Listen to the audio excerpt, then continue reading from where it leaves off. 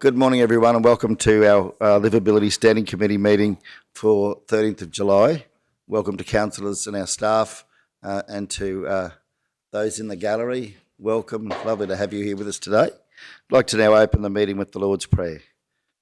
Our Father, who art in heaven, hallowed be thy name. Thy kingdom come, thy will be done on earth as it is in heaven. Give us this day our daily bread, and forgive us our trespasses, as we forgive those who trespass against us. And lead us not into temptation, but deliver us from evil. Amen. Okay, I don't think we have any leave of absence requests today, or any apologies. We're all here. Recognition of traditional owners. Thank you, Councillor Duff. Thank you, Mr Mayor. I'd like to acknowledge country and the land where we meet this morning, the Waka Waka land, and acknowledge the elders, both past, present and emerging. Thank you. Thank you. Do we have any declarations of conflict of interest? Anything on the agenda that you're concerned about? No? If you do come across something, let us know throughout the course of the meeting. Thank you, councillors. So we'll now move on to item 5.1, and we'd like to welcome Moya Hayden is here with her husband Laurie today. Welcome to our committee meeting, and we'd like to invite Moya up to the lectern to provide us with her deputation. Thank you, Moya.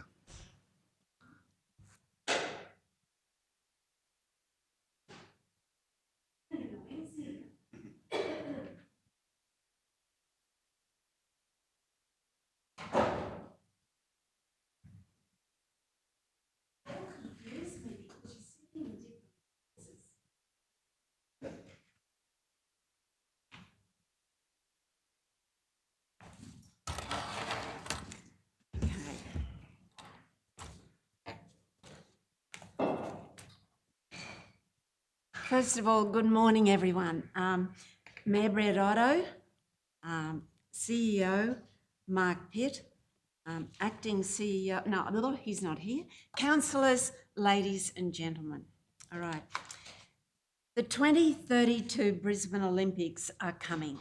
Grey nomads, international, national and state tourists are on the move like never before. And money for tourism is right now starting to be shared around. Kingaroy and the South Burnett could be in with a chance. Kingaroy is only 2.5 hours from Brisbane, and with the use of Matthew Hayden's name and professional clever writing of government grants, it could open up tourism for Kingaroy and the South Burnett, especially in relation to the proposed Matthew Hayden Way. This speech is not about me, and it isn't for Matt either. It's a draw card for Kingaroy and the South Burnett. It's about the presentation of the Matthew Hayden legacy and its relevance to Kingaroy and our beautiful South Burnett region. It's a legacy worth preserving. It's a vehicle to drive marketability. It's an answer for the millions of COVID locked up tourists free now to travel, and in reply to their queries, why come to Kingaroy? What makes it different? Towns everywhere are competing with others, but Kingaroy is the only town able to use the Matthew Hayden legacy and have enormous opportunity to leverage from his profile. Who is Matthew Hayden? He's a man of enormous success and a human being of great quality. He's a man who inspired the fastest athlete on the planet, Usain Bolt, who was quoted in a Melbourne newspaper that Kingaroy's favourite son, Matthew Hayden, was his hero. At the centre of Matt's life is family. He is a celebrated champion, not only internationally, but in both Queensland and Australia. Hence has been recognised for that with honours of an AM after his name. As a mother, I spent much of my time praying that our fearless son wouldn't get injured or maimed. Picture this. a round, hard ball encased and stitched in leather in the hands of a muscular, strapping, I think that's my phone that we hid in the car, but Bree actually asked me for a link. And how are you doing with turning it off? I hope the timekeepers turn me down a little. All right. We're right? Okay. Going back, all right. As a mother, I spend much of my time praying that our fearless son wouldn't get injured or maimed. Picture this, a round, hard ball encased and stitched in leather in the hands of a muscular, strapping, fit athlete. He's there, determination in his eyes, a snarl on his face, about to hurl that ball at a person you love. Now picture that person. Does he stand there shaking in his boots with fear in his eyes? Not him. Thrusting out his powerful chest, he pulls himself up to his fullest height, glares back arrogantly, laughs nonchalantly, antagonising the ball handler, who then, simmering with anger, takes a huge run in from the boundary and with fire in his eyes and drawing on all his inner strength, hurls that ball from 20 metres, 161 kilometres per hour at the person you love. That was Matt, facing his sparring partner, Shoaib Akhtar, the fastest bowler in the world. Matt jokingly now calls him B-grade actor when he meets him as a commentator. Matt was Australia's audacious, confident, indomitable opening batsman who faced the world's fastest bowlers at their fittest and freshest. I can honestly say there were many moments of sheer utter panic amid those prayers. Curtly Ambrose, Wasim Akram, Andrew Flintoff, Dale Steyn, Alan Donald, Muralitharan, Harbhajan Singh, Anil Kumble, and Glenn McGrath and Shane Warne, etc. Matt is one of the most globally revered and honoured cricketers in the world, rewriting the role of a cricketing legend. And he's from Kingaroy, a boy who spent the first 15 years of his life here. He belongs to Kingaroy. He grew inside me as I happily hosted Kingaroy's morning radio 4BC 4SB, the Moya Hayden Show.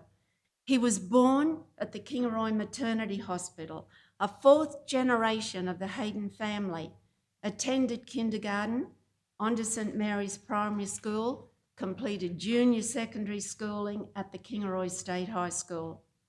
Matt would have played cricket on every cricket ground in Kingaroy and many around the South Burnett and Wide Bay regions.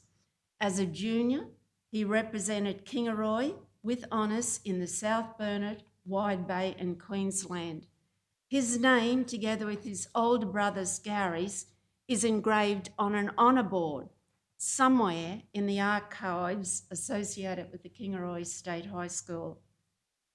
Matt's not Kingaroy State High School, Kingaroy Town Hall, sorry.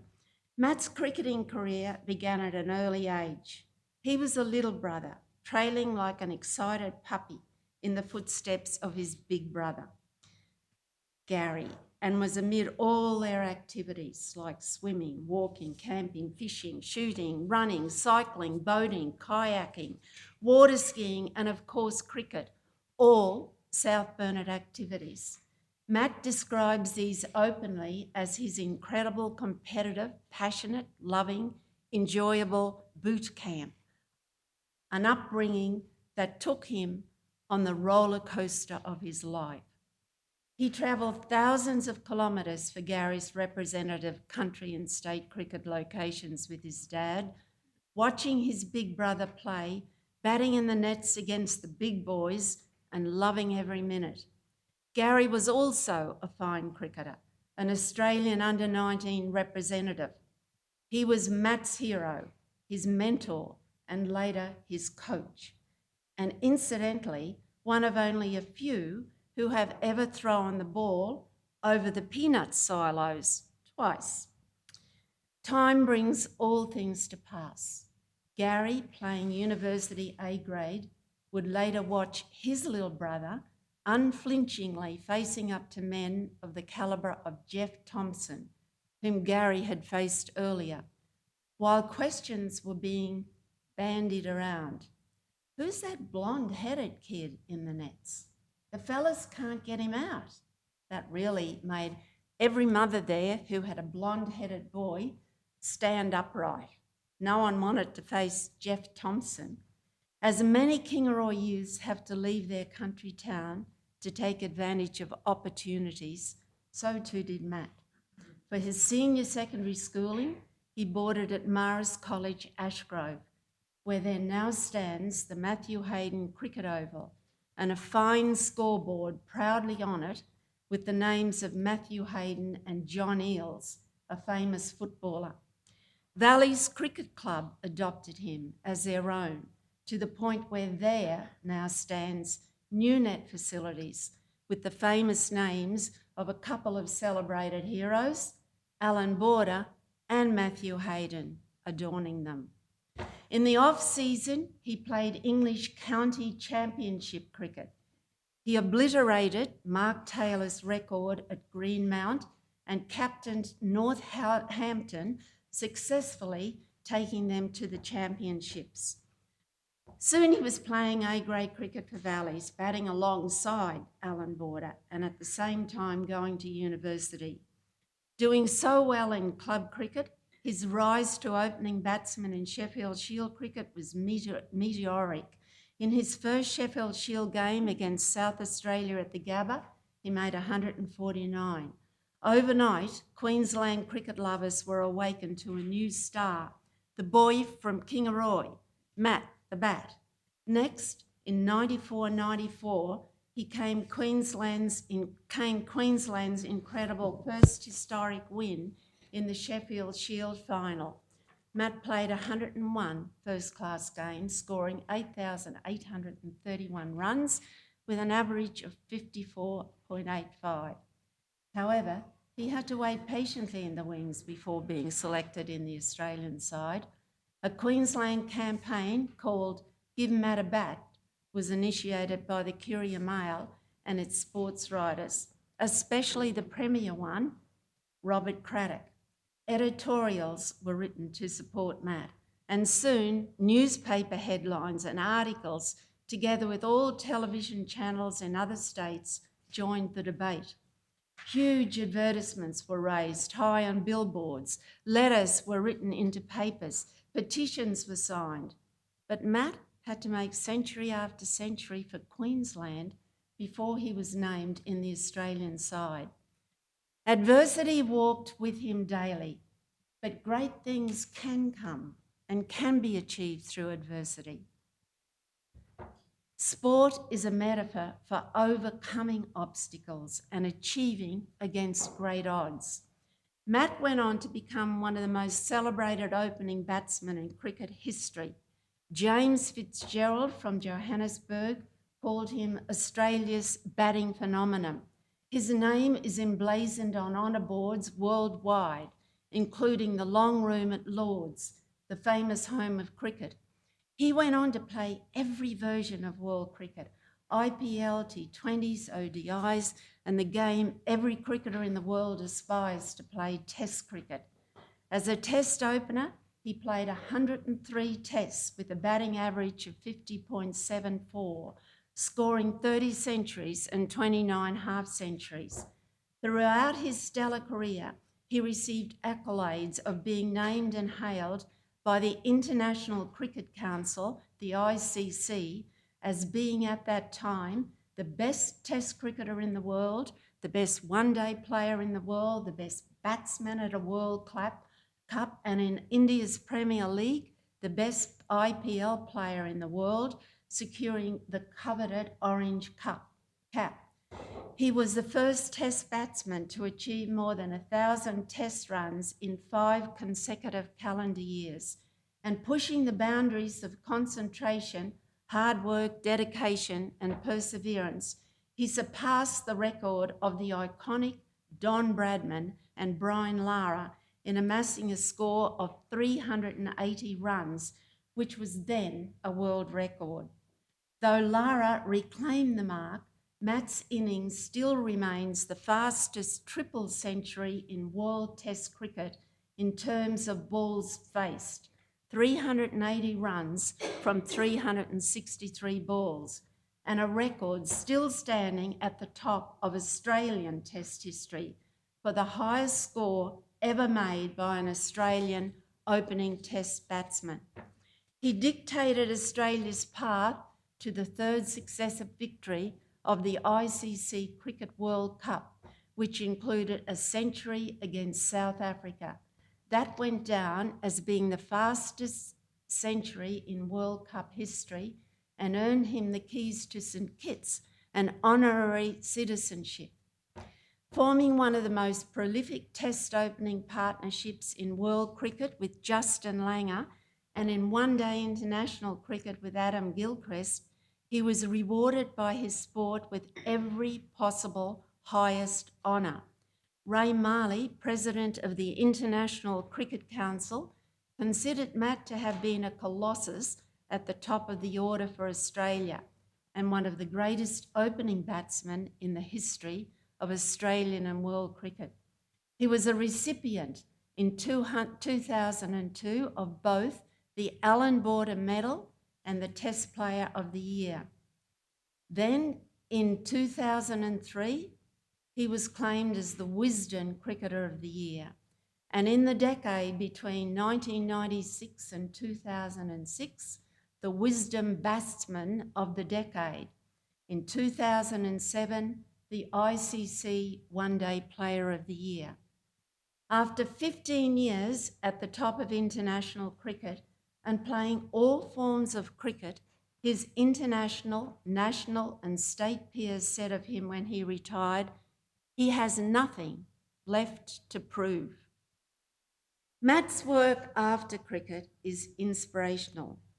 He retired from international cricket in 2009. That same year, he was announced as one of Queensland's 150 icons for his role as a sports legend. In 2010, he was awarded and appointed the Member of the Order of Australia for services to cricket and to the community through support of a range of health, youth and charitable organisations. In 2014, he was inducted into the Queensland Sports Hall of Fame.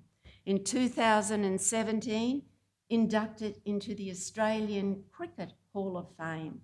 And in 2018, saw him inducted as an honoree into the Bradman Foundation. Matt has also been honoured with a Queensland Great Award that recognises the efforts and achievements of remarkable and extraordinary Queensland individuals for their invaluable contribution to the history and development of our great state, and whose achievements have significantly impacted the history and development of Queensland. Only 115 individuals and 8 posthumous recipients have been honoured as Queensland greats. Each is honoured with a commemorative plaque displayed proudly at Roma Street, Parkland in Brisbane. He's a very successful businessman, an author, a writer, a cook, a storyteller, a maker of kids' games for mobile phones, etc. He's an ambassador for the Global Public School in Kerala, India, and the Prostate Cancer Foundation of Australia, co-patron of Ronald McDonald's House and the Champagne Trust and Marist College Initiative. Matt's involvement with the Jane McGrath Foundation goes back to his cricketing days, where he used a fluorescent pink handle on his bat to highlight and support research for breast cancer. And today that involvement continues, as does his engagement with the Fatherhood Foundation, Find Your Feet campaign. And in Brisbane and Sydney, banners and painted buses have been there endorsing other campaigns of his faith and health campaigns. He's worked with Queensland state government campaigns re Tourism and Health and also Northern Territory Government with tourism.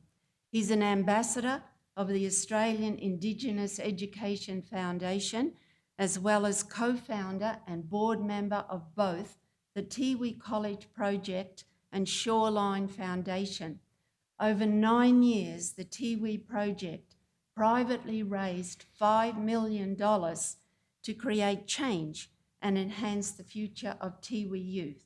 Shoreline is another Indigenous youth development program specialising in marine and environmental education. Across Australia and the world, Matthew is also much in demand as a powerful public speaker and a global multimedia broadcaster. For several months of the year, he continues his involvement in cricket as an experienced broadcaster with BCC and Star India, working extensively for publishers, where BCC Sports India, Sony, Southern Cross Australia, Foxtel, and Channel 7 Brisbane, where Holly Furling and Matt, two kids from Kingaroy, two great cricketers, were involved in the Ashes commentary lately. Just recently, he returned from India after being one of the top Indian Premier League commentators who helped to lure 600 million viewers. As well as Australia, the viewership of the IPL goes to all cricketing countries, as well as Asia, Middle East, the US, and the UK. Matt is a board member of both the Australia-India Council, which advances Australia's foreign and trade policy interests, and also the Institute for Australia-India Engagement, which has a mission to strengthen Australia-India strategic partnerships. It was only this year, on January the 26th, to mark India's Republic Day, that Laurie and I watched Matt receive a commendation letter from the Prime Minister of India, Narendra Modi, for the work he does in India. How important it is for us to recognise our sporting heroes and sheroes. Nelson Mandela once said, "Sport has the power to change the world. It has the power to inspire. It has the power to unite people in a way little else does." Matthew Hayden is a great sportsman, and his name goes hand in hand with a fine human being, and one that will bring many opportunities if a tourist route through the township of Kingaroy goes ahead. Putting my community hat on, I beg to ask the question, and in the nicest possible way, why aren't we in Kingaroy showcasing our sporting heroes? Kingaroy has a need to embrace them, especially those who are born here.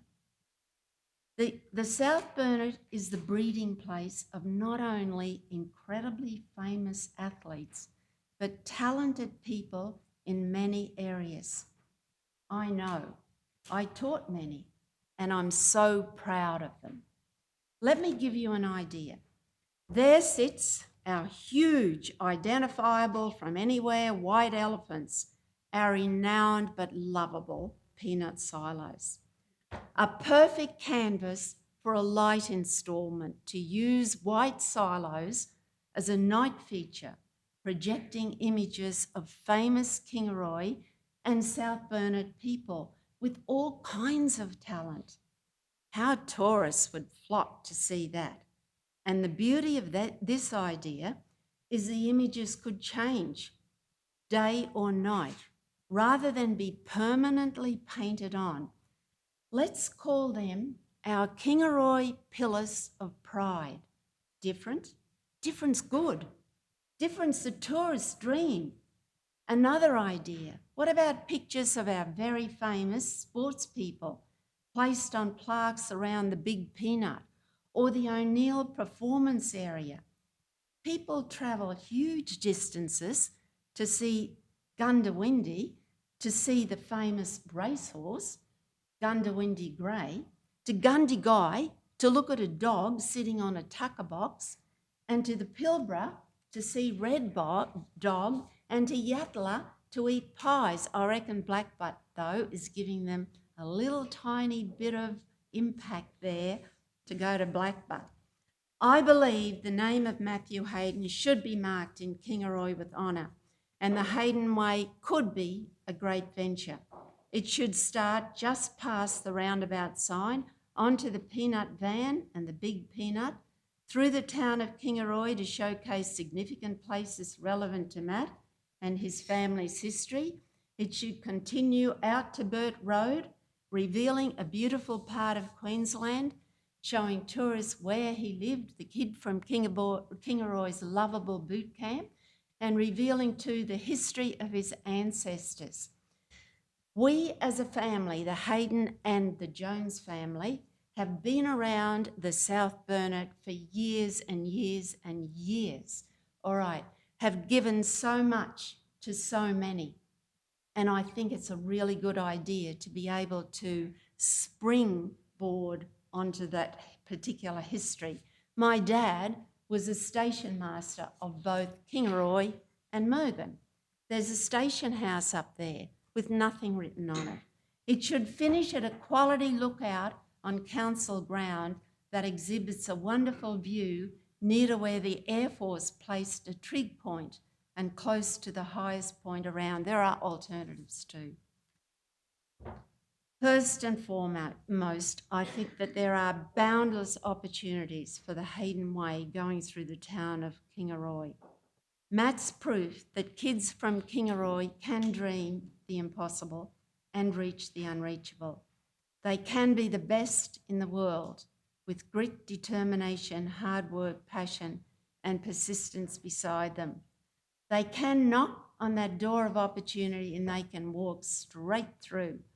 I believe if the Hayden Way goes ahead, technology should be used and linked to an app that directs tourists to spend a day the Matthew Hayden Way, to drive, stop, stay, look, walk, play, and listen at locations relevant to Matt.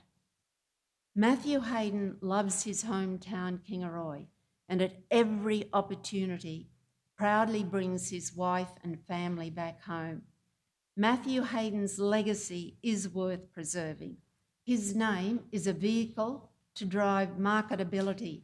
His profile is inspirational and motivational. Tourists would come, they would spend money in the town, and the longer they could be enticed to stay through a different but well-planned and executed tourist experience, the more money they would spend. Just refreshing you, it's not about me, it's not for Matt. It's about creating value leverage of an icon. I hope I've demonstrated how commercially good it could, would, and should be for our region. Limitations live only in our minds, but if we use our imaginations, our possibilities become limitless. Thank you.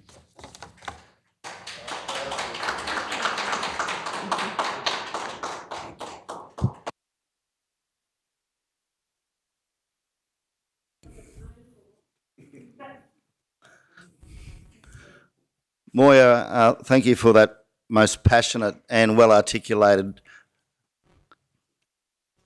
deputation to our council, and some of the quotes and some of the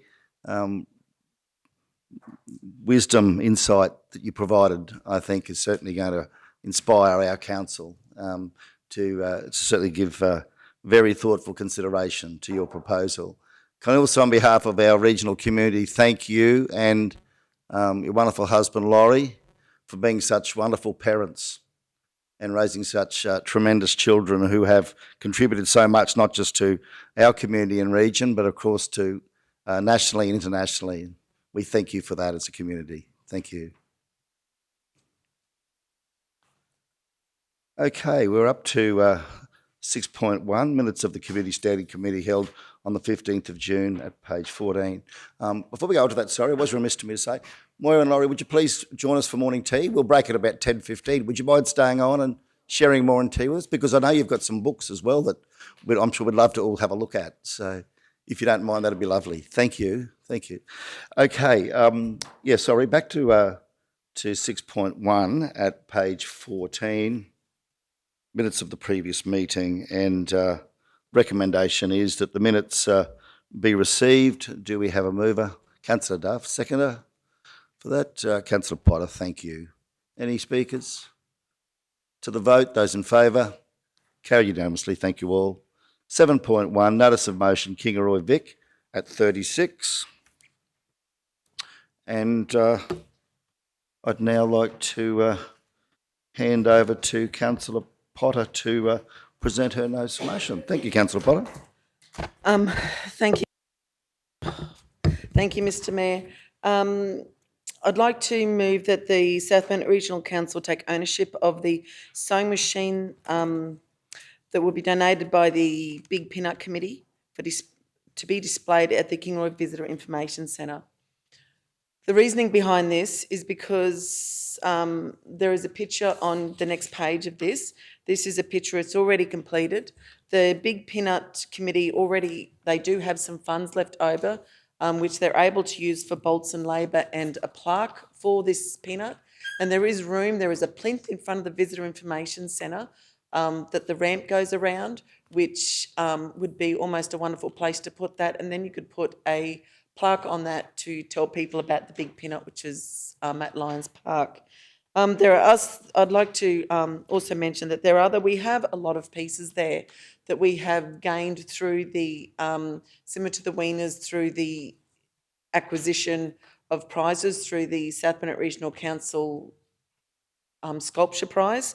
So we have a lady, we have one Evancy, which is the lady with the wire hair coming out her back.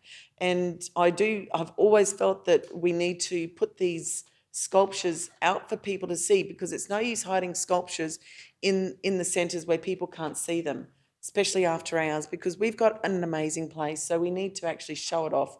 And we've got these amazing artists that we have these sculptures that they've done. So Evancy, the wire hair lady out the back, that's the only way for me to describe her, but her name is Evancy, and she would be perfect beside that plinth in the opening of that walkway up to the Visitor Information Centre in Kingaroy. There is a window opening, and Evancy could actually sit perfectly there with the hair coming out the back, so it would not, no one would be at danger for hurting themselves on that one. With the other one called In Progress, which is like the wire busts, that would be perfect for a plinth out the back. And the ladies and the people from the Kingaroy Arts team, the Kingaroy Art Gallery, have already said that should be great on a plinth out the back of the art gallery. I'd also bring to light the fact that we also have the 56-mile marker, which was removed. There has been a disc placed in the when they've redone the KTP section at O'Neill Square, but the actual stump that used to be a water fountain when I was a child growing up in Kingaroy, it used to be a water fountain, and I'd love to move that. It's in storage at the moment, but I do feel that because that's part of our history, it should be up near the Visitor Information Centre and the museum, and maybe even put it back as a water bubbler for people to use, because that's sort of part of the history. But they're just a few things. I realise that funding is an issue here, but once we get the new community person on board, we might be able to do something. But I personally believe that fitting some sculptures to that window area, and also I don't think that would cost very much as far as I'm concerned. But also, as I said, we also have some funding left over from the Kingaroy Kingaroy Needs a Big Peanut Committee, and they have about $700, which can be used for bolts and labour and a plaque for the setting of the sculpture you see in front of you now, which was done by Kane, who did the Big Peanut as well. It wasn't able to be used in the Big Peanut, but this is actually one of the bags that sewed up. It's one of the sewing machines that was used to sew up the peanut bags at the peanut silos. where Gary's thrown 2 balls over, and I actually was there for one of those. So yeah. But look, I'd just like to move this motion, please, Mr. Mayor. Happy to answer any questions as needed. Thank you, councillor. Do we have a seconder? Thank you, councillor Erkins. Does anyone wish to speak to the matter? Questions? Councillor Shoemaker. Certainly, it's an extraordinary piece. What a wonderful opportunity to take ownership of that and find a place in our visitor information centre, certainly to display it. I think the story of the peanut industry in our region is one that we certainly need to find more ways to share, and this is a great opportunity to leverage off the big peanut here in Kingaroy. I am, though, further to Councillor Potter's comments around those arts pieces that we have. I too am sad to see them gather dust in the back rooms of our art gallery. I do feel they need to be on display. I do feel we need to look at opportunities to tour them or to certainly have them out in our community for people to enjoy because they are pieces that are owned by the people of our region. So fully supportive, Councillor Potter, of your motion. I am wondering if you've thought about progressing a working group or something, or through the South Burnett Arts Group, if there's opportunity to have some of these conversations about how we actually honour some of those pieces and how we do, build a plan to actually have them on display in our region. And certainly I think even tour them around. I've seen great success with other regions that have done just that. So yeah, keen to support this by all means. But I do agree. I think you've been talking about those items certainly since I've come to council, and I guess we need a plan as to how to progress those options. So on board, and would love to see what your arts group bring forward. If there's some opportunity for some sort of plan as to how we can best serve the artworks, that would be ideal. So I guess it's a question to you, Councillor Potter. Has it been discussed at the arts group? Is there any feedback that you can bring back with your advisory group, or how can we support you to see those things come into fruition? Because this is a wonderful piece and there are many others, I know. Thank you, councillor Potter. Thank you, Councillor Shoemaker. Yes, but there was just another, before I answer your questions, I just wanted to be known that art pieces, not all art pieces are meant to last forever. So if an art piece is put outside, let's just call that like ephemeral art, because that is art that is meant to go with time. So we do have some amazing pieces there, and if over time they weather, they deteriorate, well then that's their time. That's their time, and sometimes it makes them better. Sometimes it's remove them and we can replace it with something else. But look, you're right, Councillor Shoemaker, this is a perfect idea for the Arts, Culture and Heritage Advisory Committee to actually be looking at. And I do believe that part of our strategic plan, when we do work on it this year with the Arts, Culture and Heritage Committee, is that we do look at sculptures, and next time we do have a sculpture competition, I think it's been advised to us that maybe we should say, well, the sculpture for this competition will be placed in this position, in consultation with the communities that want it. And I do believe that that's probably the best way moving forward with regards to artwork within our community, because we do need artwork out there, because we all know artwork is needed in our community. Without art, we don't have anything, and without art, we don't have our clothing. It'd all be boring. We wouldn't have our beautiful coloured flags. We wouldn't have anything that really would truly make us want to be here today. So artwork is part of us, and we need it in our community. Well said. Thank you, councillor Potter. Councillor Erkins. Thank you. Through you, Mr Mayor. The sculptures, I think I'd also, as a region, because Nanango have they've got the chainsaw sculptures, they've got the new ones up at the showground, some at the school, but maybe through some of the tourism organisations, we can go through and record where there are sculptures for people to go on a tour of the sculptures, because I know the murals in Nanango are also being done up, and hopefully we're doing a brochure on that, but that would be good, because I know that tourists, I talk to a lot of people who are travelling, and they will, if you introduce them to them in Nanango and then show them where else going through the region there are, it's a great tourism attraction. Yes, very good point. Thank you, Councillor Okins. Yeah, Councillor Duff. Thank you, Mr Mayor. I'm fully supportive of this. I think it's a wonderful opportunity to showcase what was done with the peanuts and that sewing machine. It's just a beautiful piece of art. There's also, as was mentioned, the wieners at Proston that we'd like to assemble, and also in Wandai there was the tractor tattoo, which still sits there. It was called the tractor tattoo, but it's that tractor that sits in the park there. And when we first did that, it actually moved right around the region. Everybody wanted to share it and have it there for their different events. So there's an amazing amount of things that we can do with this kind of stuff. And there's been talked about having a sculpture trail, and that amazing bull in Nanango is just incredible, made out of barbed wire. So I think there is an opportunity to really capitalise on this, and so I think it should be on the agenda as part of that Southbound Arts group. It should be front and centre of what we do, working out what we can do with all these sculptures, because it is a real shame, as Councillor Shoemaker said, to have them sitting in some back room collecting dust. So really keen to support this. Thank you. Okay, thank you, Councillor. We'll look to wrap it up, and I guess there are many opportunities for us to promote the Southbound region, having heard Moya's inspiring speech, and also the opportunities with our sculpture trail across the region. The Big Peanut's been, along with the tractor and other things that are happening, a great instigator of that. Councillor Potter, did you want to wrap up with any further comments before we go to the vote? Happy with that? Okay, we'll go to the vote. Those in favour, carry unanimously. Thank you all. I'd like to welcome Councillor Potter back to present her Community, Arts, Heritage, Sport and Recreation Portfolio Report. Thank you. Thank you, Mr Mayor. Through you, Mr Mayor, I might just read the first and last parts of this. I might miss out some of the library stuff, if that's all right.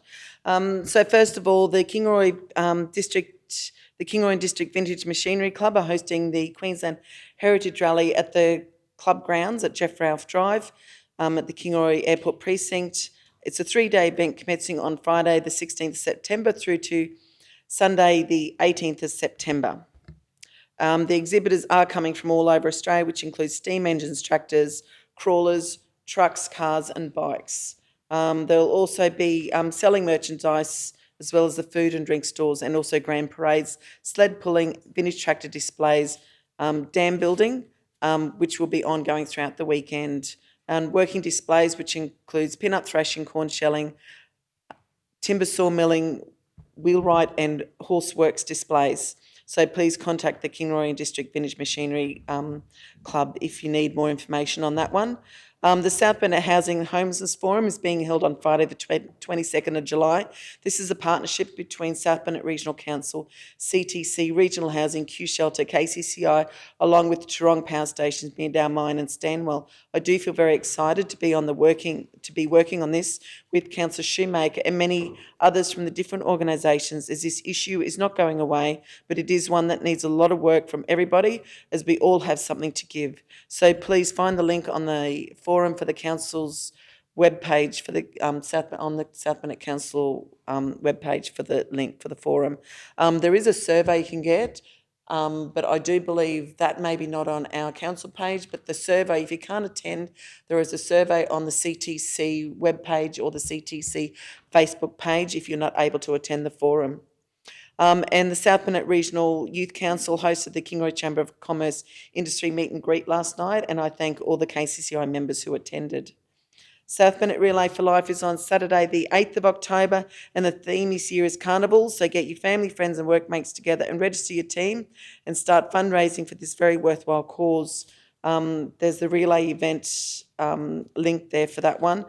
And I would like to bring it to your attention that the Queensland Cancer Council has already helped thousands of our locals, family, friends and patients with accommodation and many other types of support. If you need support yourself or someone you love, please call 13 11 20. Southbound Partnerships for Kids would like to thank everyone for attending the Under 8s Day in Memorial Park last month. We look forward to it, and we also look forward to next year. We have already had feedback from some stall holders that it was the best they had attended and are bringing more staff for next year. We'd also like to thank the Southbound Regional Council and especially the Kingaroy Parks team, the Kingaroy Parks and Gardens team, for doing such a wonderful job helping set up and then packing up at the end. For us, the Gardens team was the highlight of my committee's day. And apart from the kitchen fire, which actually blew my mind, as I didn't realise that water will expand an oil fire to 1,700 times its original size. And I did feel the heat from that one.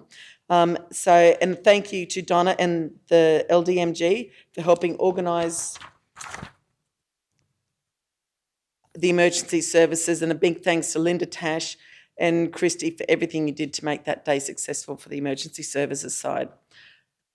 Just a couple of quick stats for the libraries, I will say. So the 21-22 quick stats, 146,079 visitors to the South Burnett libraries, which is an increase of 23.8% for the 2021 financial year.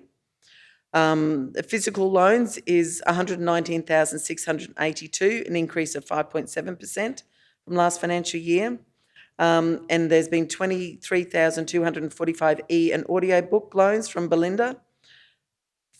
13,980 patron reserves satisfied, increased from 11.7 from last financial year. 58,311 physical collection items from over 6 library branches. And then 6,022 new items added to the collection, which is approximately 115 items added each week. And we had 1,237 new members, which is an increase of 28% from the 2021 financial year. Just a quick one. Following the success of Mike England's local story about the legends of Gertrude's grave, South Burnett Libraries are thrilled to announce that Elgin Leedy will be the next speaker on the local story series, and his talk will take place on Friday the 15th of July. While sharing his story at the library, Elgin will discuss his family's history of service and recount his years in the Australian Army. Elgin joined the Australian Army in the early 1980s, served on the 2nd 4th Battalion up at Townsville, and as a regimental policeman in Darwin. Elgin left the regular army to join North Force, in which he served 14 years and rose to the rank of sergeant. Elgin was then a bugler and a piper in the Australian Army, and thoroughly enjoyed his service. He continues to play the bugle at memorial services around the country and has visited the memorials where his great uncle's name is listed. This is sure to be a fantastic event, so please book your place by contacting the Kingaroy Library. I might just then zip to the back page and mark the rest of that as read. But with the arts, the South Burnett Arts was supposed to have the AGM on the weekend, but there weren't enough people to have a quorum, so they're going to reschedule the AGM for that one. The Multicultural Comedy Gala is coming to the Kingaroy Town Hall in October, and it will be a great event, and I do have my tickets, but please go to the council Facebook page or go to the comedygala.net.au webpage to book your tickets for this one.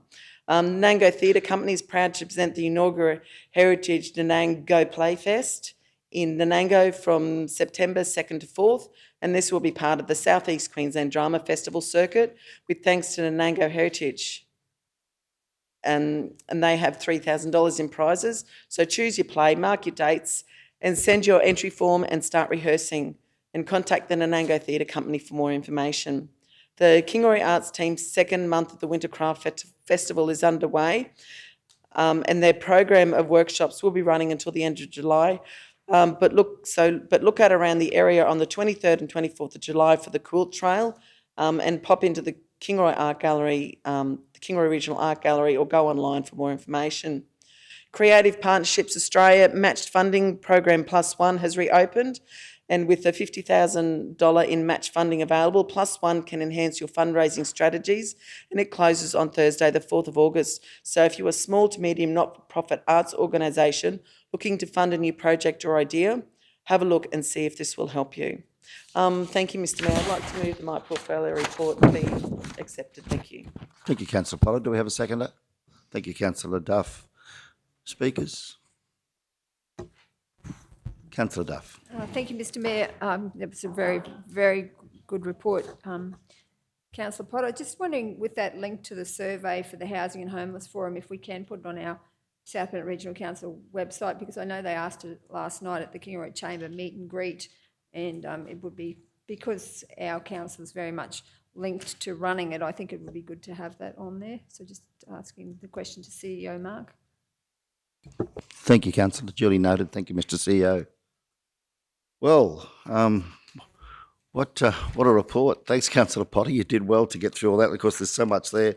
Isn't it wonderful to see that libraries in the modern era are alive and well? The increase in the library activity across our region is absolutely remarkable, and of course, not surprising though, considering the wonderful team of people we have working in our libraries and the innovative way in which they are reshaping what libraries look like in the modern era. And the arts, of course, so many arts activities happening across our region. Again, the arts are alive and well, both visual and performing arts.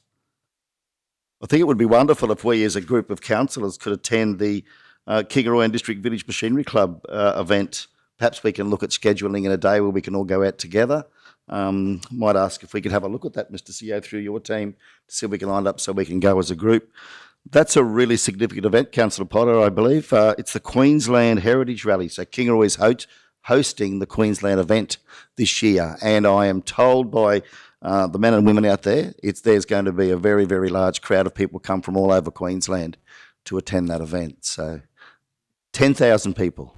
Wow, what a significant event that will be. So thank you very much, Councillor Potter. That's an absolutely wonderful report. Keep up the great work. Everything's going well across the region with libraries, arts, and a whole range of activities in that space. Does anyone else wish to speak in relation to the report? If not, we'll go to the vote. Those in favour? Carried unanimously. Thank you all. 8.2 are minutes of the Youth Council held on the 14th of June 2022. That can be found at 47 on the agenda. The recommendation is that Council receive and note the attached minutes of the Youth Council held on Tuesday, 14 June 2022. Do we have a mover? Thank you, Councillor Potter. Seconder? Thank you, Councillor Shoemaker. Speakers? Councillor Potter? Thank you. Thank you, Mr Mayor. Look, I'd just like it to be known that the Youth Council at the moment is working on one of the things that they had noted when they did their leadership course was missing within the South Burnett, and they've managed to work that in with the Bacon Fest Committee, which is a youth band concert. So they're going to do a battle of the bands for youth bands. So if you know of any bands, we are getting the advertising out now. If you know of any bands, the majority of the members have to be under 24, under 25, I think it is. I'd have to check the paperwork. But, if there are, but that's the preferred age group because it is for people, for the Youth Council ages. So just keep an ear out there if you know of any younger bands. I know Councillor Erkins, you mentioned one before, so we'll get the paperwork and we'll send that out to you so we can share that around to all the councillors so you can share it with your respective groups and areas. So that would be wonderful. Thank you. Thank you, Councillor Potter. Councillor Shoemaker. Thank you, Mr Mayor. I am so impressed by the calibre of people that we've brought together for the Youth Council and their thinking and their ideas and their passion for our region. It was wonderful to meet with them last night at the Kingaroy Chamber of Commerce meet and greet once again, and to hear them speak to our business community about some of the opportunities to be involved. I really love getting the minutes and being able to see some of the conversations that they're having and how they thread into the work we as a council do. And one item in particular that I think really could have legs, particularly with the Safer Communities funding that we've been successful in achieving, and something that I'd just like to ask our team if there's an opportunity to work collectively on in the lead up to the next school holidays, is that youth hub concept.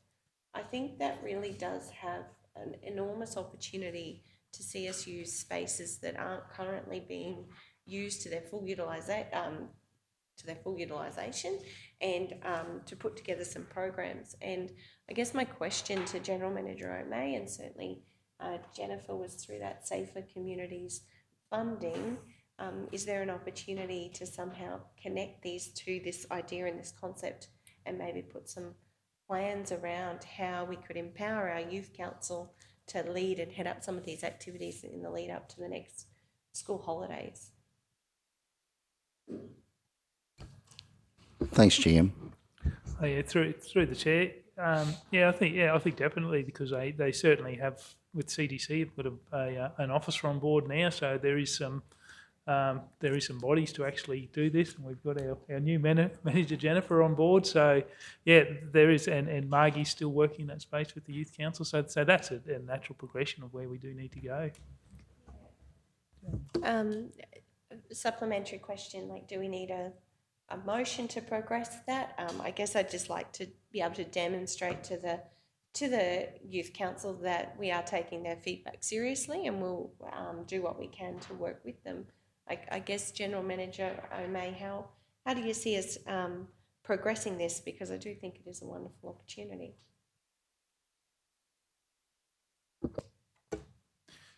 Yeah, through the chair. Yeah, probably take some advice from Councillor Potter, but I'd probably see it more coming back from the youth council to us requesting rather than us directing where the youth council goes. So I would probably look at it coming back the other way, so that it's not us directing them where they want to go, them coming to us.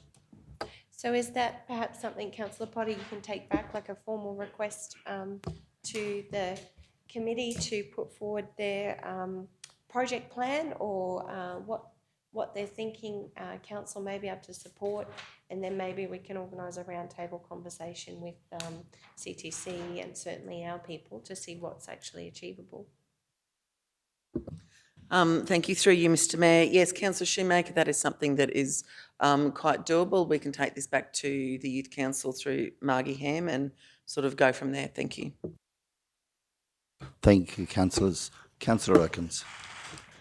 Thank you. Through you, Mr Mayor. I'd just like to comment on the difference in the members of the Youth Council from when I first met them at the launch of the Relay for Life, and then last night, and just to see how their attitude has become, not more positive, that's the wrong word, but they're more confident, probably is the thing. Their confidence has grown from that first breakfast to last night, and I was very impressed with them last night at the meeting.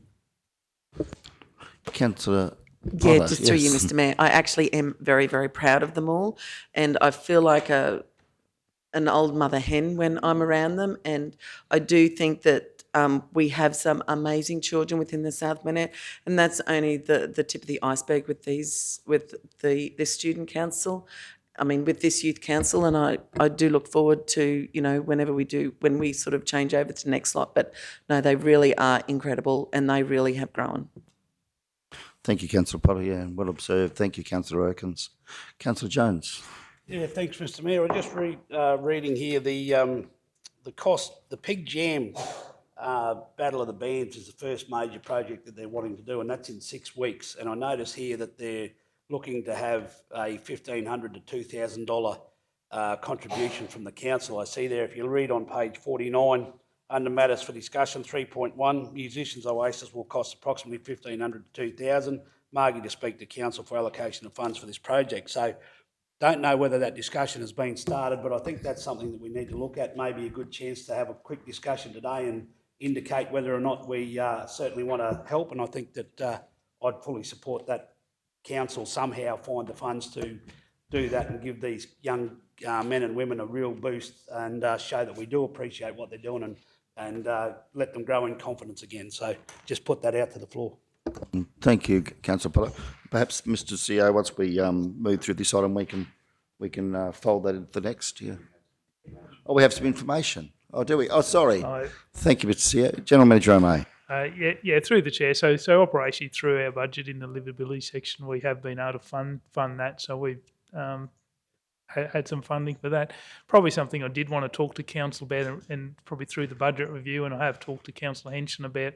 We have a $5,000 allocation in for rural in rural services, but with this upcoming year, we've got the disaster recovery funding which would be available to support that in that rural resilience space. So I'd actually earmarked in my budget that I would cordon off that $5,000 for youth council activity. So we did have some funding, like with these things coming through, that we could support the youth council without sacrificing rural resilience, because we have got that grant funding that would be able to cover anything that would come up in that space as well. So that's probably just a discussion on budget, but we are planning on operationally funding and supporting the youth council. Thank you, General Manager. Yeah.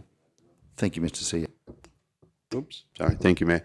And I can advise, as of catch-up meeting this week with Margie, is that they've secured their first $500 sponsorship for prize money, and they're well on their, they're, I was going to say aggressively, but they're keenly chasing other prospects. So, yeah, so certainly we'll take council sentiment on board if they do get themselves stuck. But, yeah, they're going very, very well. Thank you, Mr. CEO. Okay, well, Council, we have that there, and of course, it's been a wonderful initiative of our new council. Oh, sorry, Councillor Jones. I would just say of our new council. A wonderful initiative, isn't it? This youth council, the Southbound Regional Youth Council, a wonderful initiative of our new council, I think, of which we're all very proud. Standing beside Councillor Potter and watching them grow and develop. Yeah, sorry, Councillor Jones. No, thanks, Mr. Mayor. Just through you, just quickly then, is it appropriate then that we make or put something up, make a recommendation to council to come to the next general meeting in regards to that $5,000, that we do make that available to the youth council as far as funding and opportunities into the future? Is that appropriate, GM Peter, or through you, me? Is that General Manager, May? Yeah, through the council, I think operationally we can handle it. We can note it through a budget review, but yeah, I don't think we require that level of detail of shifting that around. If council's comfortable, but yeah, I'm quite comfortable. We don't need the resolution. Comfortable with that? Yeah, good. Thanks, General Manager May. Okay, we'll go to the vote. Those in favour? Carried unanimously. Thank you all.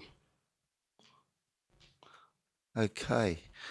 9.1, I'd now like to welcome Councillor Henson to present his Rural Services, NRM, Planning and Compliance Services Portfolio Report. Welcome, Councillor Henson, and looking very Queenslander. Thank you, Mr. Mayor, through you.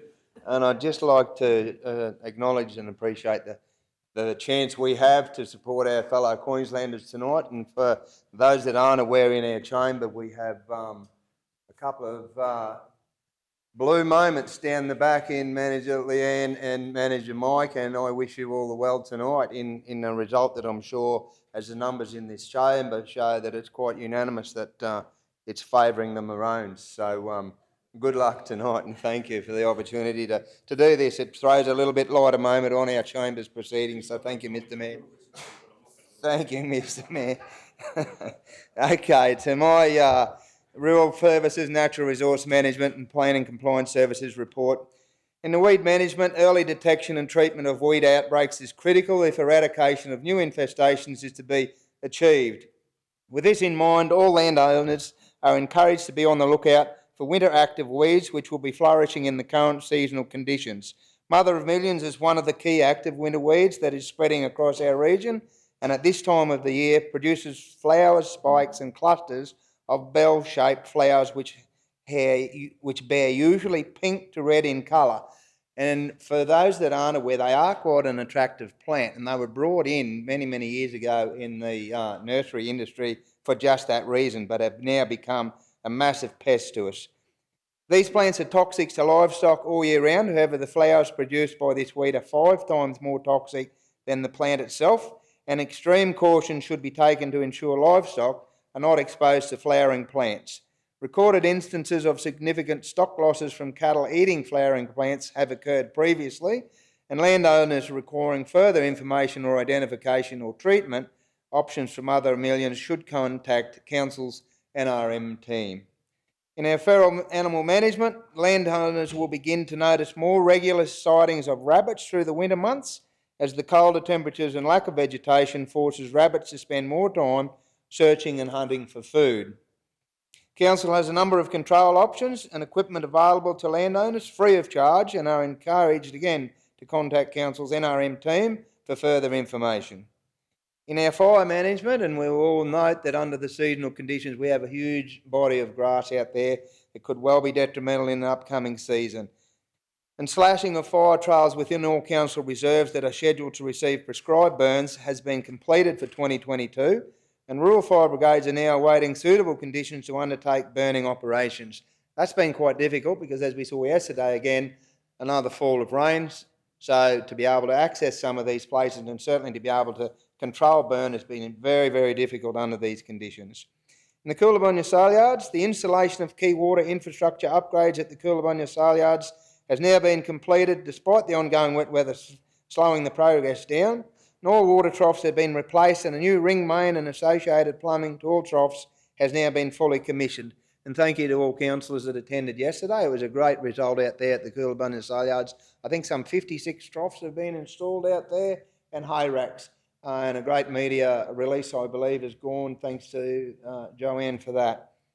In planning and building, the planning team received 127 customer requests recorded as of the 1st of the 7th, 22, and 4 pre-lodgement meetings were held in June. The following planning applications received: material change of use, MTUs, 1 development application to increase the number of piggery sheds. The second one, an exemption certificate, and 1 application in the renewable energy zone for battery storage system. The third, reconfiguration of a lot, 3 development applications, and 1 and 2 boundary realignment subdivision, and a subdivision of 1 lot into 3 lots. 5 applications received for the development incentive scheme, certainly keeping our department there very busy. Amendment to the planning scheme, a workshop was held between planning staff and councils on the 16th of June 2022 to work through the final proposed suggested amendments to the draft planning scheme. There were a number of robust and constructive discussions had relating to housing, affordability, tourism and precincts, and in the end councillors were unanimous in adopting the proposed and suggested changes, which allows the major amendment to progress to the adoption of the planning scheme amendment package, and the package will be presented here in the Standing Committee for adoption. Environmental health and compliance. During June there has been a reduced number of applications received for food business licences, with only 1 new change of licence application being submitted. In the food business statistics, 217 total licensed food premises for the South Burnett, 1 new temporary food permit and 2 change of licensees/operators, 3 surrender of licences and 25 food business inspections were undertaken. In the EHOs are busy attending the customer requests and routine food inspections across the region, and these range from inquiries about food licensing, smoke nuisances, environmental and public health concerns. An illegal demolition including work being undertaken including asbestos removal in Markle Street is under investigation, and notification to the State WH&S Authority has occurred for investigation.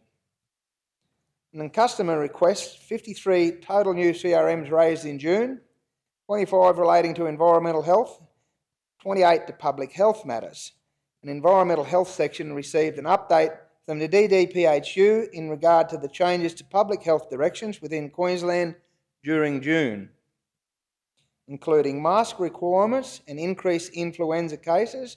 Council has received the mosquito-borne disease notification updates for the region within 12 Ross River notifications for 2022 since January 2022.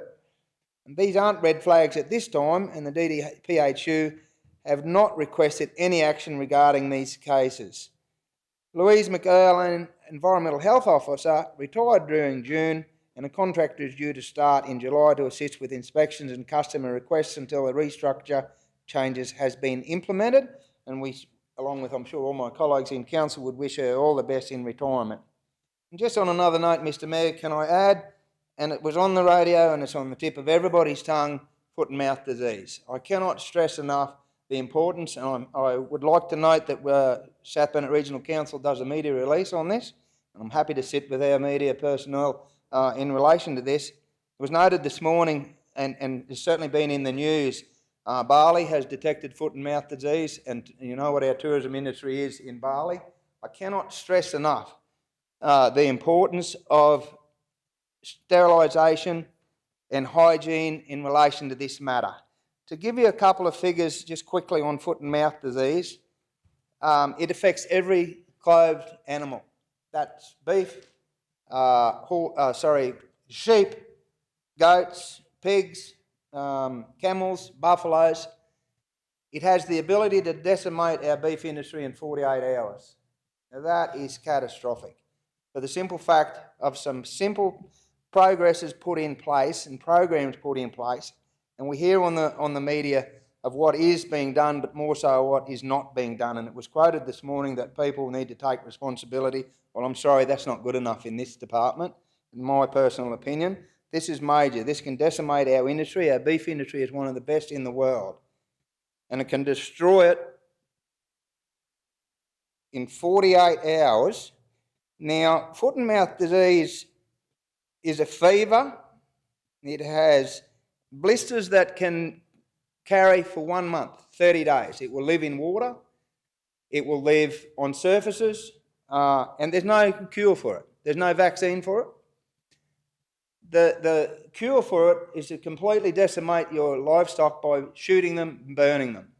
You would have seen some horrific things on social media in relation to the destruction of livestock, where they just, that is exactly what happens to them. Now, I, again, cannot stress, and I hope I have the support of this council and fellow staff members and the general public to be diligent about this disease. It is, seriously, it is the most threatening thing in Australian agriculture, I think, in my lifetime. So I look forward to working with our media personnel and getting out a very comprehensive report on this. And with that, Mr Mayor, I'd like to table that my report for resources, NRM and rural be accepted at this chamber meeting. Thank you. Thank you, Councillor Henson. Seconded by Councillor Potter. Speakers, Councillor Potter. Thank you. Yeah, thank you. Just a couple of questions through you, Mr Mayor. The first one is more of a comment. So within that media release, I know they say, look, please clean your shoes before you bring them back in, clean your thongs. I'm one, just pitch them. Do not bring your shoes or thongs or whatever you wear over there back into this country. It's one of those things you just don't know. The other thing is, I would like to, through you, Mr. I'd like to ask Councillor Henson with regards to the fuel cells. There was no mention of that in your report with regards to the fuel cells that we saw when we did our bus trip and the issues with the B double parking. I just would like to ask about that one.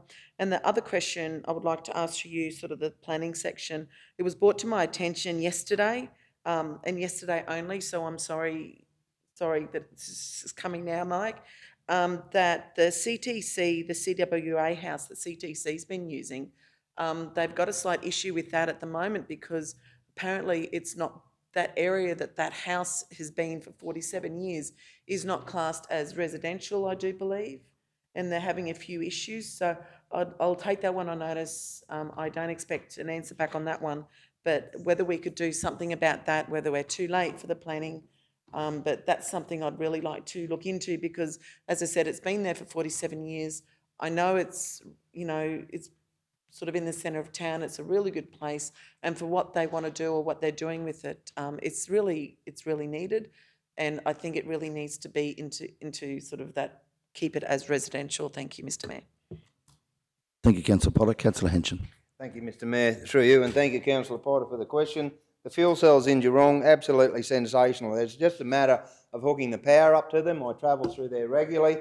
There's 2 pods there at the moment, and just for my useless information, there is a petrol cell there. There was some debate some time ago about there not going to be petrol there. There is a petrol pod there that holds 10,500 litres, and there is a AdBlue and a diesel fuel pod there with a total capacity of 56,680 litres. So that's some serious storage on the corner of the at the Geelong store on the corner of the Geelong to Mundubra, Geelong to Chinchilla/Jindawi and back towards Dingura. It's just a matter of them connecting the power up and servicing it's a card swipe facility where you just swipe your card and go from there, as similar in many other facilities.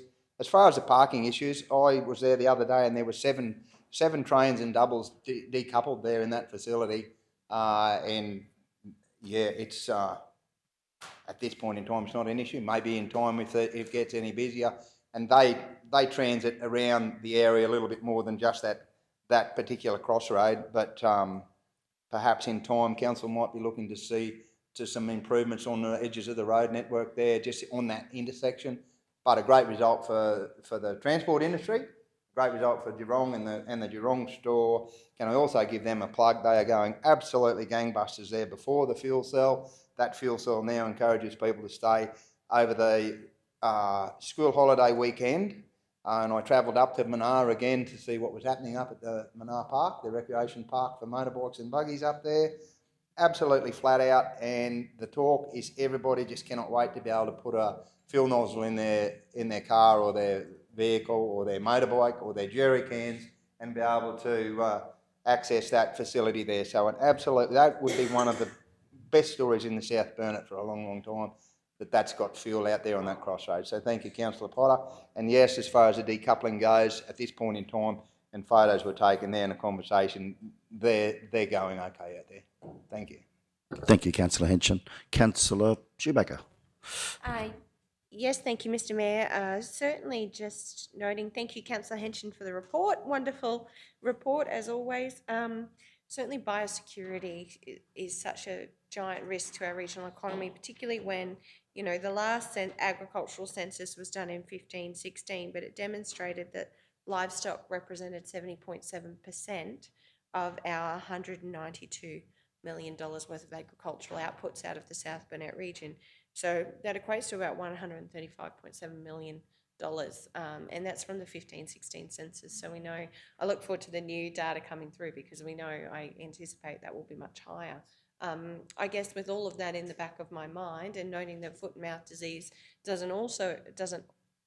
also impact the pig industry just as much as it will the cattle industry. I'm wondering about how locally we respond to that issue and what, from a biosecurity plan point of view, we may be able to do.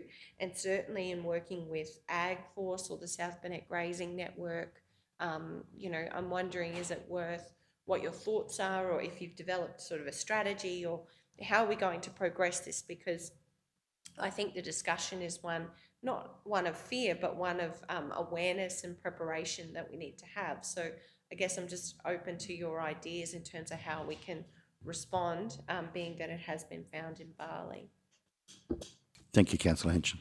Thank you, Mr Mayor, and thank you, Councillor Shoemaker. Yes, I think you say not wanting to warrant fear. I think we do need to warrant fear. This is major. The implications of this are you will go to a grocery store and not be able to shop. Feedlots will go out of industry, the pork industry, and then you talk biosecurity, our varmint control and our statistics, like we're lucky here in this council, we have implemented some great initiatives through the control of feral dogs and feral pigs. If this disease gets into the feral animal components in Australia, and just in our region alone, trying to control wild pigs in the Bunya Mountains or in our Great Dividing Range is a massive job now. To transpire that into our industries, be it the pork industry or the beef industries, is massive. It's just, I don't think people, I encourage people to Google this, I really do. And in the future days, I'm sure we're going to see some pretty serious media releases about this from different departments, be it Ag Force, be it the NFF, be it our own grazing network, South Burnett Grazing Network guys. I've had a conversation with a couple of those guys. It's a work in progress that's not going quick enough. And I mean, as Councillor Potter has alluded to, throw your shoes away. You're talking a multi-billion-dollar industry in Australia, and the livelihood and the health and well-being of our entire country for a pair of what? $10 double pluggers or $100, $200 pair of shoes. I mean, honestly, foot baths, you know, you'll go to certain breeding facilities and you'll have to bathe in a foot bath before you go there. And I've done that myself many times and don't have a problem with that. To put an officer on a plane to think you're going to control foot and mouth is beyond recognition. That's mind-boggling when there needs to be, and it's not a necessarily an expensive fix with a foot bath in an airport or something when they leave Bali and when they arrive in Australia. And that's every country, not just Australia. I encourage people to encourage their families and friends, if they are travelling, to be diligent about this, because, like I said, it has the ability in 48 hours to decimate the country and every industry that's hoovered. But yeah, when you go to a supermarket, you won't be able to buy 90%. You might be able to buy chicken and fish, and perhaps lentils and lettuce, although I did see a sign the other day that lettuce was in very, very short supply. We couldn't get a lettuce. So yeah, thank you, Councillor Shoemaker. There's a lot of conversation to be had around this. It is happening in industries quickly, but not quickly enough. This, like I said, again, I can't reiterate, I'm going to sound like a broken record, 48 hours, and I encourage people to read it, Google it, and certainly, as I say again, I hope that we will consistently push this barrow in our media in relation to South Burnett Regional Council, that this is serious, this is proper serious. So, yes, work in progress, and like you mentioned with the different entities, they're taking it on board. They're all looking for. There's no solution to this. There's no vaccine for it. It's a fire pit and a bullet, dare I say, and that might be fairly blunt, but that's exactly what it is. But yeah, it's serious, and I thank you for your questions, and I hope I'm standing here in a month's time with my portfolio report with some good news that it's been certainly contained and not on our foreshores or in our country in any shape or form. So I guess watch this space. I'm happy to the public out there. I am seriously happy to take any call or any question and discuss this with them. And any shape or form of help I can offer assistance or guidance, by all means contact me. So appreciate that. Thank you. Thank you, Councillor Henson. Councillor Shoemaker. Yeah, thank you, Councillor Henson, for that summary. I guess I'm thinking, and pray it doesn't come here, like pray. My heart certainly breaks for the people of Bali. I've been to Bali and I've seen their beautiful people, and they've got enough challenges on their plate, let alone trying to manage an outbreak like that. I can't, on the back of COVID and everything, it's just catastrophic. I guess I'm thinking about all of those entities that you've mentioned, FRRR, AgForce, our grazing network. I'm thinking about our biosecurity plan, and I'm thinking about the state government basically and how they're able to assist local governments in the development, providing the information so that we can develop suitable biosecurity plans, because I guess my concern is a risk like that being on the foreshore of Bali is actually certainly heightened now, and now that we know that, I guess my thinking as a council is, how do we work with the state government to prepare and raise awareness and have a plan in place so that if and should it happen, we have a starting point. So I'd hate to see us just leave this, and talking about it's one thing, but doing something is another. So I guess from the conversation we've had, I'm thinking about how we work with the state government, because our budget is so tight. We've been talking about our biosecurity plan for some time, how it needs review and updating. Yeah, I guess it's an advocacy issue. There's an opportunity to work with, Department of Agriculture. I would hate to see us just leave this as something we talk about. So I'm not sure, Mr. Mayor, through the CEO, whether we need to consider making some appointments for some advocacy with some ministers around what they're doing and how we can get some of that information into our council so that we can start to prepare or think about how we resource that biosecurity plan so that we're actually focusing on this. I know African swine flu has been another issue that I've raised in this chamber many times with the same concerns on it. Thank you, Councillor. We'll come back to Councillor Henson shortly. I have had discussions with the Regional Director of DAF on this matter, because he rings me once a month and we have a chat. I think it's probably timely that he starts to connect with Councillor Henson and have some serious conversations as well directly with Councillor Henson about these issues.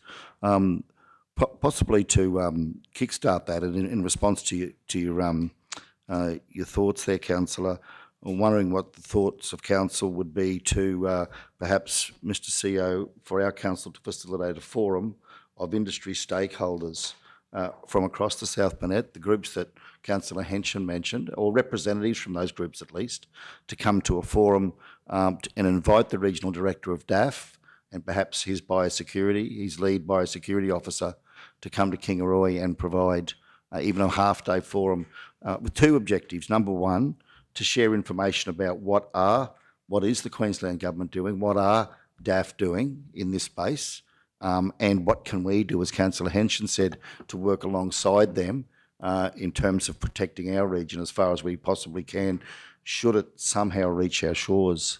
But be keen to hear your thoughts on that, Councillor Henson, just as a suggestion. Thank you. Thank you, Mr Mayor. Yeah, for sure. If it gets to here, it's too late. It needs to be, and certain work with our our state governments and certainly federal governments, but it's on our shorelines where it's got to be controlled at every port and every be that sea and be that air, because that's how it will get in here if it's going to come. So that's the priority, is on our shoreline around the entire country. And yes, our biosecurity plan, we've got great measures in place. I think in your suggestion, Mr Mayor, I think another one we need to facilitate in that is the tourism industry. It's not just about the industries in this, it's about everybody that walks, talks and moves around and in and out of our country.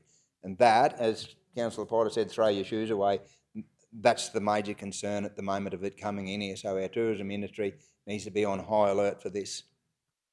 Thank you. Yeah, clearly some national marketing and public awareness education around this, Councillor Henson. Just in terms of my suggestion, perhaps also as you're indicating, there needs to be a national approach to this.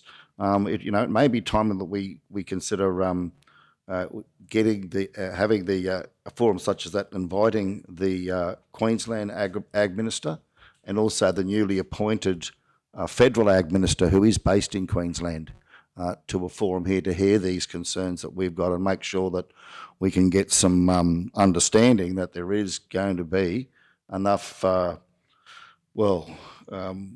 clear understanding as the implications of this with the federal government.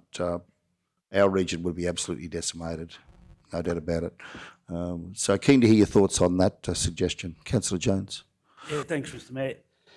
I think Councillor Henson's made a very poignant point there. The fact is, it's way bigger than the South Burnett Regional Council. This has got to be led by the federal and state governments. It's a shoreline security breach, and if it gets to us, we can do everything we possibly can, and it'll be out of our control. There'll be a lot of damage done before it gets to the South Burnett. But I have a different question for you in regards to the 5 applications for the Development Incentive Scheme.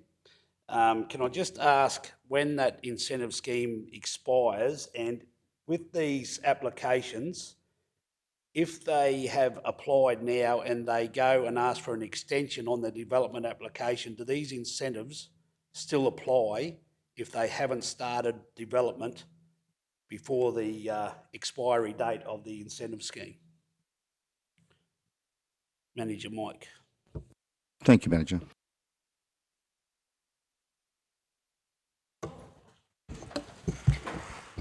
Thank you, Councillor, through the Chair. I'll just confer with Sam in relation to the particular applications that we've received. Do you have Sam, Senior Planner, may just comment on those applications and where they're up to. So the recent 5 applications that we received, Council extended the Developer Incentive Scheme to the end of December 2023. So next year. So we're led to believe that your question in relation to if they have lodged and not completed by that time, I believe that there is opportunity in the actual incentive scheme to actually extend if they've actually commenced, like started to implement their actual approval. I don't think it was a hard line. There was never a hard line to cut it off to say, no, that you've actually missed out, because given that there is sort of building issues with supply of pipes and all those kind of materials, then it would not be in council's best interest to refuse an extension of that kind. If a developer has not commenced or indicated that they're going to implement that approval, then you don't want to sort of carry that on ad infinitum. But we're very mindful of that the developers that commence implementing their approval, and there might be delays, that we would actually extend their period to finalise it and give them the benefit. Yeah, thanks. And that's pretty much what I was after. I have no issues with extending if somebody has accepted and certainly indicates that they're going to make the development, but I would seriously have issues if somebody has applied now and hasn't even indicated or done anything to progress the planning or anything like that for the development up until December 23. I would doubt that I would support an extension on that if they, and for those incentives to continue on. So the whole idea of this incentive scheme, I believe, was the fact that it's there, it's a great opportunity to develop at a huge saving to the developer, and I would certainly like to see that inside December 23, those developments would have at least started, and if there's issues with supply and all that, I'm happy to accept that. But if nothing's happened, I would struggle to support an extension on something like that. Thank you. Very good explanation. Thank you. Thank you, Councillor Jones. I'll just go to Councillor Duff shortly, but I think once we get this passed through, I would like us to come back to that discussion around our advocacy on foot and mouth and biosecurity. So I will perhaps look to put a suggestion forward. Very concerned about what Councillor Henson has raised here today. We need to follow up, as Councillor Shoemaker said, with some action on that. So once we get this, we will come back to that issue quickly, perhaps after morning tea. Councillor Duff. Thank you, Mr Mayor. I wanted to further to what Councillor Henson has said. As a rural resilience portfolio holder, this kind of information about foot and mouth disease can have a significant effect on our farmers who are already doing it tough and have, it's been flagged by Blazo, they've already got significant mental health issues out there. I think we need to locally be proactive, and I was wondering about perhaps through the BIEDO, that I'm sit on that BIEDO board, whether we could have an ag network meeting, and I could work with Councillor Henson and the council team to try and get the information out there, the actual correct information about what the risks are and what us as a council and how we are advocating to make it happen just sooner rather than later, because just as I said, I'm concerned on top of everything else now, this risk, because it's a risk to our whole agricultural industry. When you have a look at its cattle, buffalo, camels, sheep, goats, deer and pigs, you look at our grain industry and now the farmers that are growing hay, every single thing that we do in this region revolves around agriculture. If you look at all the businesses, it's our key industry. So I think that, wondering what your thoughts are around an ag network meeting and working through with Alan Broome and those likes. Thanks, Councillor. Yes. Yeah, we'll come back to that after we get this through, but another good suggestion. Thank you very much. Councillor Erkins, thank you. Through you, Mr Mayor. I think, as Councillor Henson has raised, but I really think it's the tourism, it's the tourists that are going to inadvertently likely to bring it back, rather than, like, if it gets here, it's the graziers and the farmers who are going to have to cope with it. But as Councillor Henson said, it'll be too late by then. So I think it's more of that campaign for awareness of tourists that are over there. As Councillor Potter said, leave your shoes at home. I mean, I don't know whether that would be a slogan that we could be pushing our tourists. If you're going overseas, leave your shoes leave your shoes away, because it is, I believe, more tourists, as I said, inadvertently. I don't think anyone would mean to do it, but farmers and graziers, if they're going over there, they're well aware of the issue. They're not going to be the ones bringing it in. They're going to be the ones coping with it here. But as Councillor Henson said, if it gets here, it's too late. So it's targeting those people that are travelling, I believe. Yeah, thank you, Councillor Erkins. We will certainly come back to this quickly. We've got the motion here. I think we've got a mover and a seconder, have we, in relation to Councillor Henson's report. So if we can go to the vote on that one, those in favour, be received. Thank you all. We're very keen to break for morning tea because we are overdue.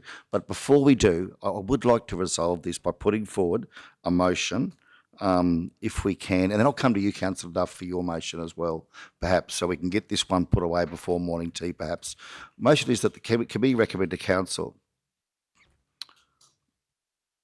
and this would just be one process. Come back to you, Councillor Duff, for your suggestion around local action. But committee recommend to council that council work with industry stakeholders to facilitate a forum, a regional forum, including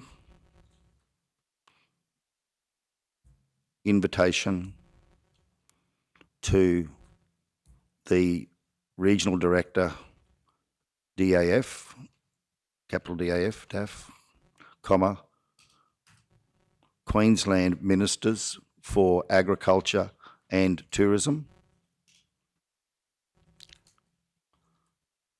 and the Federal Minister for Agriculture, comma, to be based in Kingaroy.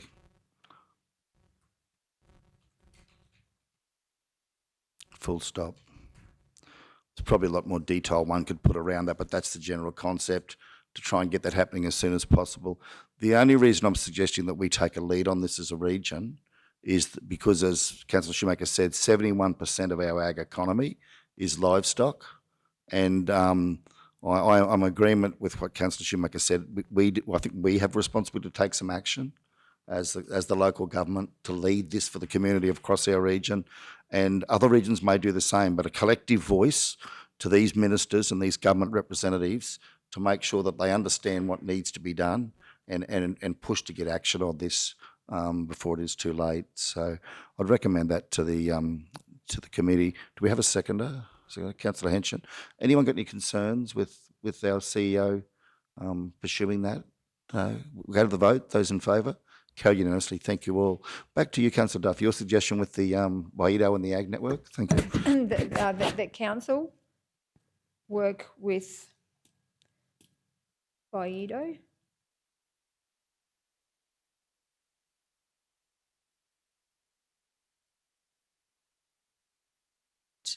to facilitate an ag network meeting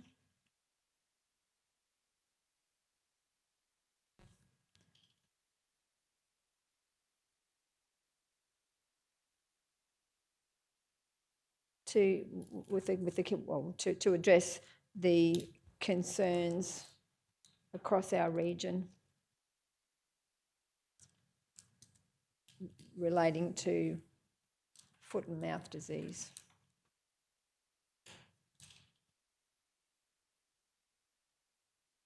Happy to tweak it, but that's the intention, just so it's on a local level.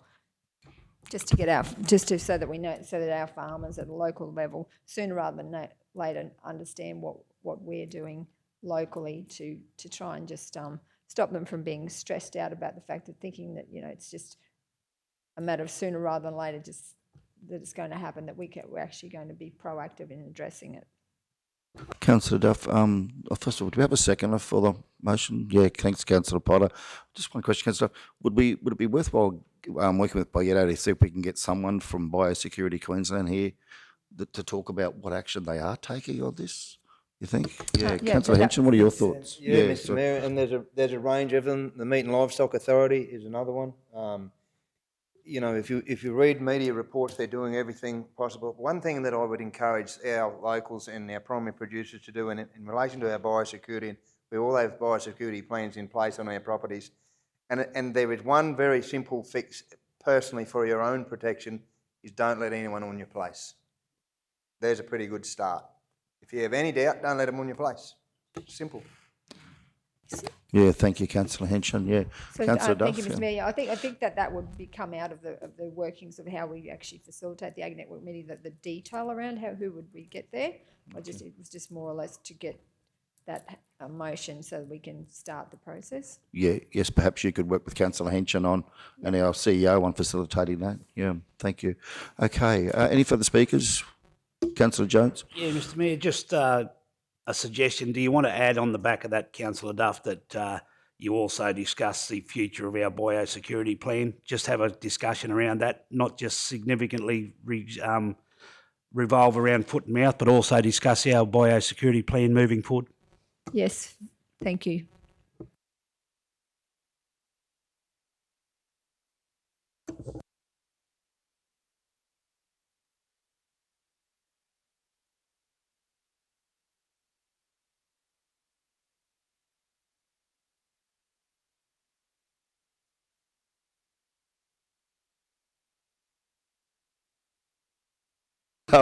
Seconded by councillor Henson. Those in favour? Carried unanimously. Thank you all. We'll break for morning tea. Thank you. Seconded councillor Henson. Those in favour? Carried 6 votes. Thank you. Councillor Potter's just escorted our guests out. She shan't be long. And we're up to 9.2, which is the NRM operational update at 54. It's recommended that that be received for information. Do we have a mover? Councillor Jones, seconded councillor Duff. Any speakers? Shall we go to the vote? Those in favour?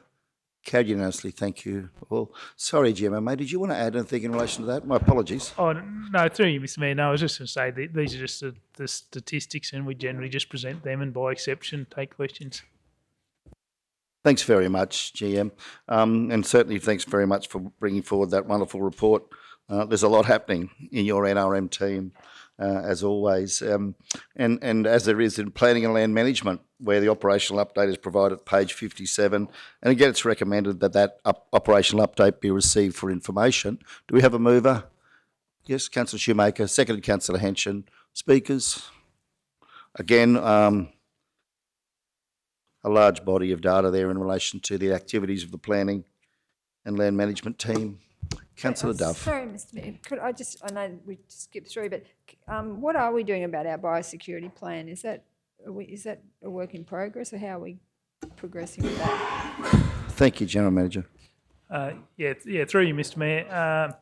We're currently recruiting for a coordinator in this role, so currently we have nobody in this space at the moment. So when we get that new person on board, then it will be taking forward the review of that biosecurity plan. But the acting, the fellow we had in there finished up at 30th of June, the contractor that we did have. So we currently have no one in there. So those ads are out at the moment, and once they're filled, we'll be able to proceed with that project. Thank you. Thank you, General Manager. Any further speakers? Go to the vote. Those in favour? Carried unanimously. Thank you all. 9.4 is amendment to plumbing fees for 22-23. It's at 62, and we have a recommendation there from the team that council amend its 22-23 register fees and charges to include the following. And we can see the current fees and the proposed fees as presented. Do we have a mover? Councillor Jones, thank you. A seconder? Councillor Potter, thank you. We'll now open up for discussion on this. So, Manager, would you mind giving us an overview of the proposed changes? Thank you. Through the chair, thank you, Mr. Mayor. Yes, the amendment proposed here is just to amalgamate fees to improve the efficiency of receipt of fees.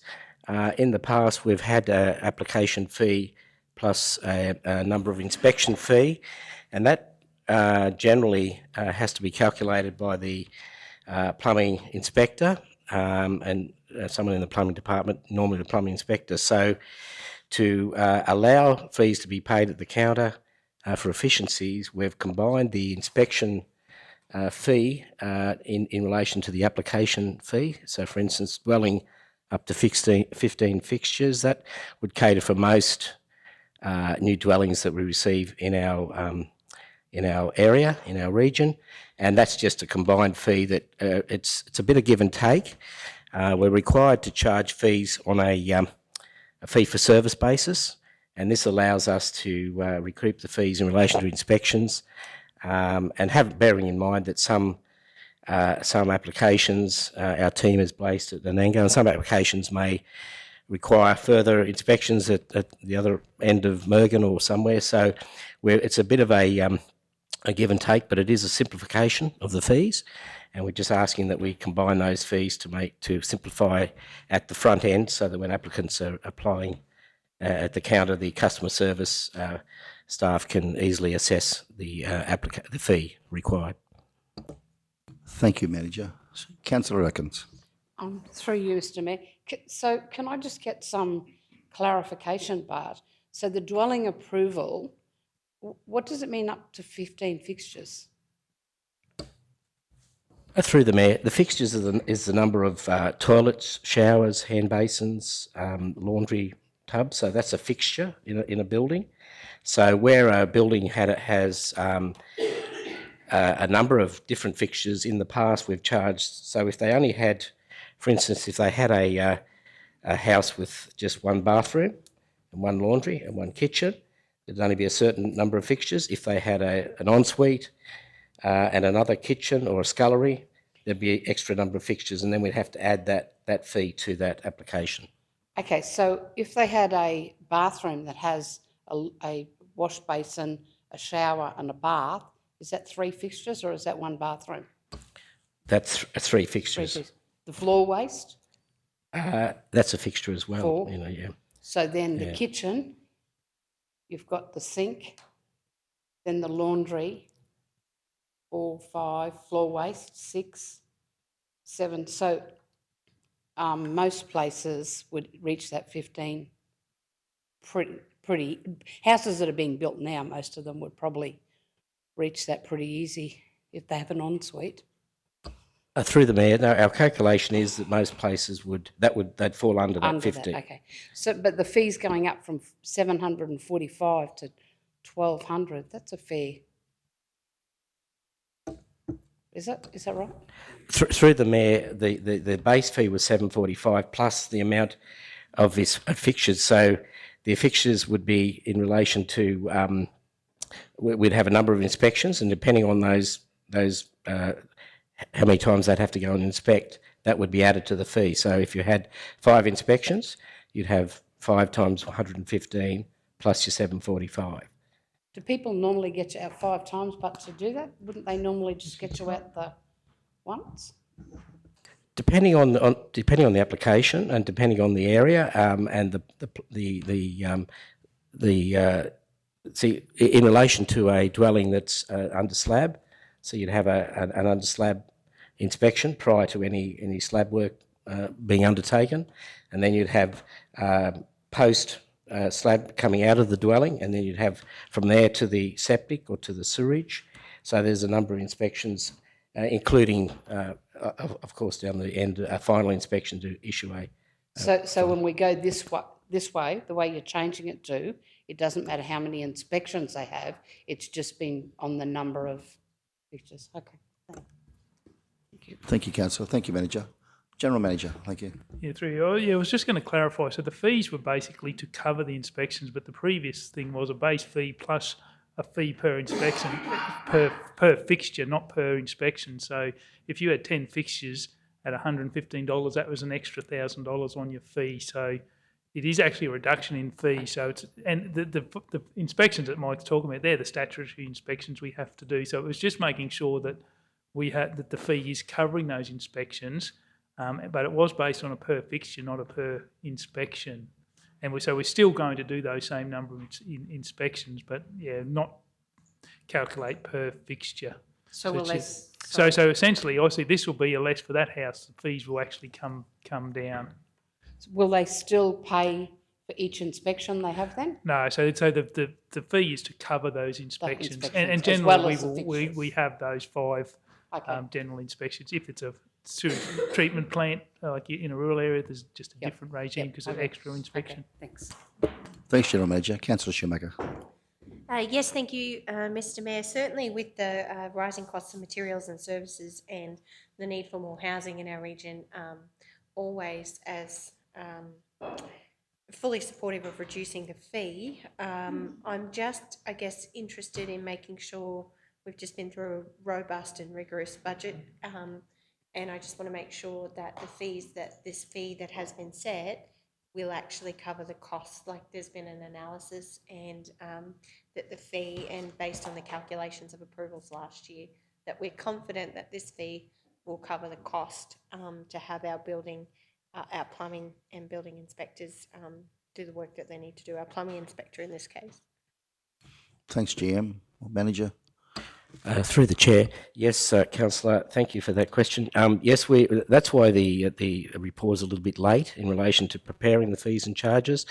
We undertook that analysis, and with some investigation with our plumbing department, and I'm looking at what the type of application come in, the amount of time we deal with it, the timing. So we've had another closer look, and every year when we set our fees, we have a closer look at it. But that, in relation to those fees, that's deemed to be acceptable to cover our costs.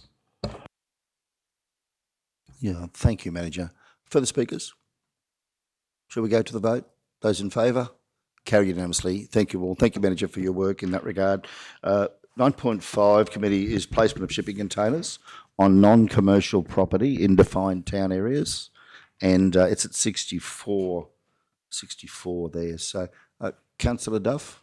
Thank you, Mr Mayor. I'd like to move a recommendation or a motion. That's okay. We'll just get you to go through that slowly so that Bree can put that on the screen. Thank you. That the draft amenity and aesthetics in brackets shipping container policy be set aside. Oh, we'll just get you to we'll just get that on the screen. Thank you. So policy B. Set aside, and no further action be taken on it until such time as the housing crisis has been addressed.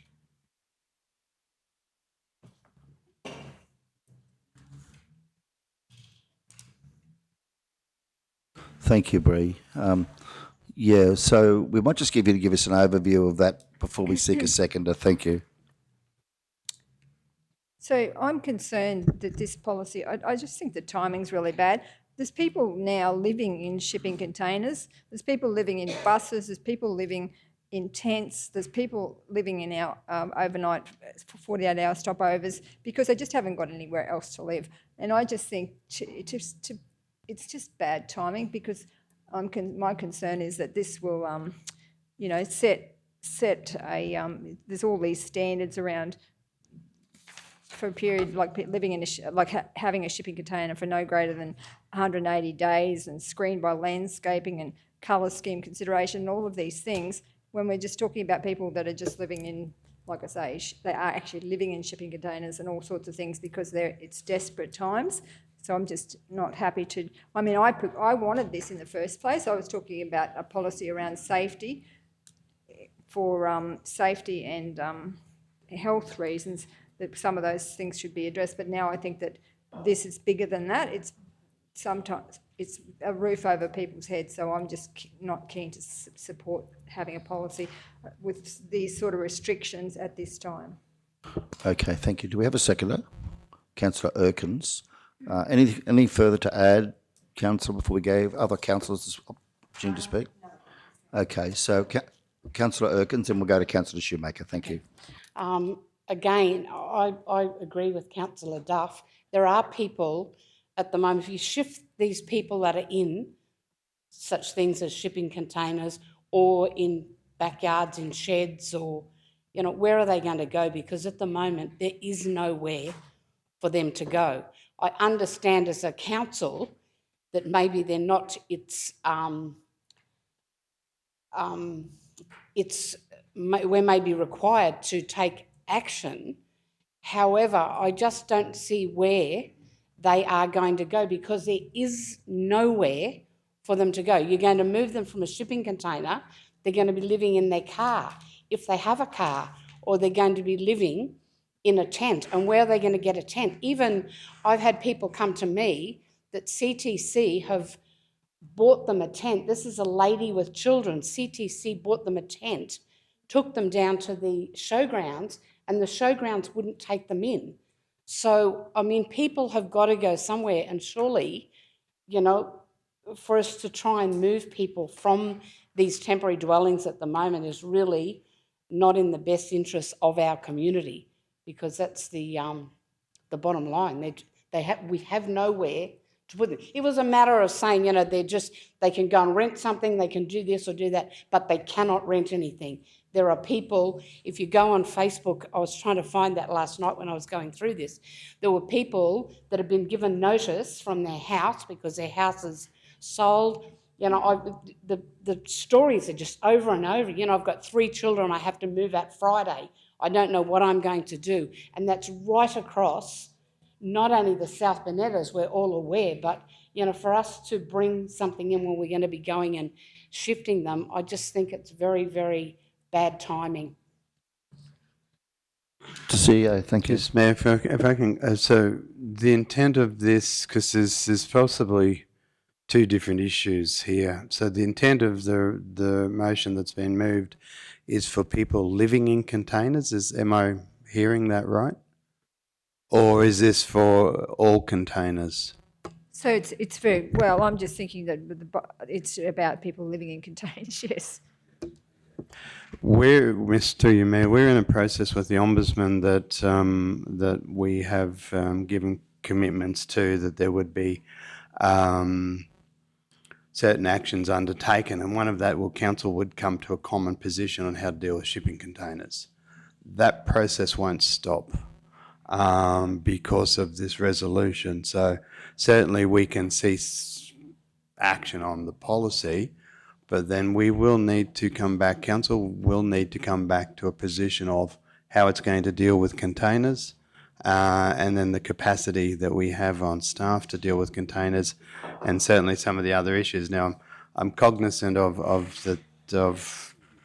open debate on this, particularly with the Ombudsman, because whilst there are a number of different parties involved in this, and then but we will have to still progress something down that path with the Ombudsman. Now, if this is passed today, that's fine. Happy to give the undertaking to council that we will go back to the Ombudsman's office and some of the parties, but we will have to come to a common position on how we deal with containers and what resourcing is given. Certainly accept and understand, and not disputing the point about the housing issues. There are some other issues with that have been raised that will may override us in the legislation space anyway. But yeah, so Mayor, so I'm just flagging that there will be actions that I will have to undertake through with the Ombudsman to continue to bring some of these matters to some form of conclusion. Whatever that conclusion is, people may or may not be happy with it, but there will be some form of action that will have to be undertaken. And Mr. CEO, would establishing a policy position be what the Ombudsman would be expecting us to pursue at this point in time? I mean, would that be the clearest course of action, a policy position?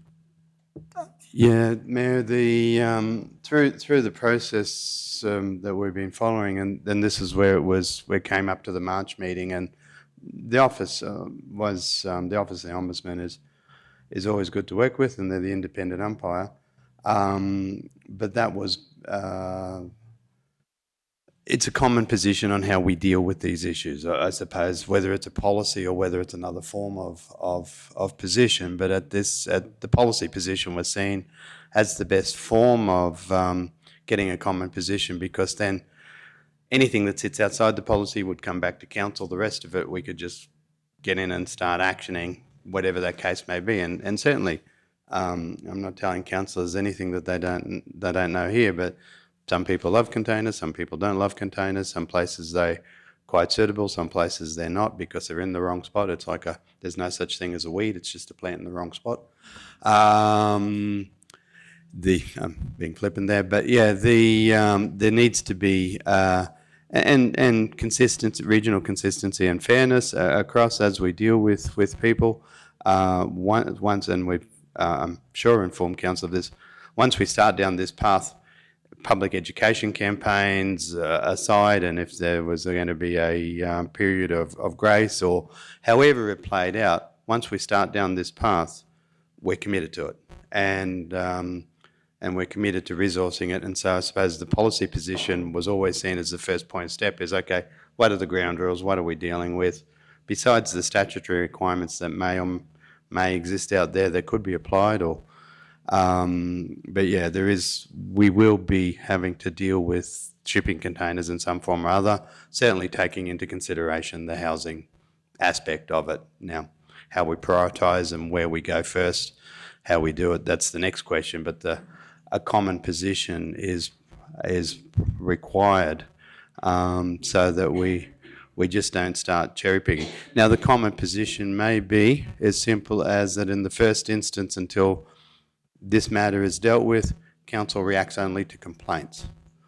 That's a common position, but there will be, there is a need for us to have a common position. So as we roll it out across the region, not just specific areas of the regional council area, that we start doing it. So if someone comes and says, well, we had a complaint, and it's not the first time a council or any council has reacted because of resourcing to a complaint-based process before it moves down a proactively enforcement. There's a number of areas. Do we go looking for trouble? No, we don't.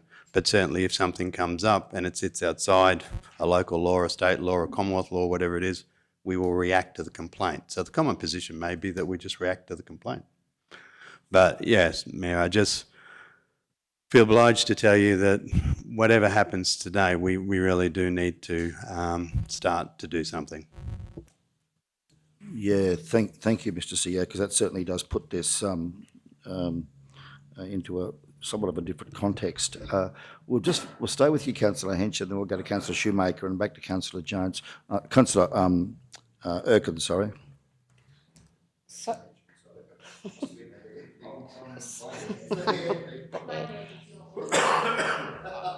I think I understand what Mr. CEO, what you're saying, but I just think at this time, I don't think anybody really would by choice be living in a container if there was an option. You know, I just don't think that the options are there for people. I mean, containers are definitely not comfortable unless you've got the resources to have them done up properly. And then if you've got the resources to be doing them up properly, you probably have the resources to make application and have them done through council and make them into container houses. But I don't think that's not the people that I'm talking about. I'm talking about the people that are living in a container because they do not have any other option. And I know for us to say, if there are people living in them, you know, you've got to go out, then those people, if they've got children, they then run up against children's services and their children sleeping in cars. It's probably not much better than sleeping in a container. But I think if you had no choice, your children would probably be safer in a container than they would be sitting in a car where, you know, you've got to keep shifting your car because people don't feel safe. So it's purely, my arguments are purely based on the fact of the position that we're in with homelessness, the fact that I talk to people every day who are facing this situation where they don't know where they're going to go. And I would just hate to see us as a council, you know, giving these people no other options. Thank you, Councillor Erkins. And if I can just clarify, what Mr. CEO certainly isn't doing is advocating for a particular policy position. What our CEO is indicating, I'm speaking to all the council, what our CEO is indicating is that we need to form a policy position in some form, because he's going to need to report that back to the Ombudsman, okay? So I do think that puts a different context on this. We need to understand that. So, yeah, Councillor Shoemaker, thank you. Yes, Mr. Mayor, I don't know if I can move an amendment to the recommendation here. However, I would like to see us workshop a policy position.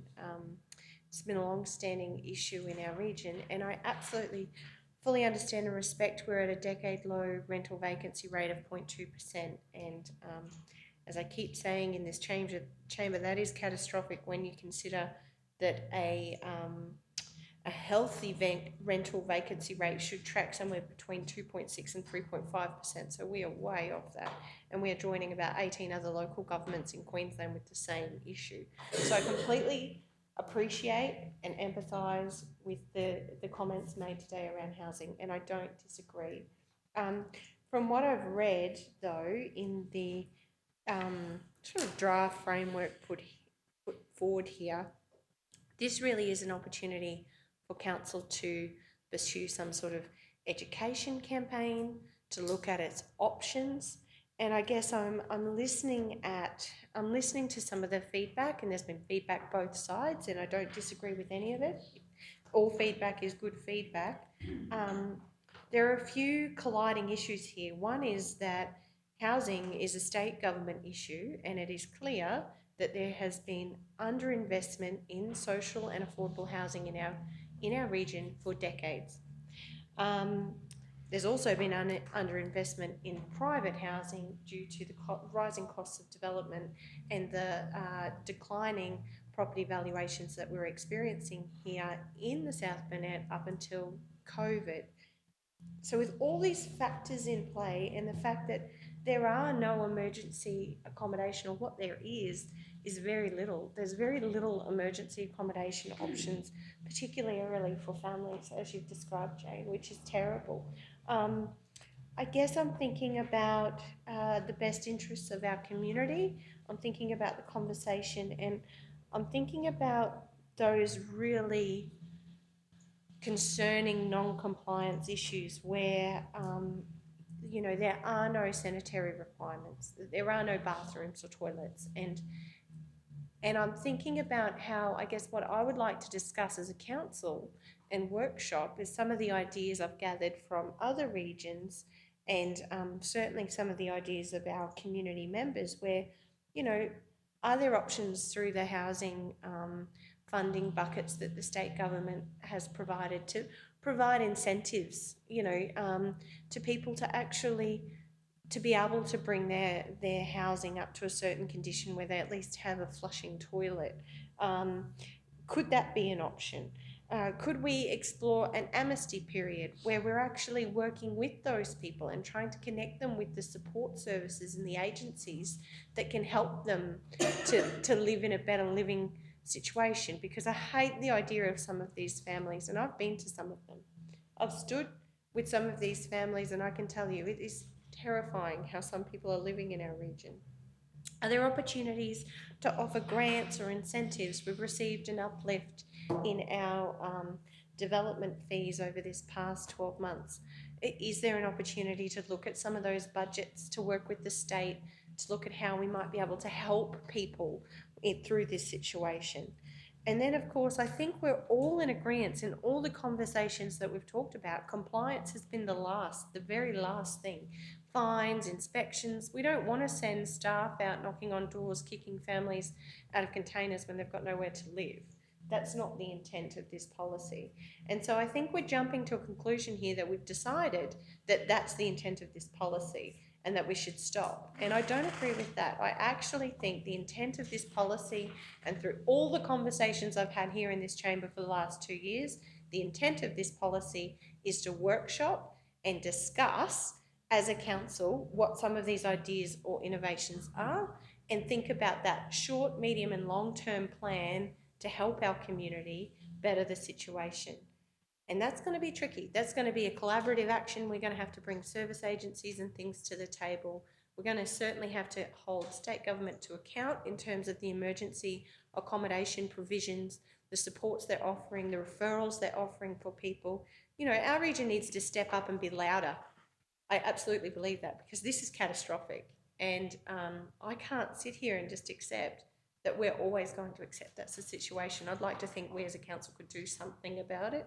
I don't know what it is. I don't have all the answers, but I think if we actually get out there and start talking about it, maybe together we could come up with something to get us started. So I don't want to take a hard-fisted approach to this, but I do think we need to consider it, because the reality is it is popping up everywhere, and that does have an impact on everybody because I certainly know my in-laws in Benarkan are experiencing this firsthand, where they're unable to help families in the area who are in exactly the same situation, and they're having to sit there and just watch this unfold in their community that they love dearly. So I think we've got to work together on this one. I'm not supportive of this recommendation, Mr Mayor, and I'd certainly like to move an amendment that we proceed. So I guess I'm seeking CEO Mark's advice here. Can I do that, or do we need to vote for this recommendation first and go back to the original?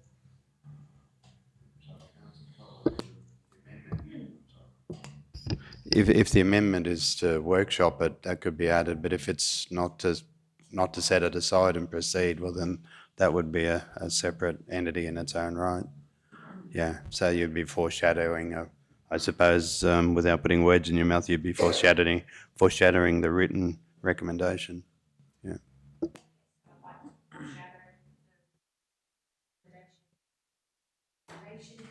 That we receive that the draft amenity and aesthetics shipping container policy be received and referred to a workshop of council prior to finalisation through council's policy governance framework.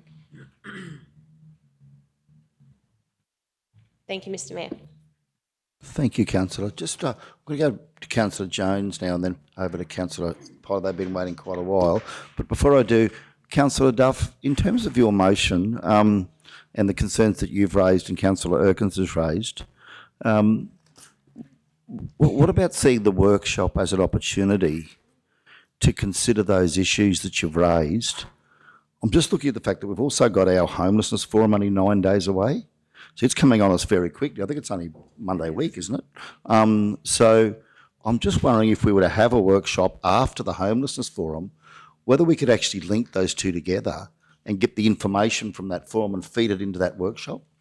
And whether by not having the workshop, I was probably with you in your thinking on this until I heard what CEO Mark said, that we're going to have a policy position on this. We can't just put our heads in the sand, otherwise the Ombudsman will come back to our CEO chasing a common position.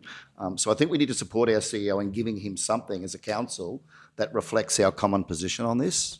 And for that reason, I think I can't see how we can do that unless we workshop it, and that homelessness forum would be a great opportunity to inform that workshop.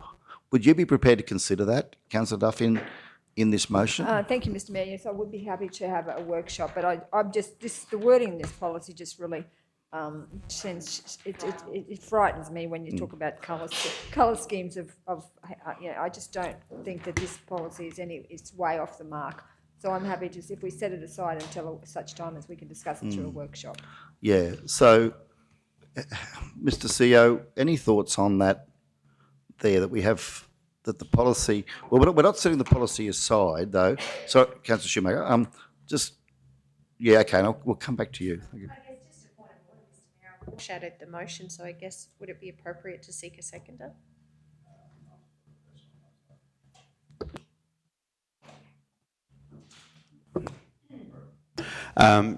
Foreshadowed is, it can't be seconded until the first one's dealt with, so a foreshadow is, and the two are to set us, the key words are to set aside as opposed to progress the work policy. The foreshadowed or the recommendation, the foreshadowed recommendation it's in contradiction to the first motion. So the first motion must be dealt with. I guess all I'm trying to do is, I can see we might have two schools of thought here in the committee, and whether we could try and find a compromise where we're all on the same page with saying, well, sorry, Councillor, you can't speak over the Mayor, sorry. After the meeting you can. But whether we should try and find a combination of the two, where we say, well, I'm not sure the wording here, but we still progress with the workshop pursuant to the homelessness forum,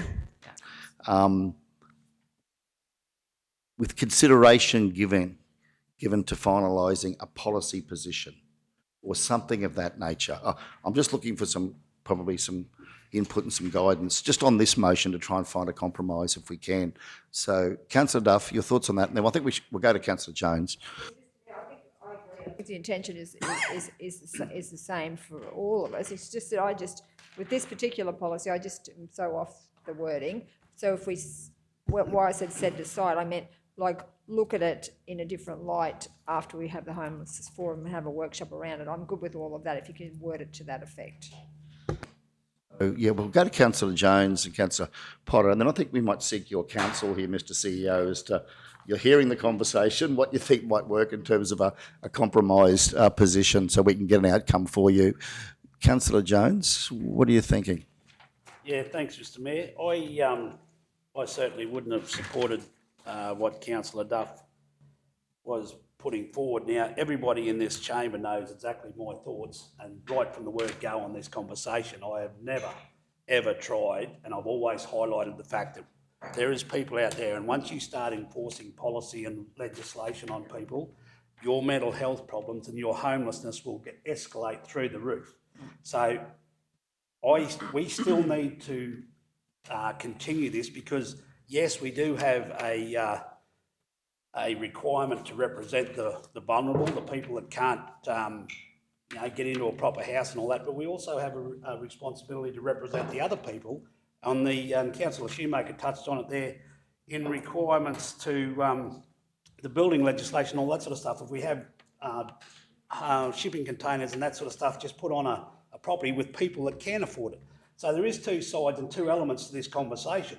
The homelessness, I think, needs to be just set aside, and I think that's what Councillor Erkins and Councillor Duff are highlighting there, that needs to be just addressed separately after the housing forum.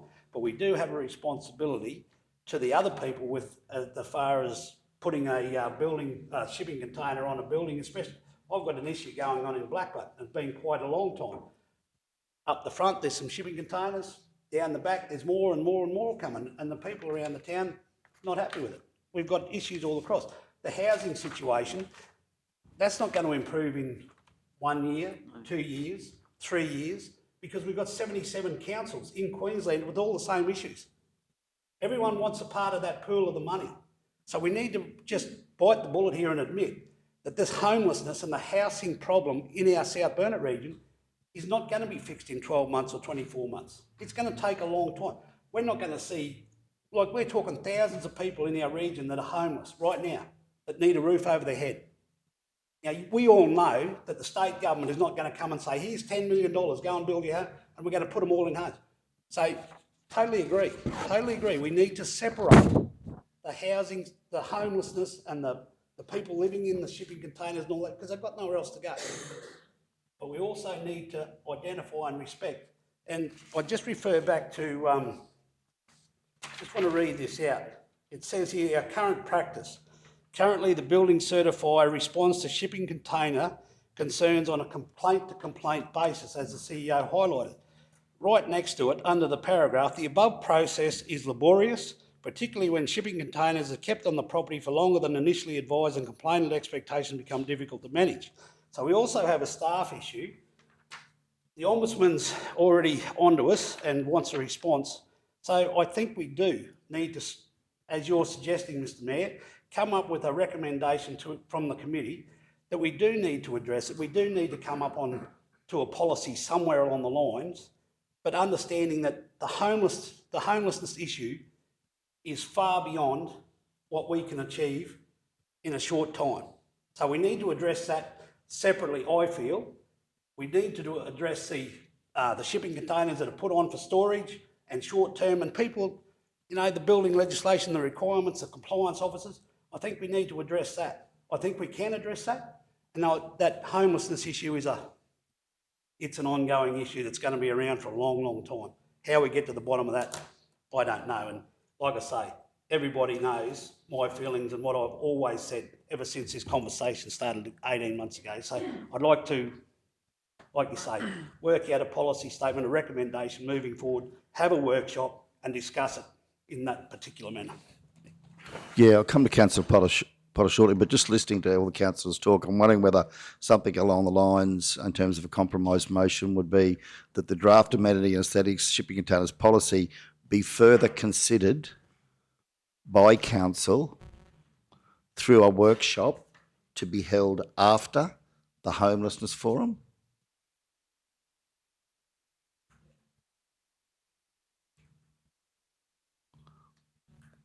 So I might just put that there. So Mr. CEO, your thoughts Mr. Mayor, first. I'd also add in, I was playing with something very similar, but straight after, as soon as possible after the homeless forum. And then that way, because it's a matter of urgency, I think is what we're all, for a whole raft of reasons, this is a matter of urgency.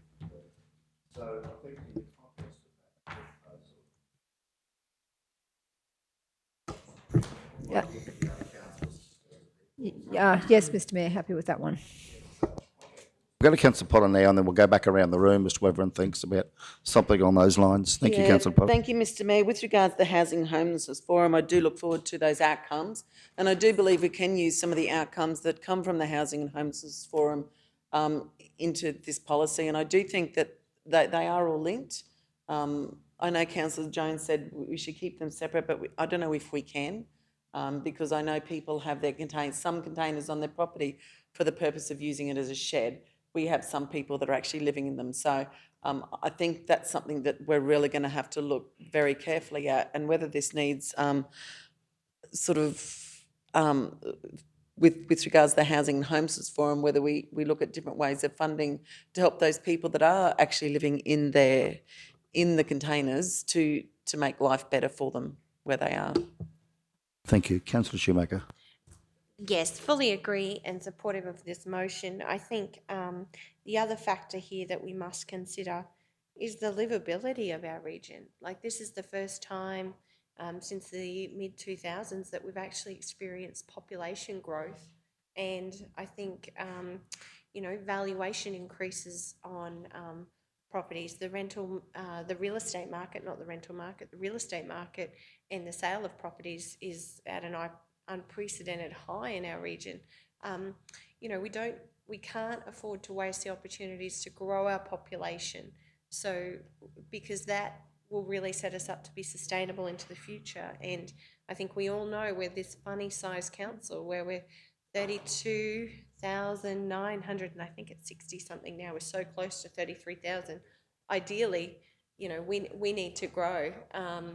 And so I'm mindful of how these issues interconnect and how the way a place feels. And when you drive through a small country town like Banarkan or Hydesville, or Proston, or the way it feels and the way others present their properties in the region can be the difference between you purchasing there or you not. And I think that's the other flip side of the conversation that I've certainly heard in our community, where people do want to see our region grow and prosper, and obviously recognise and fully respect that we need to take everybody along with us on that, and that will be harder for some because we don't have the support services for them, and I do think we need to get louder with that.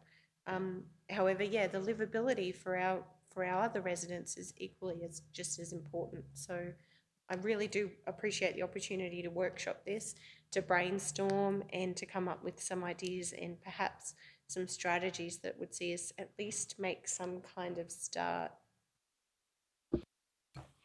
Yeah, there's some really good conversation here. What I'm hearing is that we need to find a balance between the standards we want to set to support residents and livability and support promotion of population growth alongside not obviously placing disadvantaged people in further disadvantage. And I think it is about finding that balance, isn't it?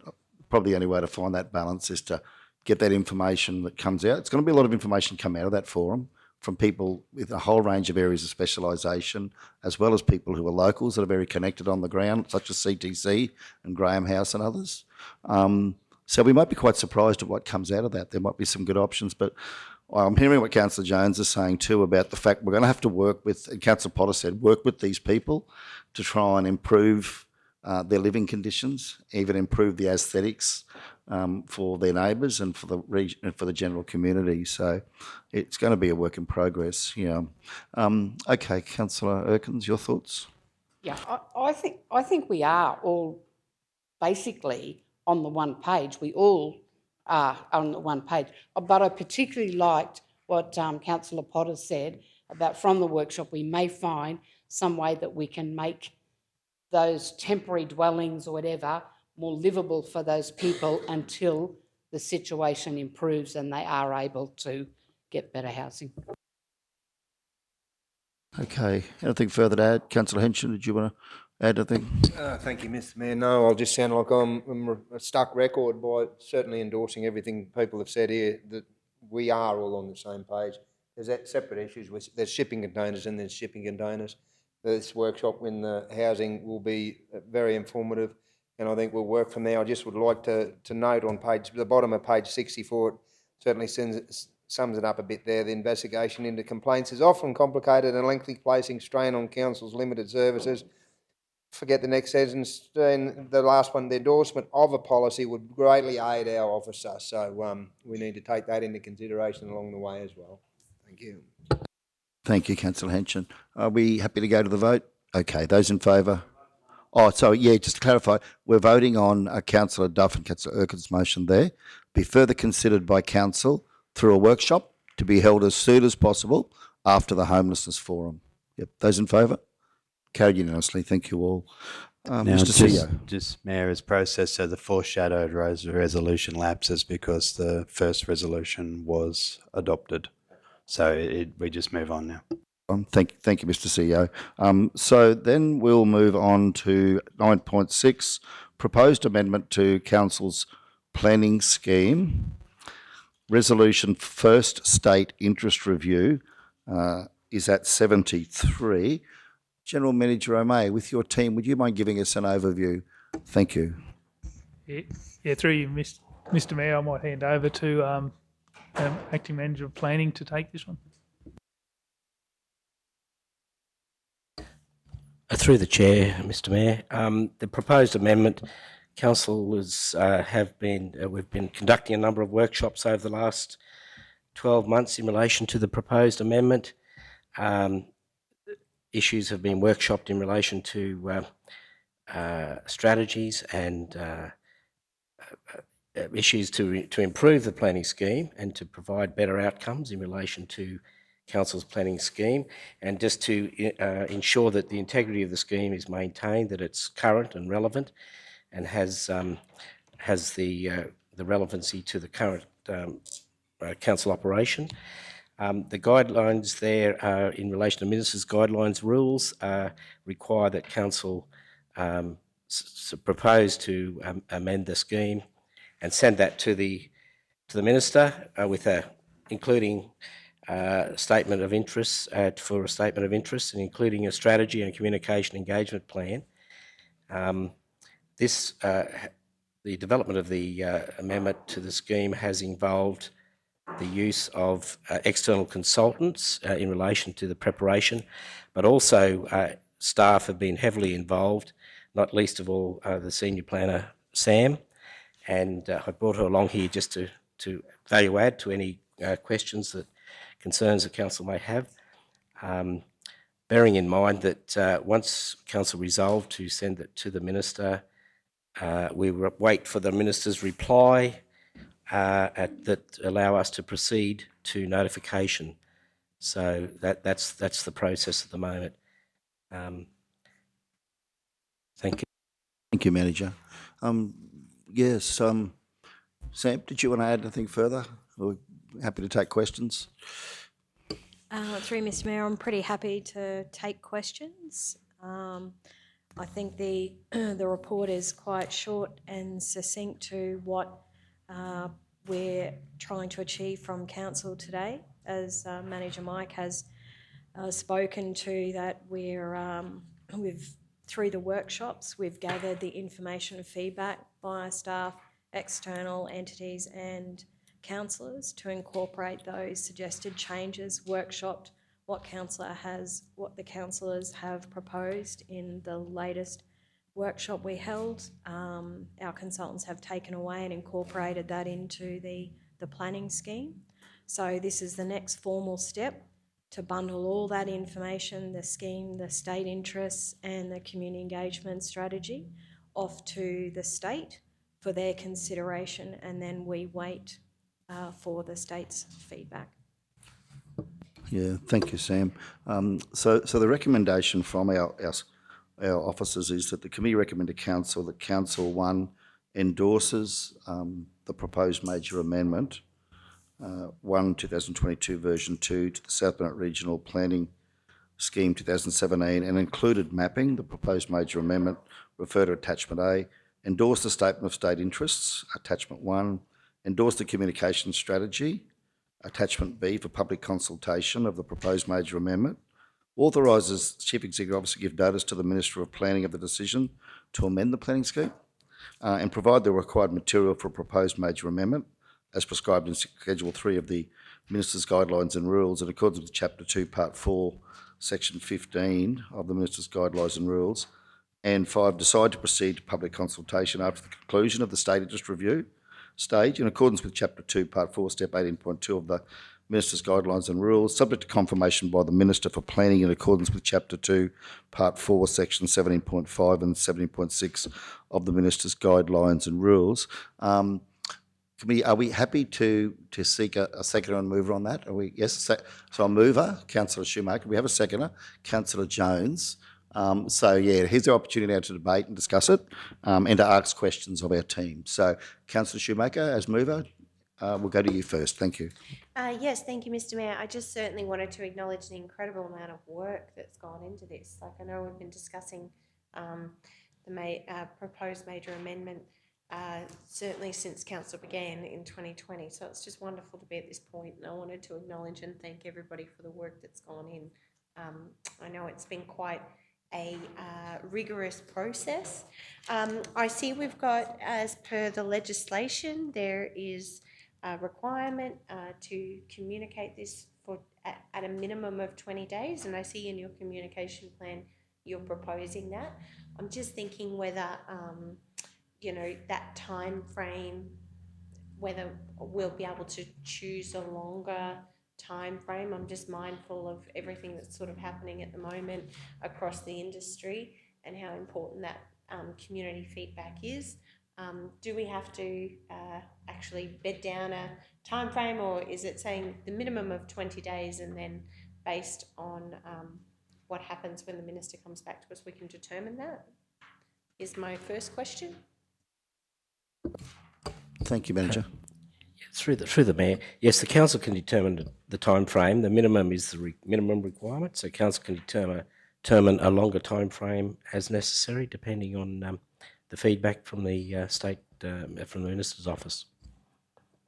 And just a supplementary question, in terms of that feedback from the Minister's office, I've never done this before, but I'm just wondering what that actually looks like. Do they just come back and say, they obviously go through it, so I imagine I'm curious about how long it may take them to come back to us, and then B, what we tend to get back. Is it? Through the Mayor, through the Chair, look, the feedback is the timing that we understand. It could be up to 60 days to come back. Their planning teams assess the proposed amendments, and particularly in relation to the state interests, in relation to good agricultural land and other state interests, bushfire, flood, and those sort of areas where there's impacts on state legislation. So it's expected to be 60 days. If they have any major anomalies with the scheme, they'll probably come back quicker, and then we'll bring that back to council for consideration. Thank you. So just based on that, I am thinking a 30-day window for consultation, just mindful of how stretched our team is with the number of things that come through, and how this will encourage conversation. Like, we've had a number of conversations with people who have fed feedback directly into the amendments that have been made here, and I think to give them the time to have a look at it, and then also for our staff to be able to respond or have to speak with people about their concerns or the feedback provided. I'm thinking of just endorsing a community point number 3, Bree, just making a slight amendment that with the leave of Deputy Mayor Gavin Jones, that we endorse the communication strategy for consultation of the proposed major amendment for a minimum of 30 days.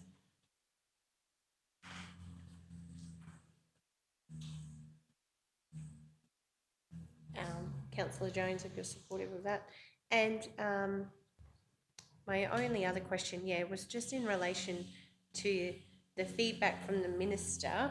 So they will check that this aligns with their state government planning policy, and I know the regional plans are underway. So I just wanted to know how these two things will there be synergy here? Will they, is there any, I'm not sure where the regional planning, certainly Mr Mayor, that's in your league and you've been invited to some meetings in Brisbane, I'm not sure where that's at, but I guess I'm just curious how the two talk together and if there are, anything that we should, as a council, be aware of through that process.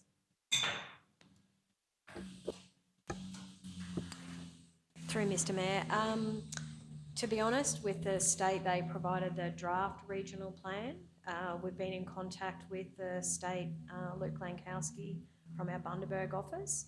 At the time when it was released, we inquired as to whether the contents of that regional plan could be extended to our consultants to review for potential incorporation into planning scheme to see what the changes were, and they said at that time it was not appropriate for us as council to release that to the external consultants. So we still have the original regional plan incorporated into the contents of our planning scheme. Our strategic framework reflects the desires from the regional plan, but potentially with the state interest, they may have some feedback should the status of that regional plan change. But we have no sort of further information, as both Manager Mike and I and GMO may understand that there's been any further consultation with council. So unfortunately, I don't have a particular answer to that. I'm sorry.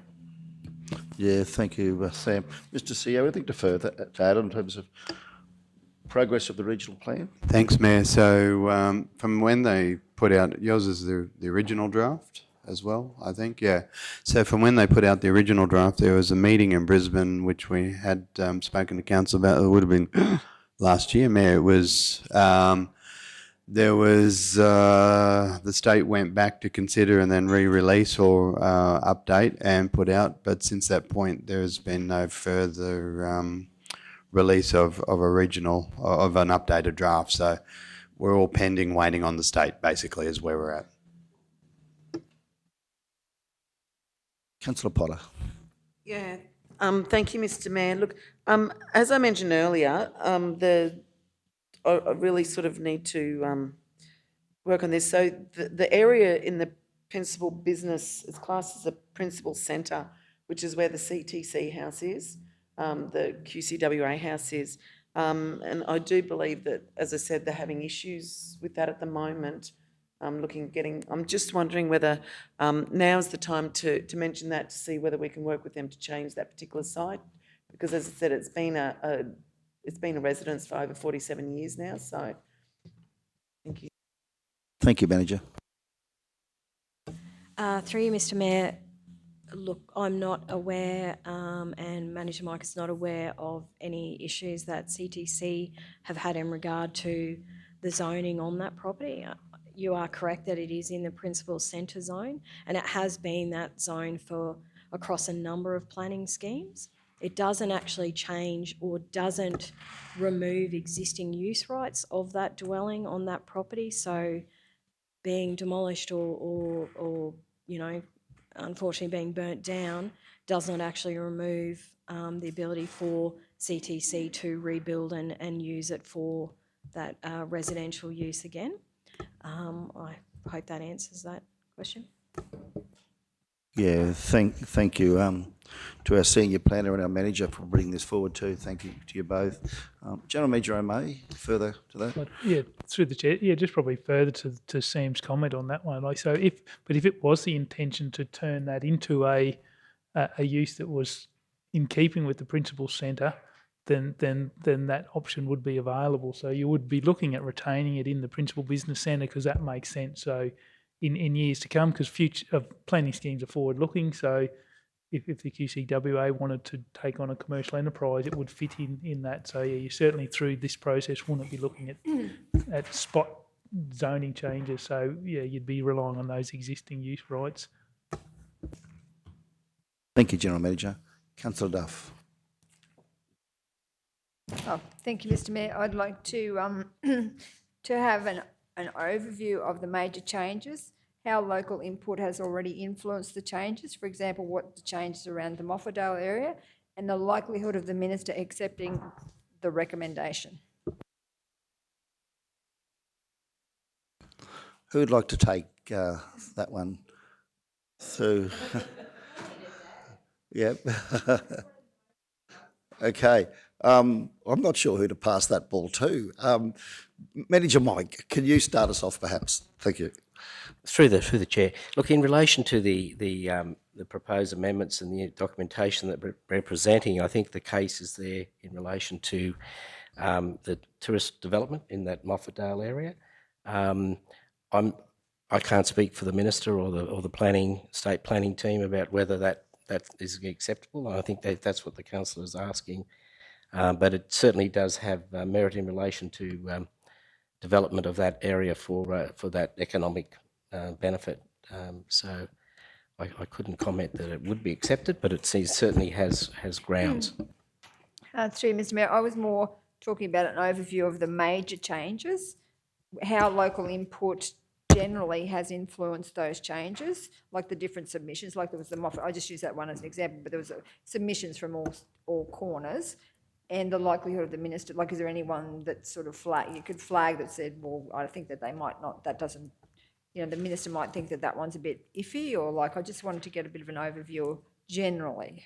Would it be fair to say, Manager and Senior Planning Officer, that the obviously we've got a very experienced team of people who've worked on this process, and they have, was my understanding, they have certainly a significant knowledge in relation to the State Planning Act and what is likely and not likely to be accepted. So would it be fair to say that we have written this proposed major amendment with very due consideration to what the Act will or won't allow and what the Minister is likely or not likely to approve in the first instance, and that the input from the community, secondly, has been considered as part of that process? Would that be fair to say? Through the chair, yes, Mr. Mayor. The input from the community so far has been from various members of the community about expression once they've heard about the amendment. It's not in the notification stage, but we have considered that, and at council at workshops, those matters have been discussed, fairly lengthily in relation to that, and the consultants in preparing that having regard and doing their research and looking at other planning schemes and their experience in that area indicated that what we're proposing has very good grounds for acceptability for the state. Thank you. Councillor Duff, please, further. Sorry, through you, Mr. Mayor.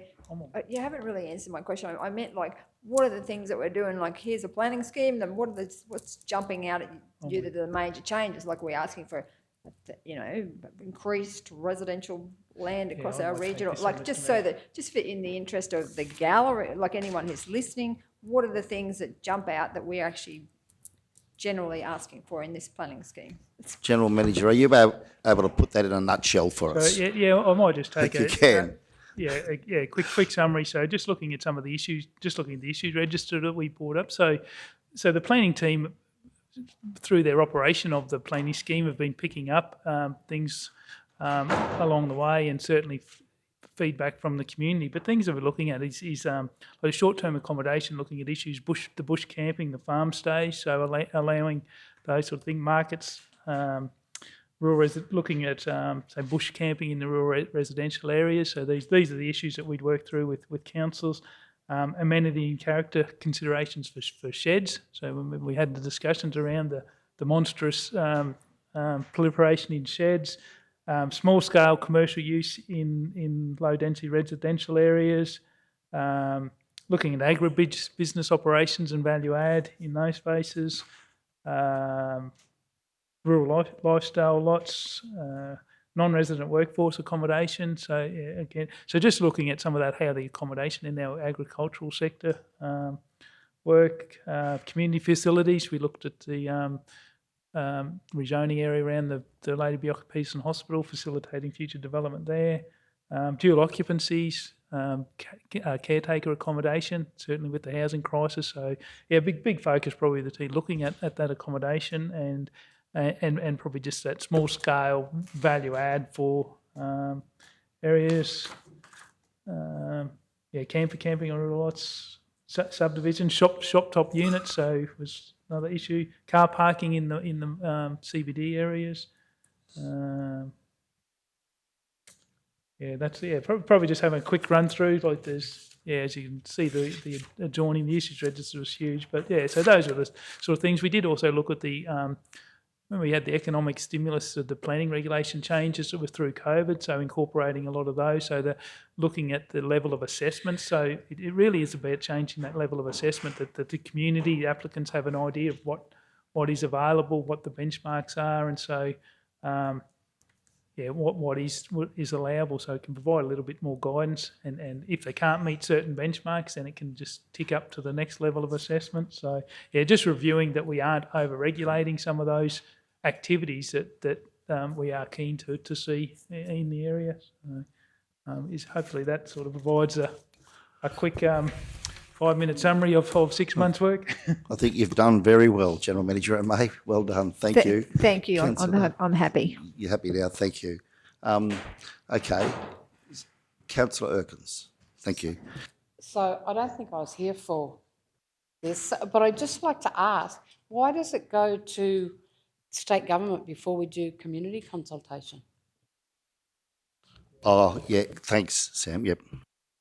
Through Mr Mayor, Councillor Erkins, the requirement under the adopted Minister's Rules and Guidance material requires us to prepare that planning scheme amendment package and send it off to state on the basis that any of the changes that we make to assessment benchmarks, inclusion of new land uses or typical things like that, that may affect the state interest, so the state interest holders for good quality agricultural land, biodiversity, housing diversity, that type of thing, that the state needs to make sure that the changes that we have suggested actually do not conflict with the state interest. Otherwise, it can get extremely messy. Okay. So then after it goes to consultation, if there is a big swing, say they object to something, if it's changed, does it then go back to state to be... Through Mr Mayor, Councillor Erkins, that is correct. With the Minister, we would be hoping that they would review our scheme sort of quite promptly. Can't promise that, but they would liaise back with Council to highlight, as we have discussed previously, that they will present us with, a written response to say these are the state interests, this is what is actually missing, we need further information, and depending on what information they get back will determine how they actually progress that consideration from there. And all going well, I'm probably talking out of turn in the sense that I don't think I have seen a planning scheme come back from the state that's a clear tick and flick. There might be just some minor tweaks that reflect their state interests better. And then once we get the go-ahead from the state, then we can undergo public notification.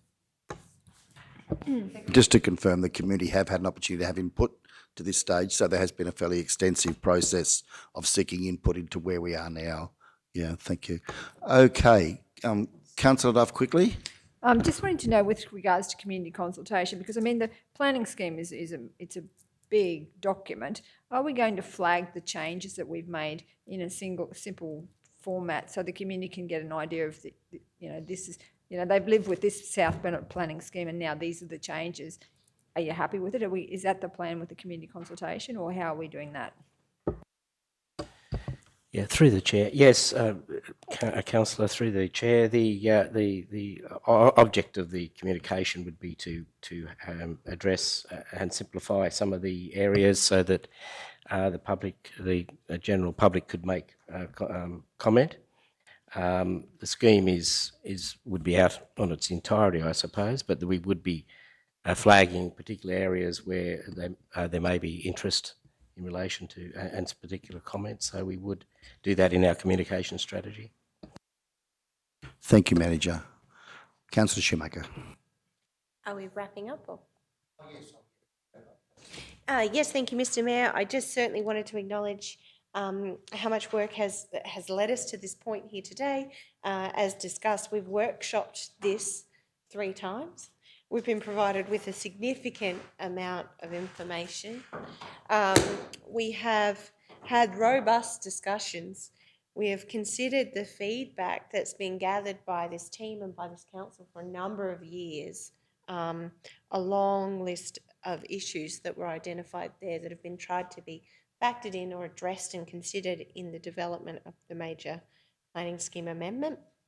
I really think it's important that we move forward and take advantage of the growth opportunities currently on our doorstep here in our region, make it easier to develop and progress our region. But really what I like about the planning scheme and the work that's been done is we have all actively tried to find that balance between regulation and progression and making it easier for those that see as much opportunity in our region as we do.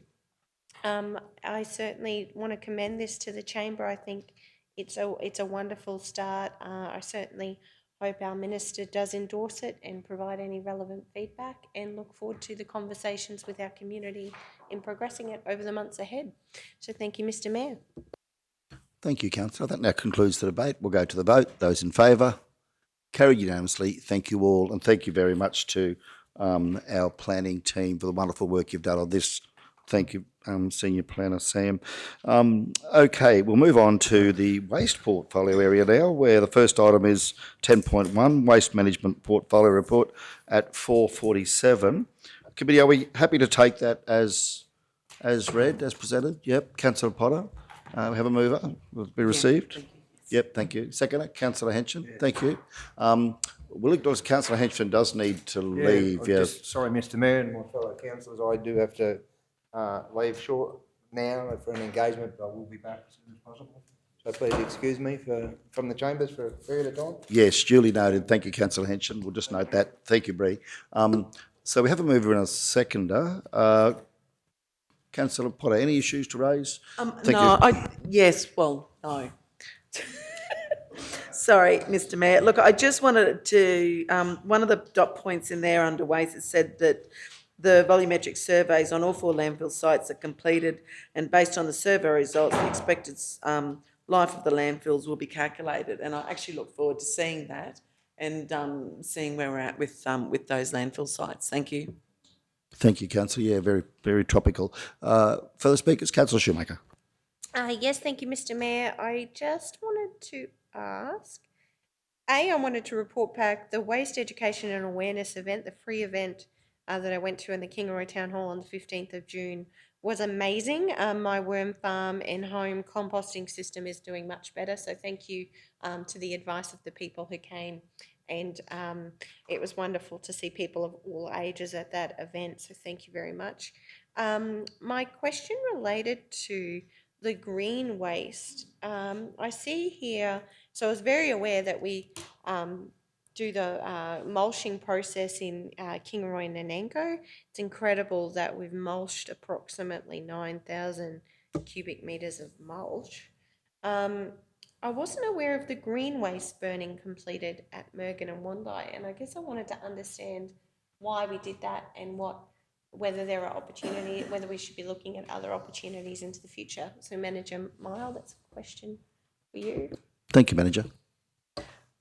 Through the chair, yes, councillor, thank you. Yes, the green waste burning at Mergen and Wondai was undertaken. There's a lot of green waste that is unable to be mulched. That's large and a larger material, and that has been a practice up to now in relation to doing that.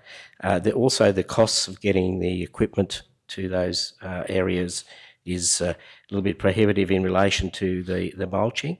We have got a new contractor on board, and we have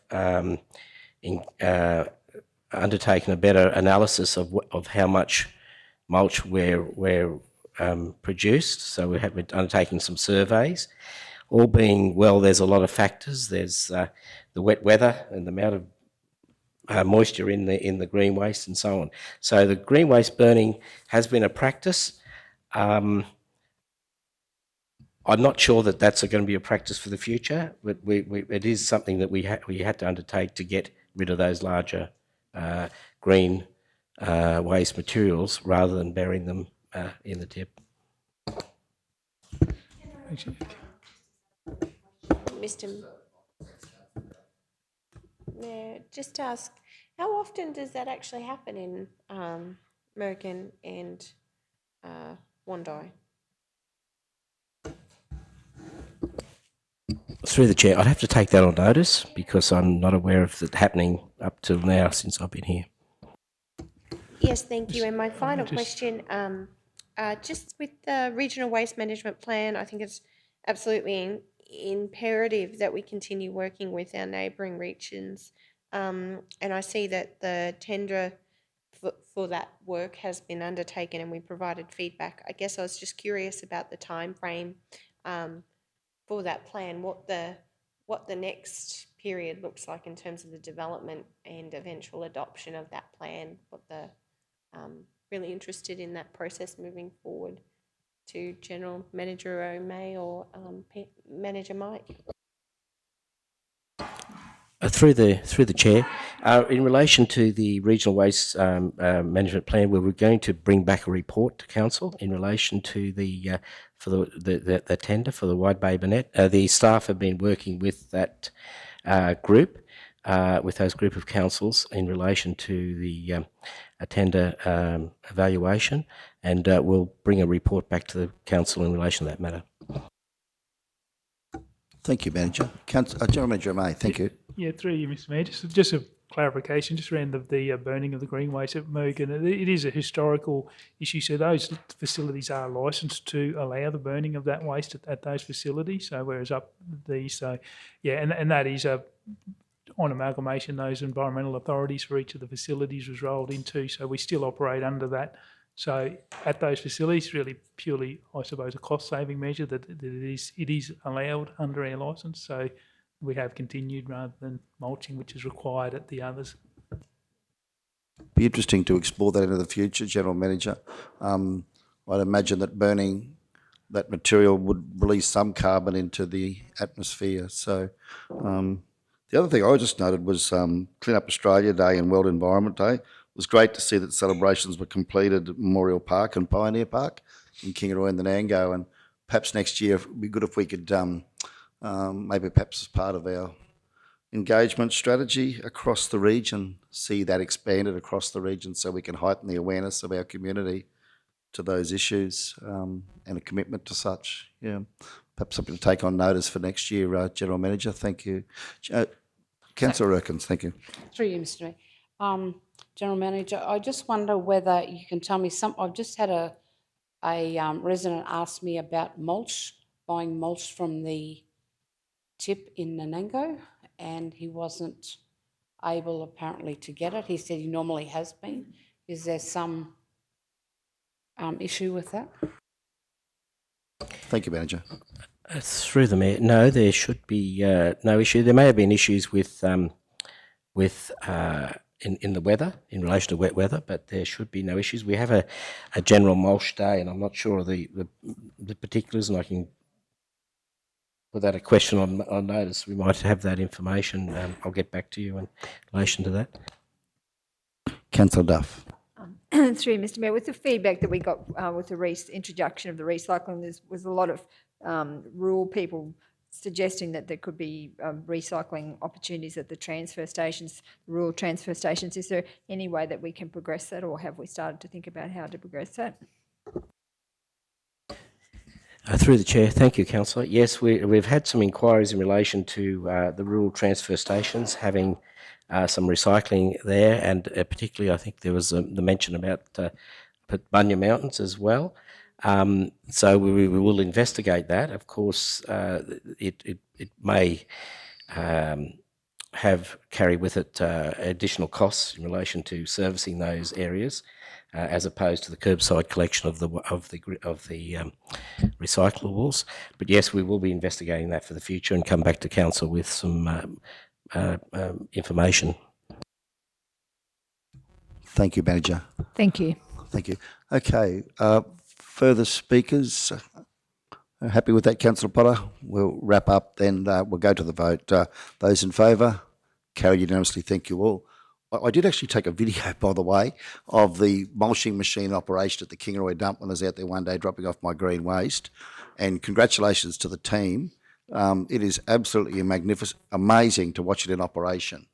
The amount of mulch being produced and the way it works. I've got a video of it and I'll try and share it with everybody if I can work out how to use the technology. But it's very impressive to watch it in operation. Anyway, okay, now we'll move on to 10.2, Environment and Waste Services Update at 4:48. It's there to be received for information. Do we have a mover? Councillor Potter, seconded Councillor Jones. Thank you. Speakers, anything you want to add to that? Councillor Shoemaker.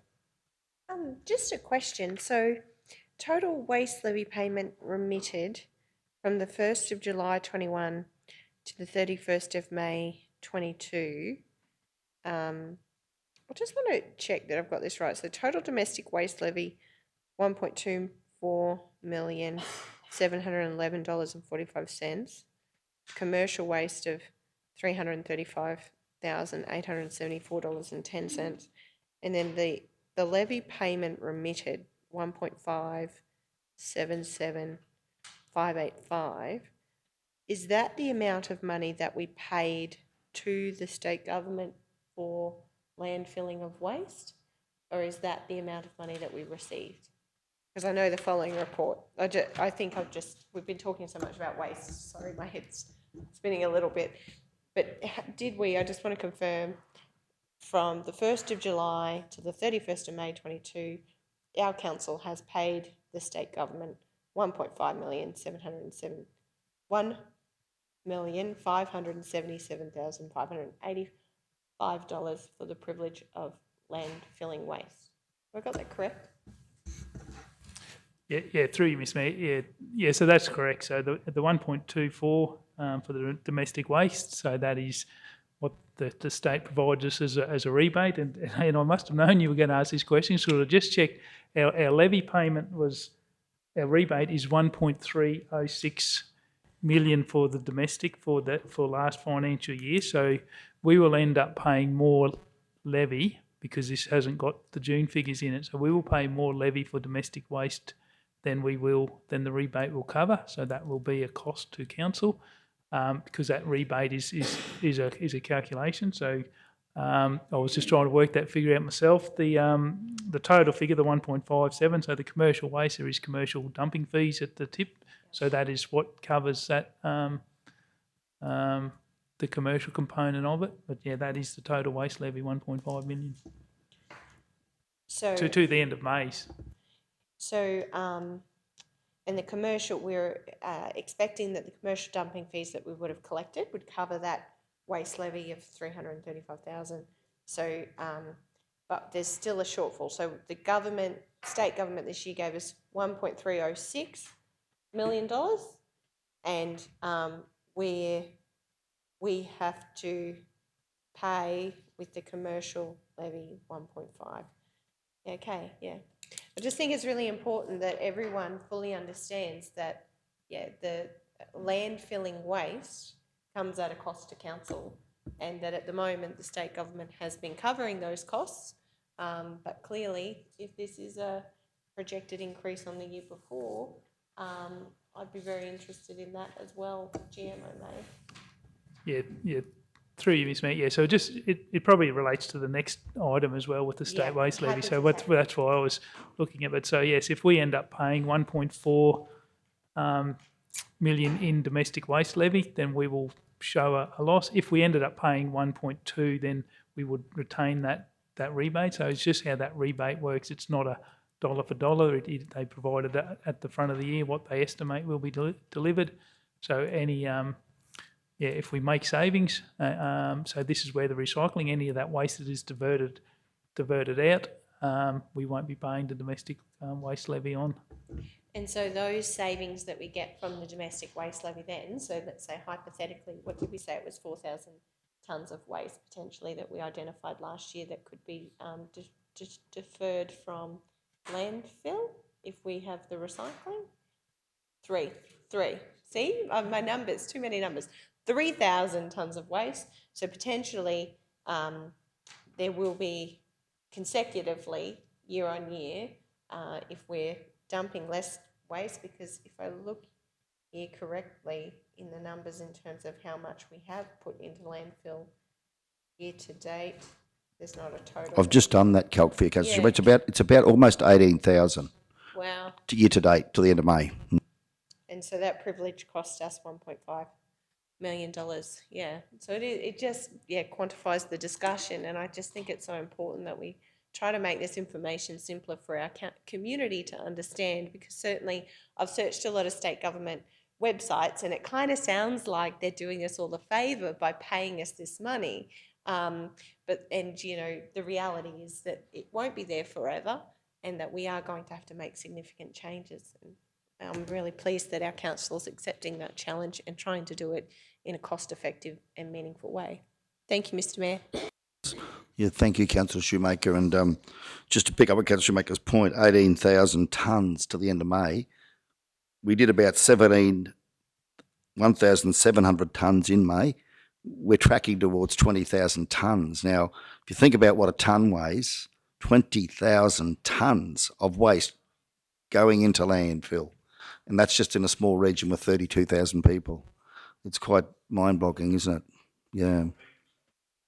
Yeah. Just shows the importance of that decision Council took to recycle, and further work we're doing, as Councillor Shoemaker has been sharing with us. Yeah. Okay, further speakers? We'll go to the vote. Those in favour? Carried unanimously. Thank you all. Now moving on to, importantly, as raised, the state waste levy prepayment at 451. Thank you, one of our general managers, Peter or Susan? Yeah, thank you. Sorry, just lost my place in the agenda. Yeah, so this is the state waste levy that we were talking about, the rebate that the state provides councils to offset the cost of our levy payment for domestic waste. They've made a decision, and not sure why, but they have made a decision to pay the next four years of that up front. So they've paid us. So this is June, the last week of June. They've actually paid this. So it's a $5.5 million payment that they've made up front. The split of the years are there. So our levy payment equating for next year will be $1.42 million, $1.3 million the next year, and so they have provided. So while we will retain those funds, we can finance, and the Mayor will certainly want to know the financial treatment of this. It can be a contingent liability, so it will be set aside for those years when we actually do need to pay the rebate. So it's not actually hitting our income statement all in the 1 year or all last year. It's. But this just demonstrates that whole the calculation of the rebate. They did the whole things differently. But if we reduce our landfill disposal and we only pay the state government $1 million worth of levy for the disposal of domestic waste, then council gets to retain those figures. And we were using these calculations when we're trying to set the recycling rate, knowing that there is a savings to be made in that. So those figures have been factored in so that we can keep that recycling cost down. Yeah, thank you. We'll just seek a move on this, that report be received and noted. Councillor Shoemaker, thank you. Seconder, we have a seconder? Councillor Potter. Councillor Shoemaker. Yes, thank you. I read in the report, well, in the letter, that the amounts provided here, so till 2026, that CPI has been included in those. And do I have it correct in what I read, that last year we actually received 105% of the waste levy, and that the state's actually reducing this to 100%? So there has actually been a reduction in the amount of money that we're receiving from the state government to offset what we have to pay for the privilege of landfilling waste? Yes. Through the chair, also they have increased the waste levy, the per tonne for the waste levy. So that's So gone the from cost- $85 per tonne to $88 per tonne this year. What was that, sorry? From $85 per tonne to 85. to $88. So it's $88 per tonne this year. That's what will be charged per tonne. So by That's through the chair. That is correct. So if we look at the 20,000 tonne waste going to the landfill at $88 a tonne, it's probably 1.76 million. And it's fabulous, the announcement from the local government subsidy grant. I know I pushed hard to get us to apply for some non-capital funding for the climate resilience and adaptation strategy. So I'm just thinking about this bigger picture, like the fact that, you know, in the past we could have been receiving extra funds from because the levy was more and we were paying, as you've said, only $85 per tonne. We will be paying $88 into the future.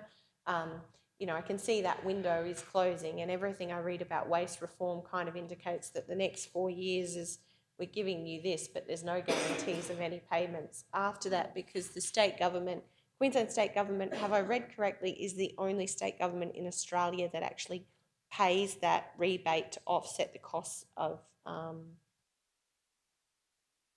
I'm pretty sure. As far as I know, yeah. Yeah. So, yeah, I guess I'm thinking about this bigger picture and the fact that GMO May, you've said we may potentially, with the savings of recycling, while the levy is increasing, and it's clear from what we've landfilled last year, there is a gap there. But I'm thinking about the strategy, knowing that we've got these 4 years, knowing that we've got that funding to do our climate adaptation and waste study. I'm just thinking, you know, is there an opportunity for us through this, do you see through the waste strategy that we'll develop, that we'll actually consider or do some calculations based on what we expect we may have in the kitty to, I guess, lessen the costs on ratepayers, but certainly invest that money wisely into the infrastructure we need to be better into the future? I guess is my thinking. Am I on the right page there? Through the chair, yes, councillor. Thank you very much for that. You're certainly on the right page. The climate, the waste management climate change adaptation strategy does include allows it's for council to design strategies that to manage. And I'm just reading from the document here.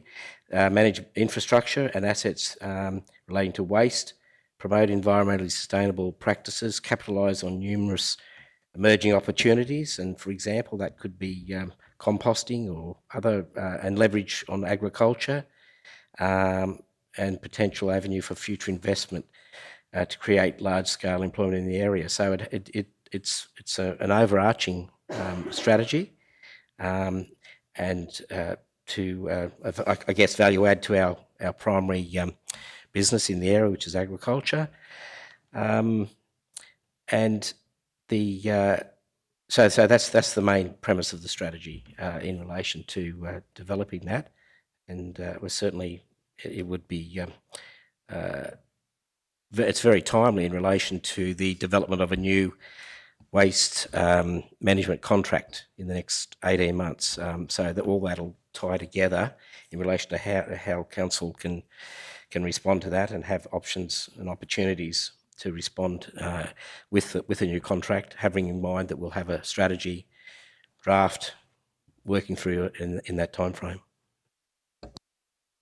Yeah, thank you, Manager. And it clearly does demonstrate, doesn't it, $88 a tonne, that the more effectively we can get our community utilising those yellow lids, the more effectively they are utilising those, the greater volume we're going to collect and the more savings we're going to make. So the education campaign around our recycling program is going to be critical to us maximising the financial benefit for all the ratepayers of our region in this regard. It's quite, the numbers do tell a story there, don't they? Yeah, okay. So further speakers? If not, yeah, Councillor Shoemaker. The only other thing I'm thinking that's really exciting about this letter is the fact that we've got that $1.1 billion recycling and jobs fund. And I'm hoping through the waste management strategy discussions that we'll now have, because we'll have the resources to really focus on that, that we can really consider how we may be able to apply for some of these funds. The particular ones that I am looking about, noting the discussions around recycling, certainly that statewide behaviour change program, and I know I'm very passionate about the circular economy initiatives. They continue to sort of pop their head up here in our region. We do have a unique opportunity to really harness those opportunities. So yeah, looking forward to working with the team and progressing this. I guess just it's very timely to get this report and for everybody to recognise that, yes, landfilling waste is costing every single ratepayer in our region, and we must do better into the future to reduce the burden on our ratepayers into the future. Thank you, and do better by our planet. Thank you, Councillor. On that note, General Manager May, the behaviour change programs and the circular economy initiatives, that funding there, noting that there's 16 million and 29 million, so now we're looking at about, $46 million there. Is the window still open into the future for us to apply for funding for behaviour change programs across the South Burnett and pursuing circular economy opportunities? Yeah, through Ms. May, yeah, most definitely, and a lot of these programs, that's what the waste levy has been introduced for, to actually fund these programs to change behaviour and provide funding for those alternative recovery industries to actually get up and going. So yeah, so we will be looking at that. We did in the first initial get some, probably more to be levy ready, like getting the weighbridges and facilities for that. So we will be definitely looking at those programs going forward. So would the intention be to make that a priority for our grants officer and our grants team into the future? Once they're on board, would that be a priority? Would that be part of the scope of the work for the grants officer to work with council on those progressing applications? Yeah, most definitely, and also, and probably part of, as Councillor Shoemaker was talking about, our waste strategy, our plans going forward is identifying those areas and where there might be opportunities, and so we've actually got some baseline data, some information that we can put forward to the funding, to these funding buckets. Very good. Thank you very much, General Manager. So we'll go to the vote. Those in favour? Carry unanimously. Thank you all. Now, the next item is 10.4, infrastructure investment in resource recovery. So on the same vein, at 454, recommendation is that the report be received for information. Do we have a mover? Councillor Potter, seconder. Councillor Duff. General Manager, Manager Mike, anything to add to the report before we go into debate? Yeah, just through you, Mr. Mayor. Thank you. The CEO put this together on your request, but this is really what we were talking about just in the previous item, that those fundings are set aside, that we will be looking at trying to access those where we can. But yeah, that's where the state, just highlighting what the state budget has identified for in that resource recovery space. Thank you, General Manager, and thank you, Mr. CEO, for providing that report as requested. Much appreciated. Any questions or comments, councils? No? Okay. Happy to go to the vote. Those in favour? Carry unanimously. Thank you all. I'll keep pushing things along if we can. I know we're probably looking down the barrel of lunch, but if we can keep pushing things along. 11.1, Rural Resilience, Parks and Gardens, Property and Facility Management and Indigenous Affairs Portfolio Report is at 4:55. Welcome, Councillor Duff. Thank you, Mr. Mayor. I thought I might summarise my report. The aerodromes, the feral animal fence has been completed. at the Kingaroy Aerodrome, which now allows the Royal Flying Doctor Service access 24/7 without the need for our airport reporting officer to run the strip. So that's a good news story. The visitors to the dams, it's all going very, very well. If you're wanting to go fishing, it's very hard to catch fish, but red claw, it's easy. They're catching 200 being caught most days. The Festival of the Dams Fishing Comp new dates will now be the 13th and 14th of August at Badooba Dam and the 10th and 11th of September at BP Dam. In properties and facilities, it's good news that we've been engaging local contractors to do a lot of the work. Nathan Webber has commenced work on the Mergen squash courts. Wandai swimming pool has got a local contractor, also Nathan Webber. The Kingaroy Memorial Park and Memorial Pool master plan is moved into the design stage. Local contractor TNC Painting has been awarded a contract to treat and seal the timber floor on the veranda at Ringsfield House. And Mergen RSL has been successful with a small grant to construct a Jubilee Garden on their land located at Gore Street, Mergen. Council officers are working together with the Mergen RSL to get that to happen. And in rural resilience, I was pleased to see the Blaze Aid Coordinator Ron Murphy and his assistant Linda Hibber come into Council Chamber to be presented with a cheque for $2,894, which was the money raised from all our fundraising breakfasts across the region. Blaze Aid are doing not only do fencing for farmers when it's too wet, they've been going out doing community work.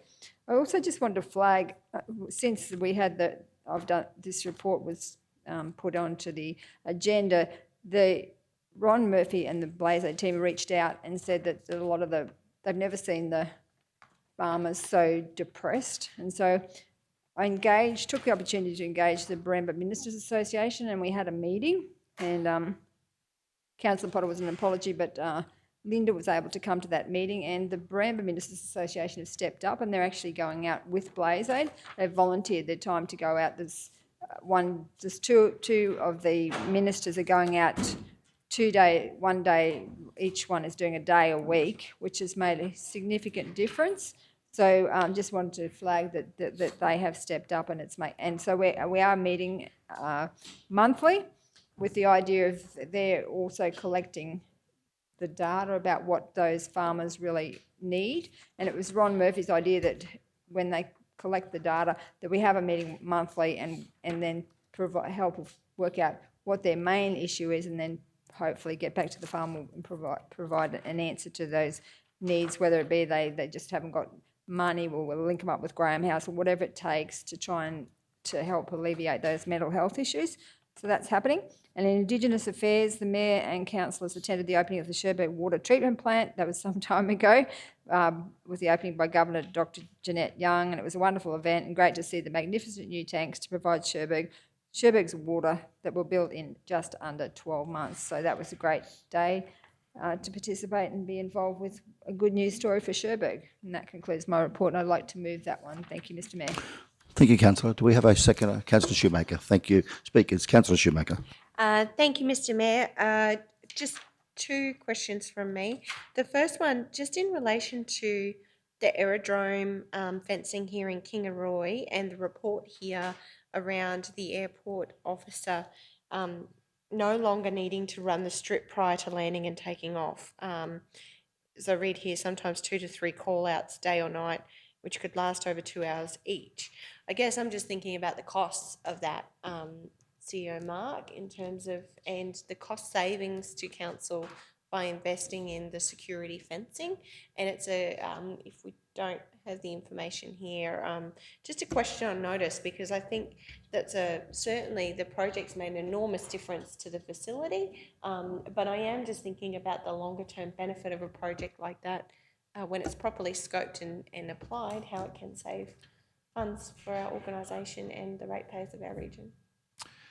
Yeah, through the chair, without going into the specific figures, it was a significant cost that we hadn't actually budgeted for, because just with the kangaroos on the strip, with RFDS coming in, we were required to run that. So previously we didn't, but just the number were there. So looking at the cost of the fence, we're looking at probably a 4 to 5 year payoff, and we'll be in the positive. Wow. So yeah, very significant. Money well invested, that fence. So yeah, it is significant running that. So yeah, we have talked to them, and now we're not required, given we've had that exclusion. And the guys have been keeping an eye, doing going out on dust it and trying to see if there's any kangaroos in there and having a plan if we to get those out if we need. But yeah, there will be a real payback in operational savings with that fence, as you've That's identified. excellent news. That's certainly worthwhile. And at the ALGA conference in Canberra, they urged in the regional forum for councils like ours to consider their airports just equally as important as their roads infrastructure. And so I think that's a great step forward in trying to actually do something really positive in our airport that will pay a dividend and save us some money. My second question, just in relation to rural resilience, just wanted to note, actually, absolutely, Councillor Duff, hearing you loud and clear, and I'm unsure how many conversations you may have had further across the region, but the floods, whilst there may not have been a direct impact on some of our agricultural farmers who haven't necessarily had the creeks rise and wash away their topsoil, I can tell you, hand on my heart, there are a number of intergenerational farmers in our region who are packing up their tools and are unsure if they will continue farming into the future. And I guess my point is that rural resilience funding that we have, General Manager O'May, I guess I'm keen to work with Councillor Duff and this council in trying to understand what some of those programs and things where we are actually going to offer and how we may be able to help. Because I know for a fact my husband is a water driller. He is well known in the local community, and the stories he's coming home with, because he's talking to people, men in our community particularly, but wives and families are equally as impacted, not just in areas that have been directly flooded. The reality is we have got significant crop losses. This year was the year where we had hope that for the first time in years we'd had rain and that we might actually get a crop in the bin. And for many farmers, I can speak from first-hand experience, that's the difference from being able to pay down the debt that was accumulated during the drought or not. And so I am genuinely concerned that we need to take I know Blaze Aid are doing a fantastic level of support in that end, in the Mergen end of the region, but the reality is this is so far wide and spread, so far spread across our region, and I am genuinely concerned for good, hard-working families of our region who have lost their entire annual incomes and still had the rising costs of fertiliser, of seed, of fuel, still have families to feed, still have just as many commitments as everybody else, and they're not doing okay. And I don't think it's as simple as sort of, I think we've really got to think about this. I think this could actually be worse in some ways, and I hate to say it, but the drought, because people are genuinely feeling it and they're genuinely hurting. So I guess I raised this because our General Manager O'May, I know we got that funding, I think it was around $1 million, and I just want to understand how we're actually going to spread that across the region and what's the plan in terms of time frame, because I genuinely think we need to start that now. Yes, thank you, Councillor Shoemaker. If we can, General Manager O'May, this is extremely concerning right across our region. Councillor Shoemaker's exactly right. I'm seeing the same thing. Crop losses, horticultural losses, grain crop losses, food crop losses right across our region in the west and the south. It's not just in the northern end, it's everywhere. People are really struggling. Yes, what are your thoughts in terms of the process moving forward with this funding? Yeah, through you, Mr. Mayor. Yeah, so we did report to council just initially about this program. So we have identified an officer to take on and coordinate this. We have commenced the process of backfilling.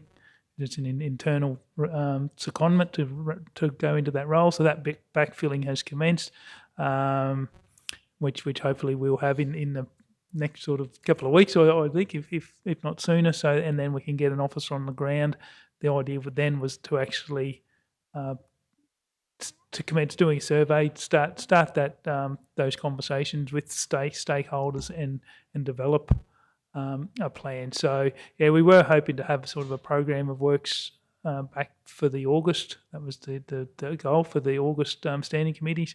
Whether we are slightly behind where we'd like to be, it's just going through that recruitment process at the moment. So yeah, I think early, by springtime, hopefully we'll have some.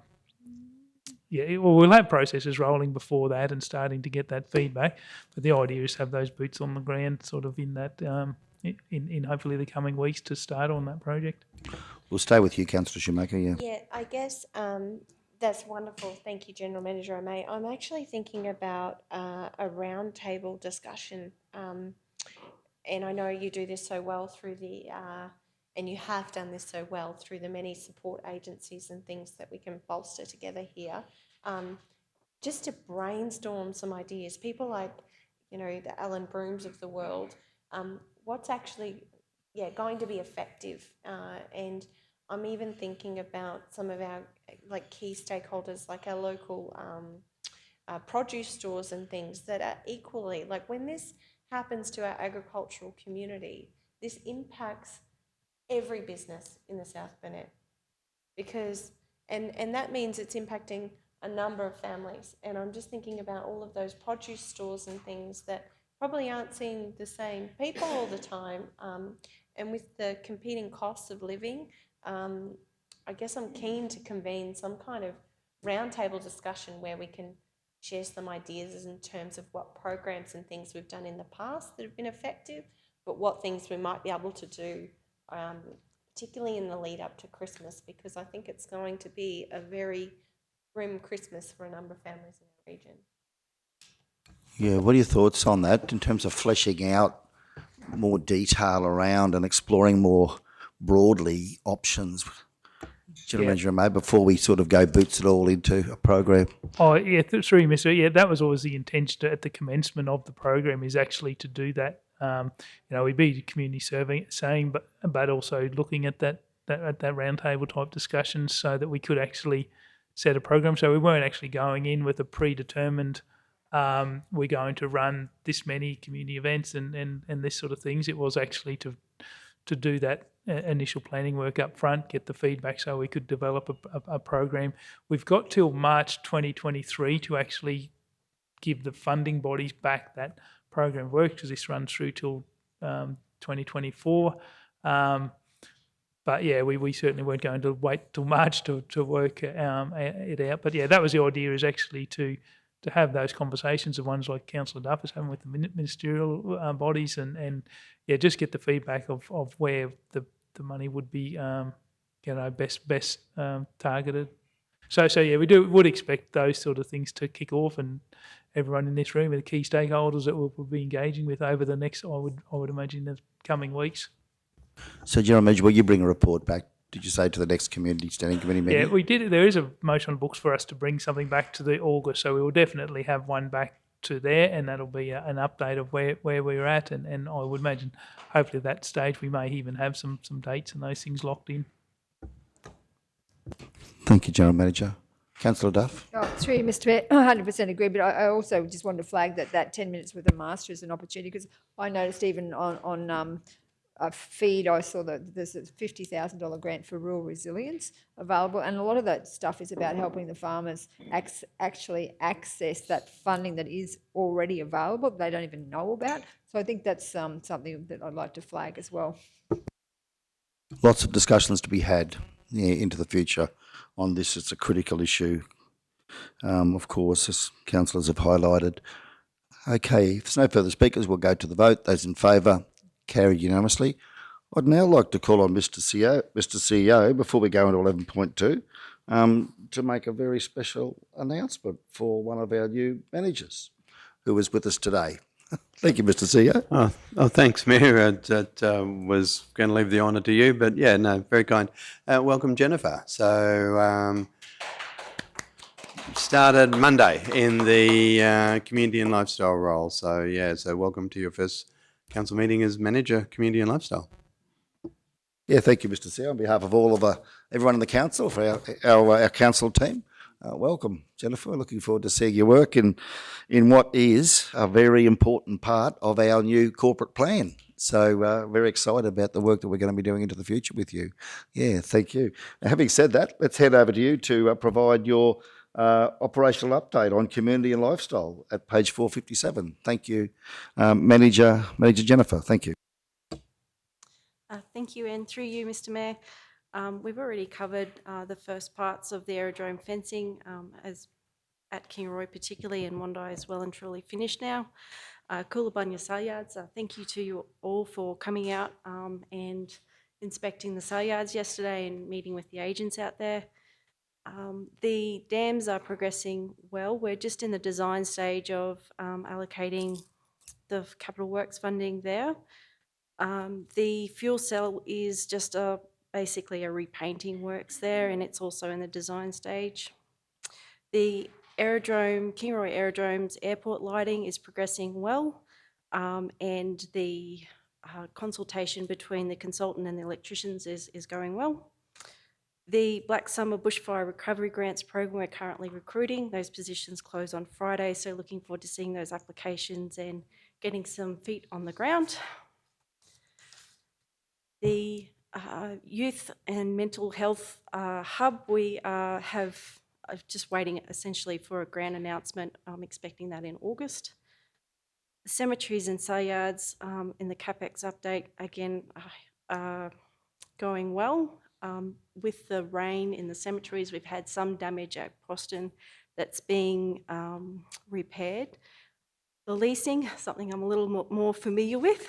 The advisory committee, we just are amending the terms of reference, which you will see in the next standing committee.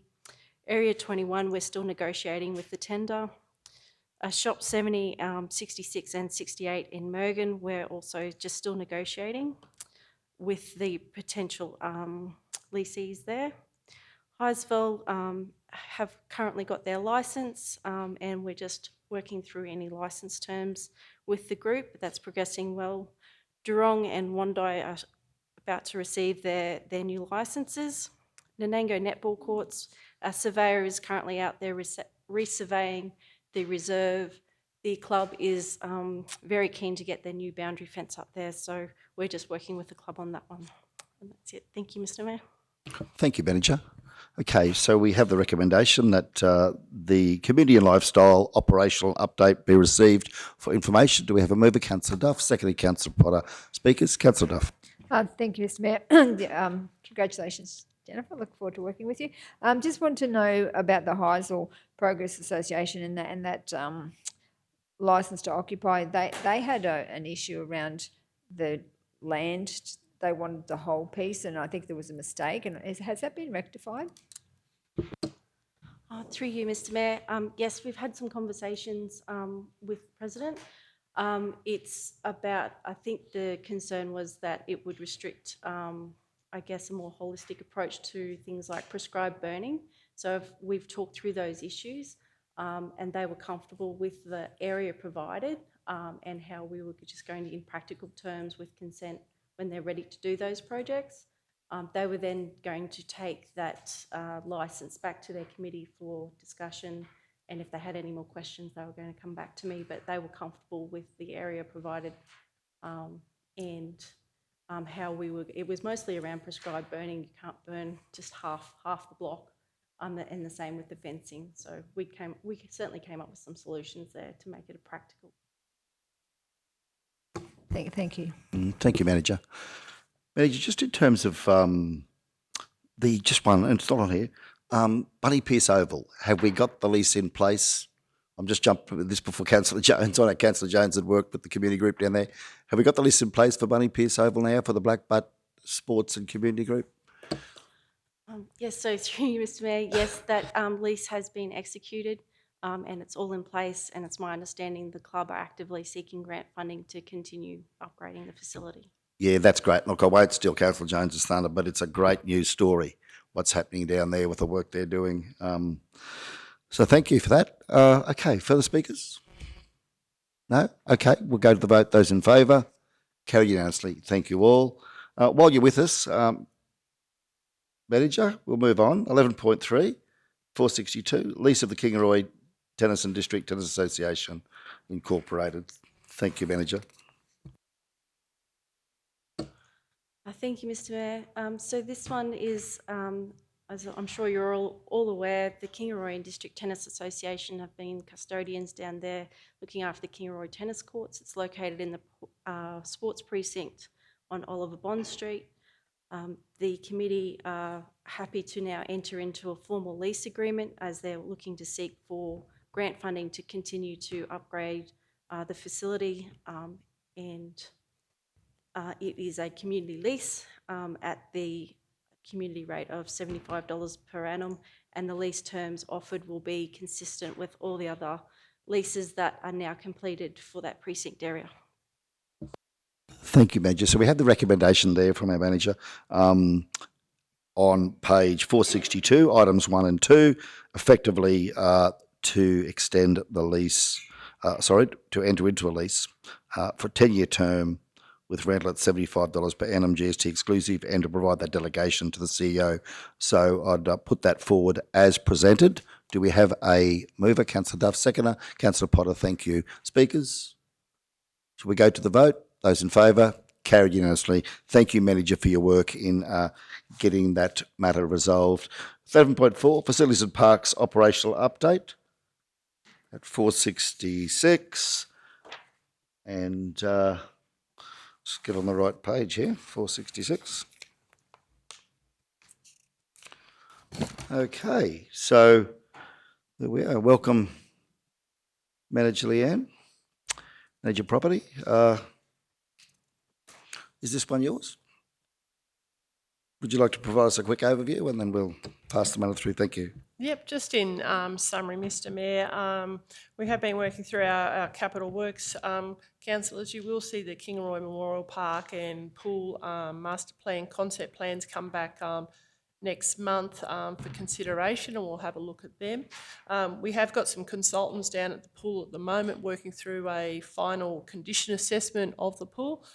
We currently have a major leak at the Kingaroy pool at the moment, so we're just investigating on what's going on there again. Wandai Showgrounds, Grandstand and Pavilion is now completed. Final building approval has been provided. Contractors are working through the MERG and PCYC, and we'll have that up and going very shortly in the next month. And then we're just working through some of our other capital works projects that are approved for this financial year, and a lot of them are in design stage. Contractors out at Bunduma Homestead for the stone store are booked in, and works will commence in August. So that's quite an exciting project to get all of that mortar repaired and completed this year. The parks, there's a number of projects in the capital works there that are in design stage, but most of the works that we're really focusing on for parks is in the Works for Queensland. So there's an update on some of those projects there for parks. Quite a few are still in that design and consultation stage, backwards and forwards with the relevant community members, and we're keen to see them progress, just so we can get some of those works really on the ground over the next couple of months would be great. So, yep, works are happening there. Unless there's a specific question from the councillors, I'll just leave that there in the status update. The Building Better Regions report for Wandai Swimming Pool, there's another report coming to council after this today that will be looking for consideration on some of the costings for the Wandai Swimming Pool.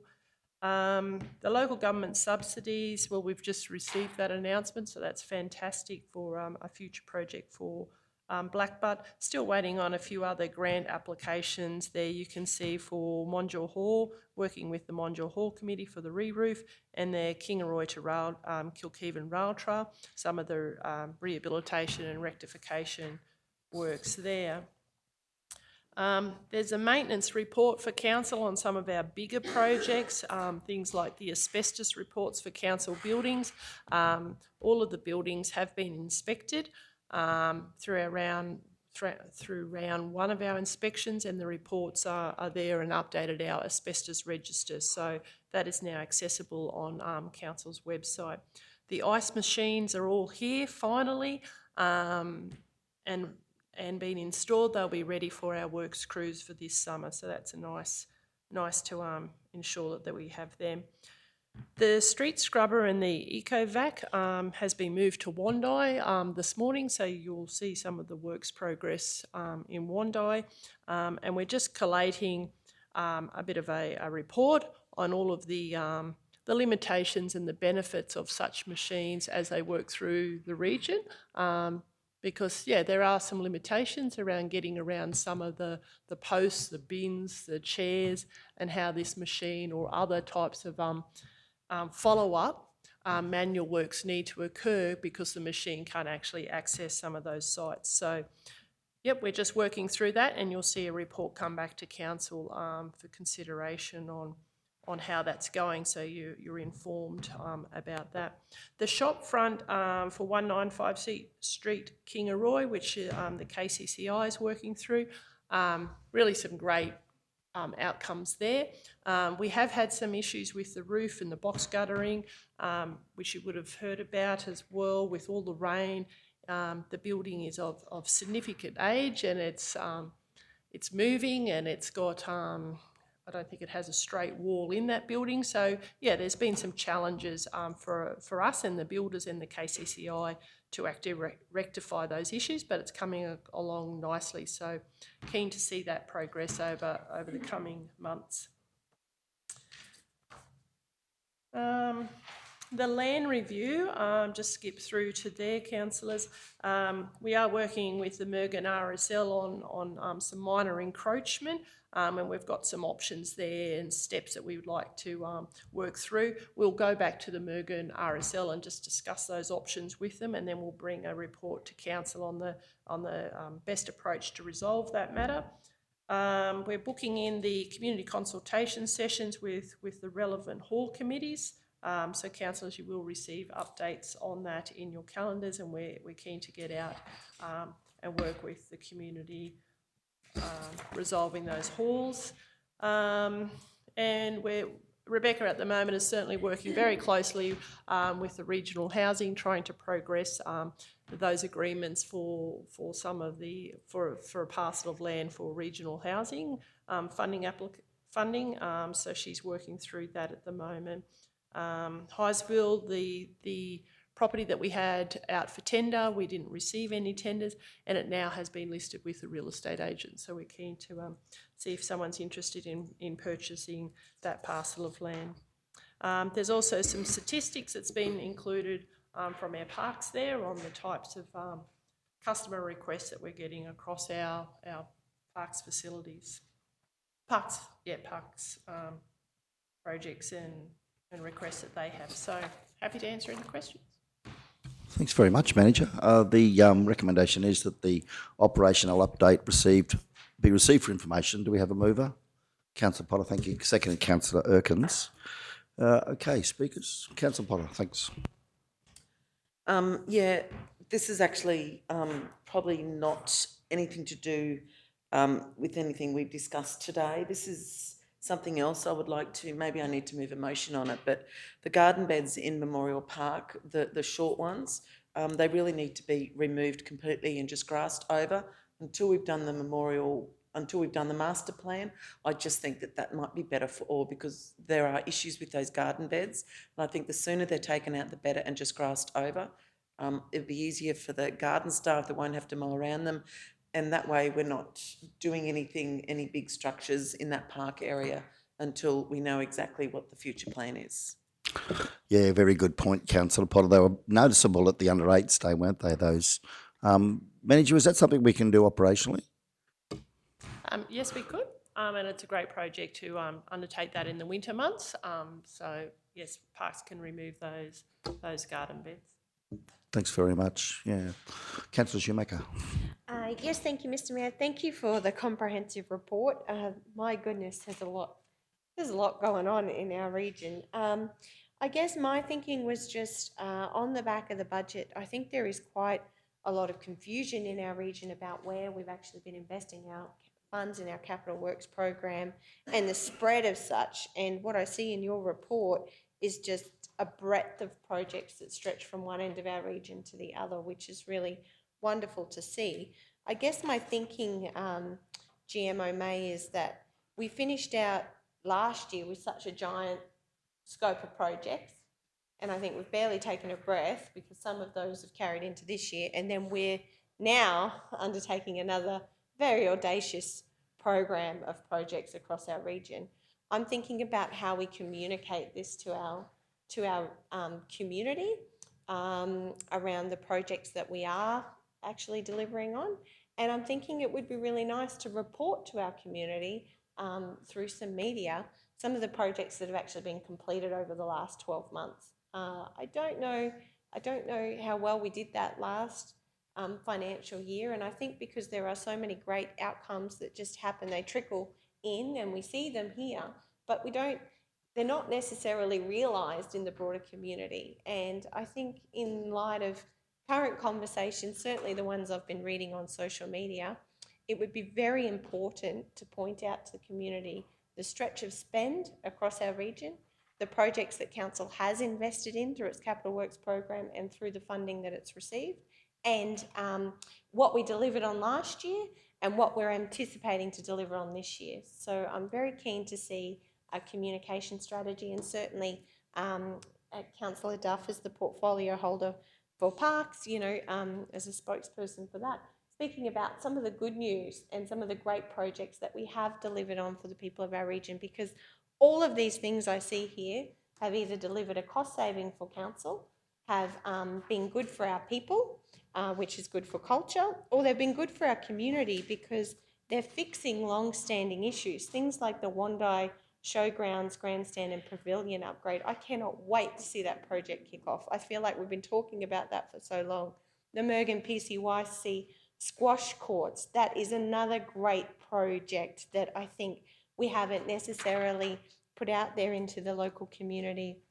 Bundoomba Homestead, it was wonderful to be out there for their Spirit of the Bush celebrations and to see us continue the Stone Store works and the new signage out there. I know how important that is for that committee, and that wasn't just a simple put up a sign project. There was a hell of a lot of work that went into that. The PCYC toilet upgrade, I was absolutely just amazed. It felt like I was stepping back in time when I went into those toilet facilities. I'm so glad to see that we'll be repairing and fixing that this year. Along with the Mondial Hall Committee, what incredible work that has been to collaborate with them to re-stump and re-roof that historical hall in our community at an enormous cost, but we know that's important to that community. The Banarkin Park refurbishment, I know firsthand because my mother-in-law lives around the corner, how important First Settlers Park is and the work that needs to happen with those toilets, because I see those tourists regularly when I go down there staying in that park and using our rail trail facility. The Proston Park refurbishment and Railway Park renewal, Cumbia Park refurbishment, play equipment, landscaping and car parking, the fact that we're embarking on the design for that. These are great projects. The Wandai 24-hour stopover, car park and drainage, the design stage, that's going to be huge for the Wandai community. I am just so excited. Blackbutt Memorial Hall, wonderful. We're replacing the roof. Works on the Kingaroy to Kilkivan Rail Trail. We know how important that is. I could just go on and on and on. There is so much good news in this report, and I want to get it out there for the people of our region because they need to understand that we are stretching their dollars as far as we can and trying to deliver the best benefits we can for the people of our region and the quality of their lives. So here in the South Burnett. So I'm so proud of the work that you're doing and really would like to see us do a targeted communication strategy and plan to share the wins for our community over these past 12 months and what we're embarking on over these next 12 months. Thank you, Mr. Mayor. Thank you, Councillor. Mr. CEO, is that something that we could leave with you to pick up in terms of a media and comms plan around that? I know you've got plenty to do. Thanks, Mayor. We'll add her on the list. No, we made a note. So, yeah, we got it there. So, yeah. Certainly I'll follow it up, Mayor. Thanks, Mr. CEO. And look, just on that note, if I could just jump in, I'll come to you, Councillor Duff. Banarkin Park, the initial scoping is underway with the landscape architect on page 469, Manager. and I see where we've got a local contractor, which is great. Dale Cox has got the contract to do the amenity treatment irrigation system upgrade. But the actual park design scoping with the community, landscape architecture design work, any idea as to what sort of time frame we're looking at there so we can communicate that to the people of Benarkan? Because they're all just excited. I know we all know, we're all very excited about this project down there. So timeframes, roughly? Certainly, Mr Mayor. This is a new project for myself that we've just taken on, but I have seen a draft plan, and we've sent that back with some discussion points for the consultant to have a look at. I would suggest in the next 2 to 3 weeks we will have that draft ready to go out to the community. My understanding in the transition from Mark Watt over to myself that we are committed as council to go back to the Benarkan community, meet with some of those stakeholders again on site and talk about the concept plan and just see that it is ticking off some of the suggestions that they had. But in the meantime, we really did have to move forward on the upgrade of the amenities, that irrigation system, due to the issues that we're having with the amenities block. And it was really important to fast track that. So that is happening. But yes, in the next 3 to 4 weeks, we will have a draft and we will be back out to Benarkan community to talk to them about that. Excellent, yeah, and no doubt you'll keep all the councillors involved and included in those discussions with Councillor Jones. The other one was, have we mobilised that street scrubber? Is it out scrubbing those footpaths? Have we got it mobilised? Yep, most definitely. So it has completed 4 weeks in Mergen. I suppose the first week was an introduction, but and just getting all of our procedures and workplace health and safety in place. It has been on site in Mergen and done a number of scrubs through the Mergen streets. Some areas have actually received 3 and 4 scrubs just to try to bring out some of those stains. And we have got some issues with some of the staining of the concrete in that area, so we're just documenting that and having a look at it. The guys have also been trialling some different techniques with chemical and water and biodegradable chemical, so just to see if we get some outcomes on that. So things like chewing gum, manure from the birds, it is difficult to get off the concrete and it's staining.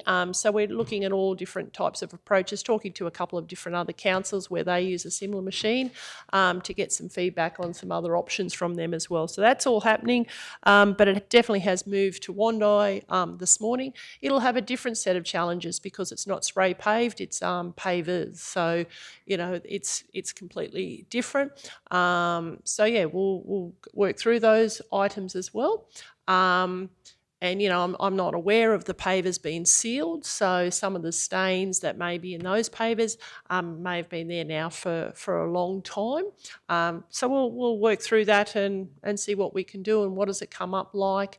And then it will move through to the Nango in 2 weeks' time. So you'll see it in the Nango and we'll start progressing with that. So we'll get some communication out about that, but what we try to do is actually get on the street and talk to a lot of the shop owners, particularly those shop owners that are open early in the morning. So news agencies, bakery, cafes, those sorts of shop owners that are really active on the street at 5:30, 6 o'clock in the morning, they're the ones that we need to talk to just so they are aware that the machine is operating and they don't get to put all of their furniture onto the street or signs on the street until our street sweeper or street cleaner has gone through.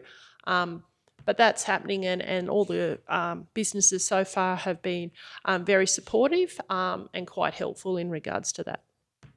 Thank you, Manager. Just 2 more questions. One, the halls, all those halls you mentioned, councillors, you said that'll come into our diaries in terms of those meetings. We'll look forward to that. And the only other one was Kingaroy Memorial Park, draft designed to be submitted to council by 30 July. I see that's with OPM, is it? OPM planning. Will we expect that by the 30th of July? Yes, you will. I've talked to so I've had a look. We have received the first I suppose, snapshot of what it would look like, and participated in a teleconference of the sorts of extra things that we're looking for in that concept. And we had some questions around that, just so that we can answer the questions and fast track a few things. So the consultants are working through that, and they hope to have that to us early next week. So then, yeah, it's just a matter of us working in with the calendar now to see how we can get that presented to the councillors so you can have a first look at that. We are keen for you to have a look at that before we enter into the next phase of community consultation. Thank you, Manager. Councillor Duff. Thank you, Mr Mayor. I just, on what Councillor Shoemaker said, I agree. But I do think that a lot of those projects are still a work in progress. It's, the one like the Boonuma Homestead sign's not up yet. The working on that stone building hasn't been completed.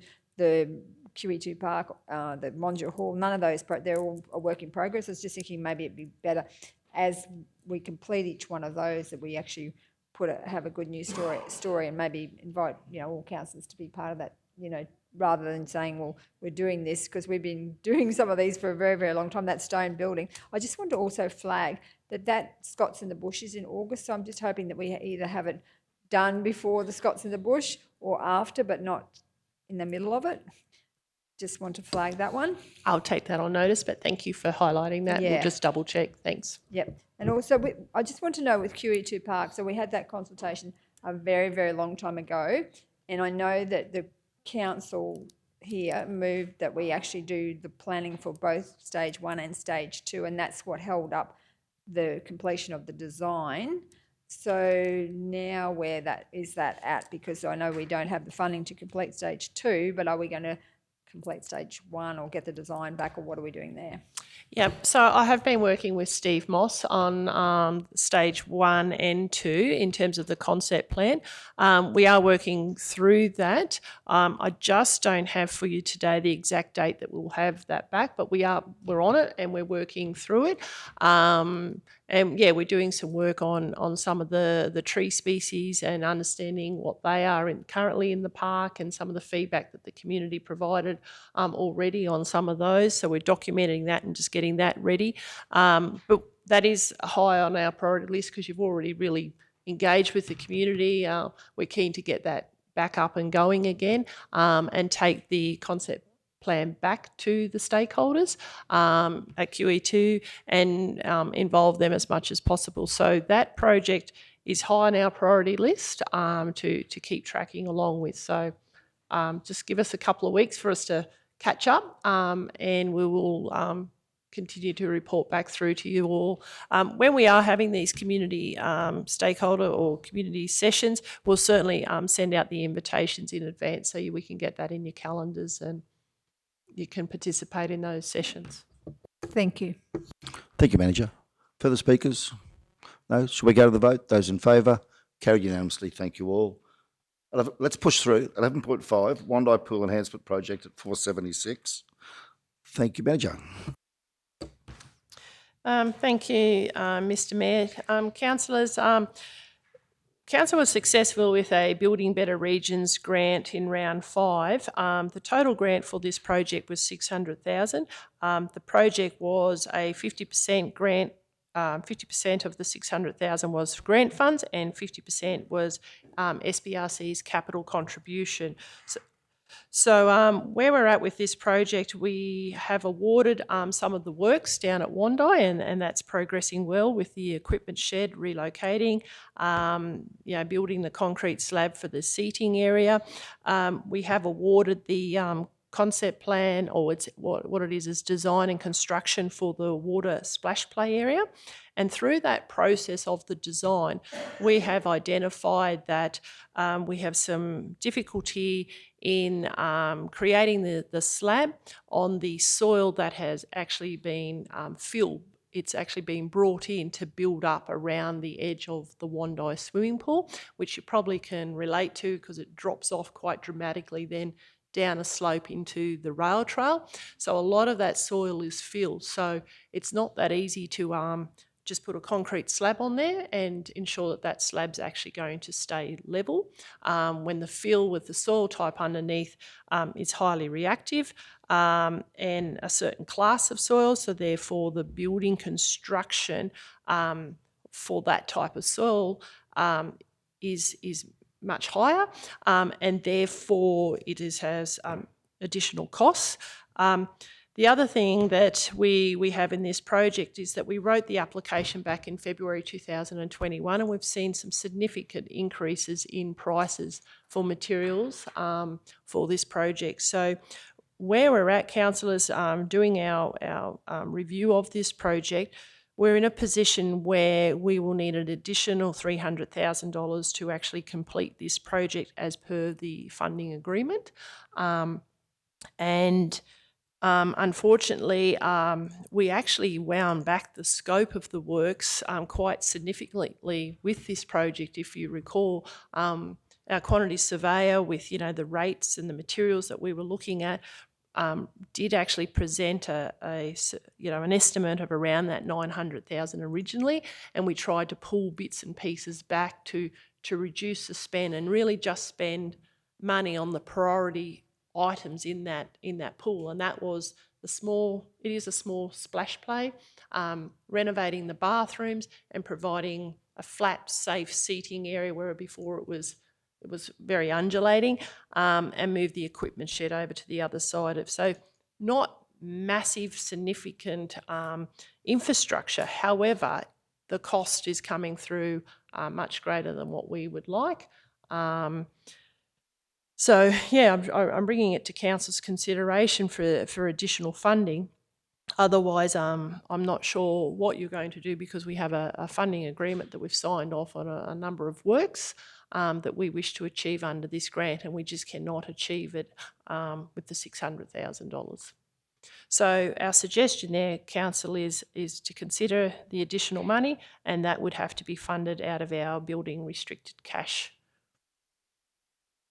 I'm happy to answer questions. There is a very detailed breakdown you can see attached to the report. If you would like further information about some of those costs, I'm happy to help you through that.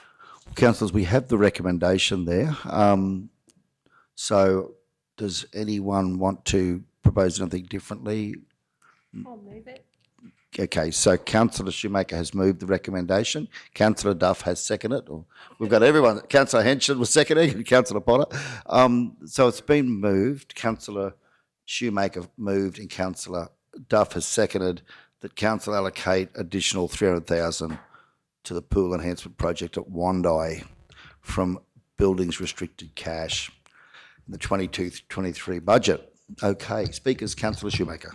Yes, thank you, Mr. Mayor. I think there are some significant learnings in this project that we must take forward, and I must admit, as a first-term councillor, I have learned quite a lot, certainly through the KTP project, and now with this project. It just reinforces the importance, and I read here in your report that when we submitted this application, that we really did not have the design and construction drawings.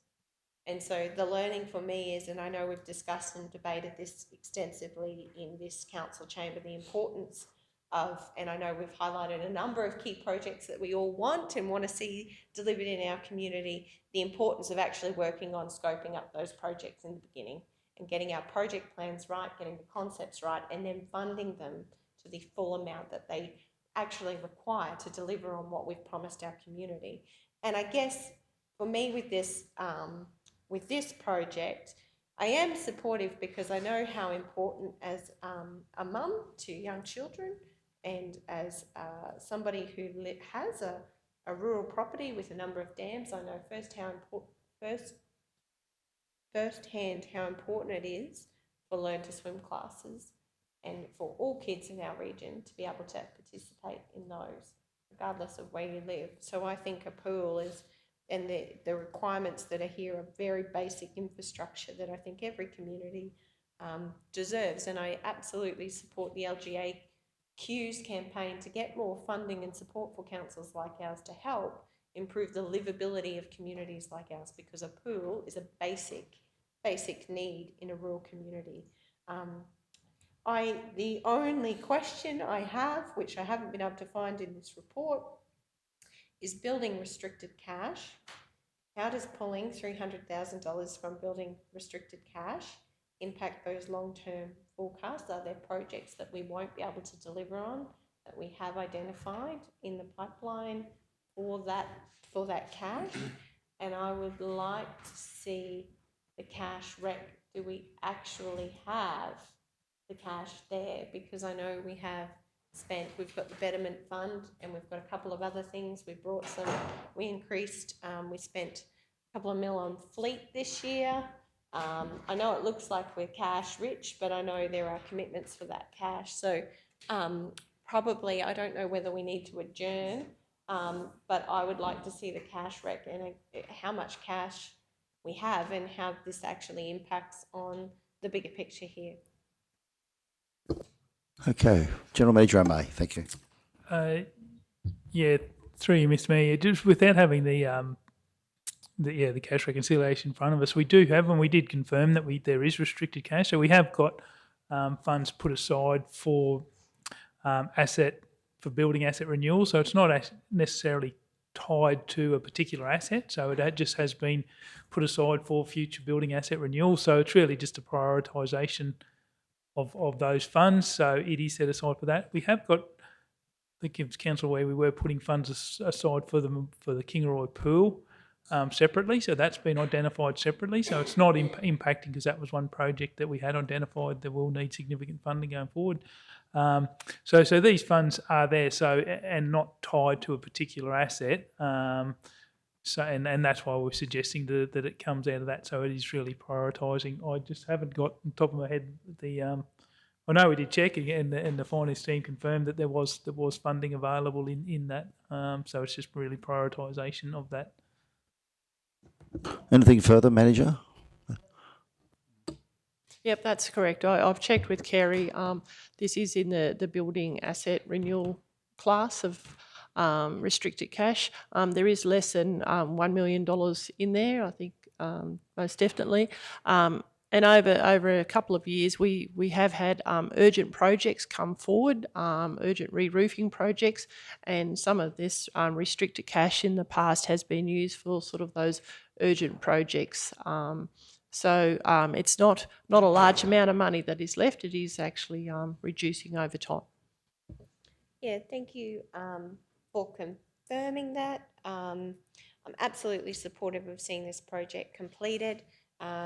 Being that we have the cash there, absolutely would love to see this for the Wondai community and the whole South Burnett for that matter. And so I'm, supportive of moving forward. And I think it's just a reminder for us, it's sort of almost a challenge that we continue to focus on attracting as much grant funding as we can for projects of significance in our region, so that we can in some ways replace this cash maybe down the track with another project that we would have used it on. So I think the money's there, the project's important, and I'm fully supportive of proceeding. I think Councillor Henson, I think, was next too. Thank you, Mr. Mayor, through you. Thank you, Councillor Shoemaker. Classic example, isn't it, for all our projects that we're trying to deliver across the Burnett, with our costings and that just going through the roof. And here's a wonderful project we started off with. We've been there with community consultations many times. Scoped it, designed a plan for it, and here we are with a massive six-figure figure to facilitate what we started off with. So fully supportive of it, and rest assured, I'm sure every project that comes to this council in the future will suffer the same consequences. So we have to brace ourselves along with the public. Thank you. Thank you, Councillor. Councillor Erkins. I appreciate that there is rising costs and obviously issues with it, but I'm pretty concerned. That's a fair increase. If it was going to be 600,000 and now it's another 50% on that, that's a lot of money. So I just think we definitely need to be more careful in future. Definitely. Yes. Anything further for the speakers? No? Okay. Shall we go to the vote? Those in favour? Yep, got everyone? Carried unanimously. Thank you all. 12.1, question on notice. I'll now move that be received. Response be received. Do you have a seconder? Councillor Duff, those in favour? Carried unanimously. Thank you all. Thank you very much, General Manager, for providing that comprehensive report on the planning scheme, which more than answered that question. And the final one, 12.2, dog impoundments, question from Councillor Erkins. Response provided. Recommendation is that the response be received and noted. Do we have a mover? Councillor Erkins, seconder Councillor Potter. Speakers, Councillor Erkins, you're comfortable with the response you've received? Thank you. We'll go, sorry, Councillor Henshaw. No. Thank you. Sorry, we'll go to the vote. Those in favour? Carried unanimously. Thank you all. And Councillor Henshaw. Yeah, Mr. thank you. Mayor, I'd like to move a motion from the floor, just in our earlier conversation in relation to foot and mouth, if I could. Some very interesting information has come to light in the last hour. As you realise, I disappeared an hour ago. The Barcaldine Mayor has made a statement that their shire, no, it's not bad news. Yeah, thank heavens. The Barcaldine Mayor has made a statement that their shire is implementing immediately measures to notify the public of foot and mouth disease and its importance.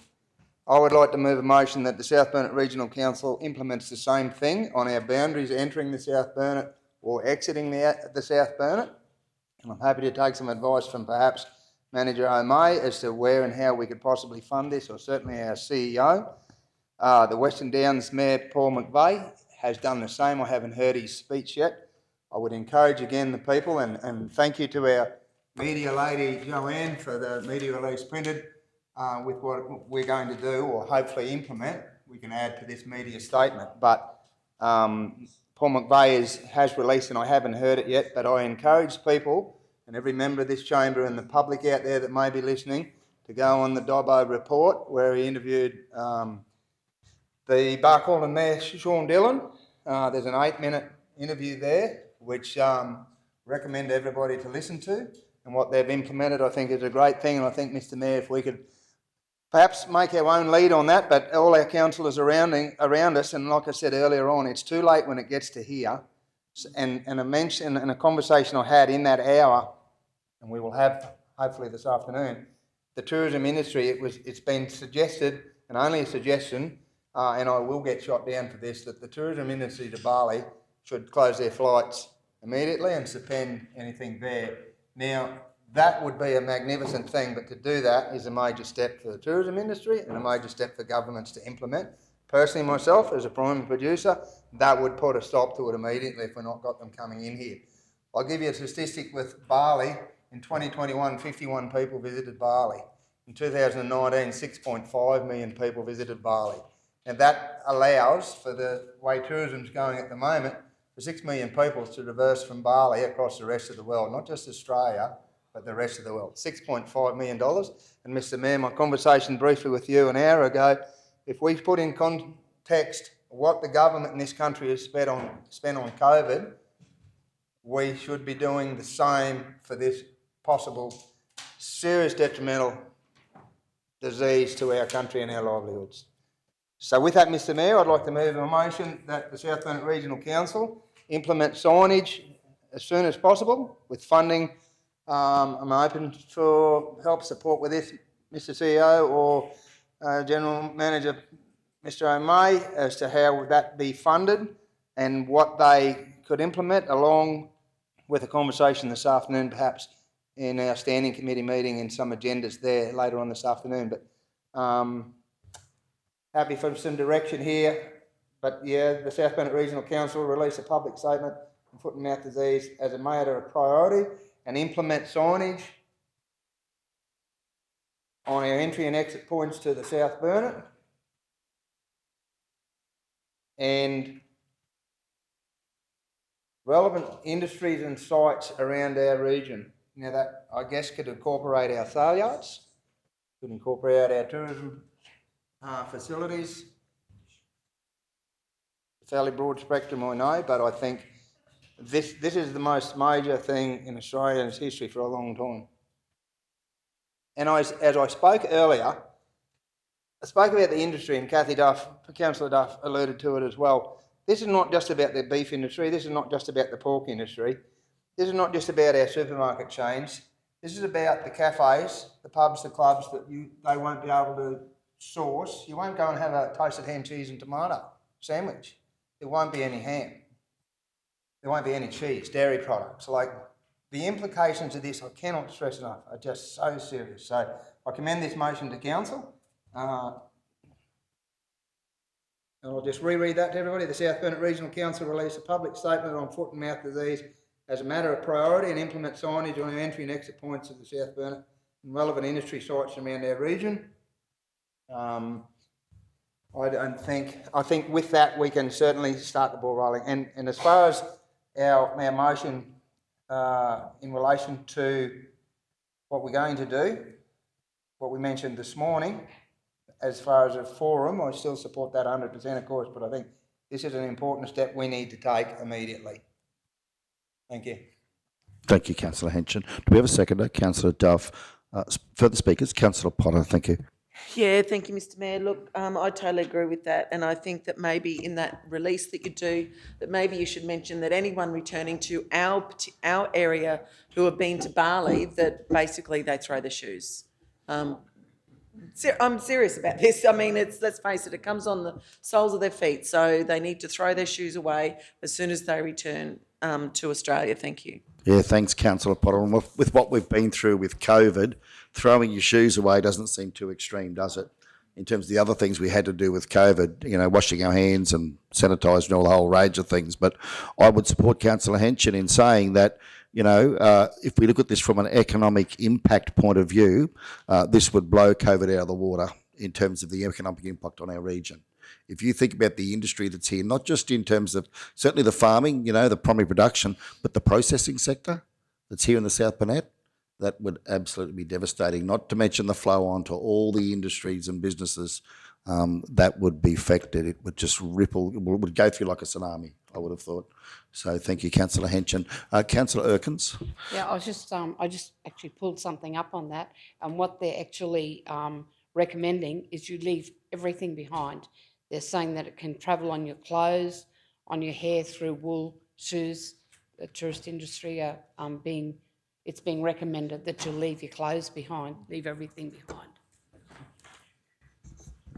Councillor Duff. I just wanted to say I 100% support this. I think that if it happened here, it would bring our region to its knees, because when they say when the farmers are doing it tough, our region is doing it tough. Imagine if the farmers were completely, they could cease to operate and had to actually shoot cattle and stuff like that, how it would just smash our region. Way like it would be, it's bigger than Ben Hur, so I absolutely 100% support this. Councillor Schumacher. Yep, absolutely, fully supportive in supporting any public awareness that is actually happening. And I'm really mindful, I guess, of the working with the state. Like, I think this is a federal, state and local government issue.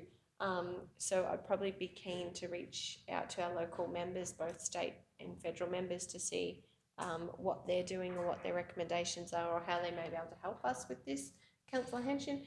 And I guess my question is to GMO May, in terms of signage and these sorts of things, do you need a budget allocation, or how do you see this actually playing out?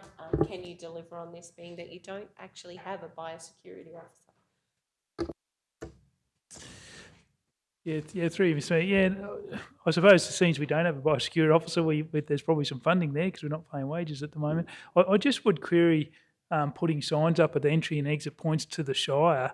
If Western Downs do it and Barcaldine, and we all put these signs up, I don't really know how, if you drive past one in Dalby, we put the same sign up. I get the idea about a marketing and public awareness campaign. I just wonder whether the spend is better. Should we be sending information to everyone in the Shire, doing mail outs and that, or doing a media TV ads, or like it's really about a public awareness campaign. Like if someone comes back from Bali and is driving through the sign at the entry to town, it's too late to leave their thongs in Bali or leave their gear in Bali, sort of thing. So I suppose not questioning the sentiment, but just questioning the delivery mechanism for our public awareness. Is spending money on putting signs at the boundary, or do we talk to our neighbours? Do we get a consistent through DAF, through Western Downs, get a placards that we can have, or they're not placards, but the call flute signs at our tourist sites, at our more prominent facilities? Do we put a billboard up in Queen Street Mall? Would be better than at our boundaries and that sort of thing. So just, probably throw a spanner into works, just querying whether the signs or whether we're better off with an ad in the mall in Queen Street would be better, or some sort of billboard there. Yeah, certainly. Thank you, Mr. Mayor. I'm thinking about that collaboration, being that, Barcaldine and Western Downs, and that we certainly have good relationships with those mayors. And I'm thinking about our neighbours in the Wide Bay Burnett, and also in the Toowoomba, southern Queensland country sort of area, with Toowoomba, Western Downs, Scenic Rim, those sorts of places. I'm actually thinking about how we collaborate so that there is a consistent message. And I guess I'd probably just recommend that we put something in this motion, Councillor Henshin, around not making it difficult, but just making sure that we're all working together here, because that's certainly something I've taken away from many of the conversations I've been involved in the last couple of weeks, the importance of working across local government borders, and certainly the importance of holding the state accountable to their responsibilities as well. So we should be making a phone call to them saying, what resources are you deploying to our region, and what is your strategy and management plan here, because it is such a high risk. We've got to be careful. I'm absolutely supportive, I'm not arguing, but I'm tired of the cost shifting to local governments. We are an effective delivery partner, and we need their support with these things. So I'd like to see us somehow, Councillor Henshin, whether it's yourself, working with GMO May on a collaborative approach here to make sure that we are using the resources available to us as well, and that we're not duplicating things, and that we've got a consistent message. That's probably my only thinking and feedback about this. Peter, just on that signage then, what if we were to broaden that out so that you could work with Councillor Henshin after looking at what's happening in other regions? So if we just said, and implement public warning and education notices. That could be signs, it could be flight, could be anything. You and Councillor Henshin could work it out between you. That way it opens up the scope of what you can do. Public warning education notices across the South Burnett and relevant industry sites. Would you be happy with that, Councillor Henshin? And then you can work out the detail with Peter. I am happy with that. We can't do enough in this space. Honestly, we can't. And as I said earlier this morning, if it gets here, or if it gets to Barcaldine or Western Downs or anywhere inside the coastline in this country, it's too late. And I would like seriously for bodies to advocate to shut tourism down to Bali. That's the starting point. You've just nipped it in the bud. If that can be advocated for and implemented, that's a great starting point. Appreciate the support in this chambers of that, and we shouldn't have to do that, but I mean, we put Parthenium signs up and we put other warning signs up as well. I think this is just a step to public awareness more than anything, as a reminder of just what's going on, because, and it's Councillor Duff, it's not the South Burnett, this is the entire country. This is the entire country. Councillor, just on Councillor Henshin said that, and we'll come to Councillor Potter soon. What is the appetite of Council to release a public statement saying that the South Burnett Regional Council has called on the federal government to close the borders to travel between Bali and Australia? Are we prepared to stick our necks out and do that? We did it with COVID. Well, I did it with COVID, and this is a lot more dangerous than that. So what are your thoughts on, because I'm happy to have that put in here as a second motion after this one is considered. Councillor Henshin, what are your thoughts on that? Mr. Mayor, and happy to move that myself, because as I've stated twice in this chamber to shut it down, and I've seen heads nodding in the chamber in what I would accept as being supportive of just that. So yes, Mr. Mayor, happy if you want to move that, but myself, I'm happy to move it as well. Might get shot down in flames, but as I stated before, what the country has spent on COVID, this is a small price to pay in what the effects of this could be as a comparison. And I mean, we've put this country through, you know, mandates that people didn't agree with, and vaccinations and all the rest of it. And I'm not going to go down that path, but I think, you know, this is serious. This is proper serious. Thank you, Councillor Henson. So I'd be recommending that we deal with this one first, and then that we consider a second motion through Councillor Henson after we've dealt with this one. Councillor Potter. Yeah, thank you. I'm just wondering whether this is something this is something we should be contacting LGAQ and ALGA on so they can contact the respective federal and state governments, because we need their support, and we need to do this as a matter of urgency. Yep, thank you, Councillor Potter. Absolutely. Further speakers? I just wanted to, I think you need to put notices in between education and across. Oh, yeah. Warning and education notices. Notices being very broad as to what General Manager O'May and Councillor Henson resolved to be the most effective solution after conferring with other regions. Yeah. Okay, so sorry, Mr CEO, your thoughts? Are you listing, because if that was the case, we would read, again, it's more grammar than anything, but foot and mouth disease and General Manager O'May and Councillor Henson be delegated to work on the implementation of a program for public warning. I'll give it to Brett. Councillor Henson be delegated to work on the implementation of a program.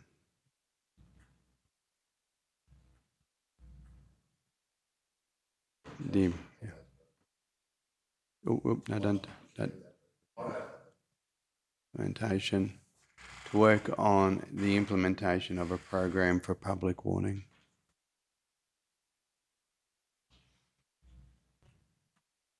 For public warning and education. Notices across the Southbound and yep. Thank you.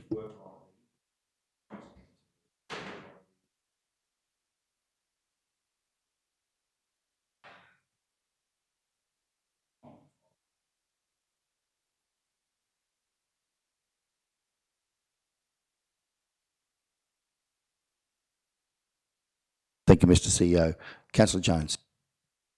Yeah, thanks, Mr Mayor. Just listening now, I fully support what's being proposed here, but this has to be driven by the federal and state government. Now, unless we stop, as you suggested, tourism going to Bali, do you think that putting signs up, and I'm not being disrespectful here in any way, do you think that anyone that's been to Bali that has come back, or if they don't stop tourism going to and from Bali and they allow them to come back into the country and they're coming through South Burnett, do you think that signs are going to stop those tourists on the spot, throw their boots away, do whatever they want? I believe that the most critical thing that we need to do is exactly that. Put our names to it. South Burnett calls on the federal and state governments to ban tourism short term to Bali. I've just been enlightened by a couple of people here that there is a proposed trip from some of the residents in Kingaroy to go to Bali at the end of this year.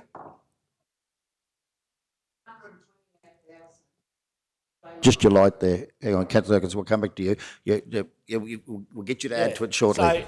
So, I fully understand this, but I think I honestly, I 100% support going straight up and putting our name. South Burnett Regional Council calls for all other all other councils through Queensland to support or whatever, that we advocate to the federal and state government to ban tourism to Bali because of the significant detriment to our country, to the whole of the country. So I fully understand this and all that, but I just don't think that by putting signs up and sending messages to the residents of the South Burnett is going to be significant enough to stop tourism or tourists coming that have been to Bali and decided to come through the South Burnett area.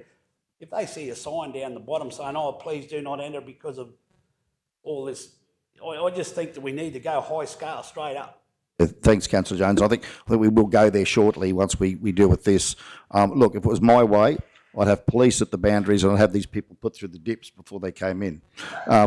Quite frankly, I'm sure Councillor Henson would be happy to be out there helping do that if they've come from Bali.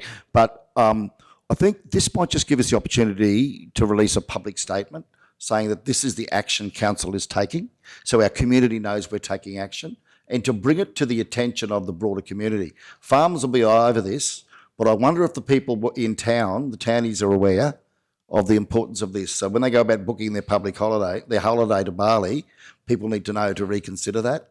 So this gives us the scope to release that public statement, and maybe the notices are around educating the public now, straight away now. So I hear what you say, but this, if we take this broadly and don't just look at signage, but look at how we're going to get that message out to the community right now. So at least then we're taking responsibility for our region. After that, then we can say to the state and federal government, well, come on, this is what we're doing, what are you doing? And call on them to do that.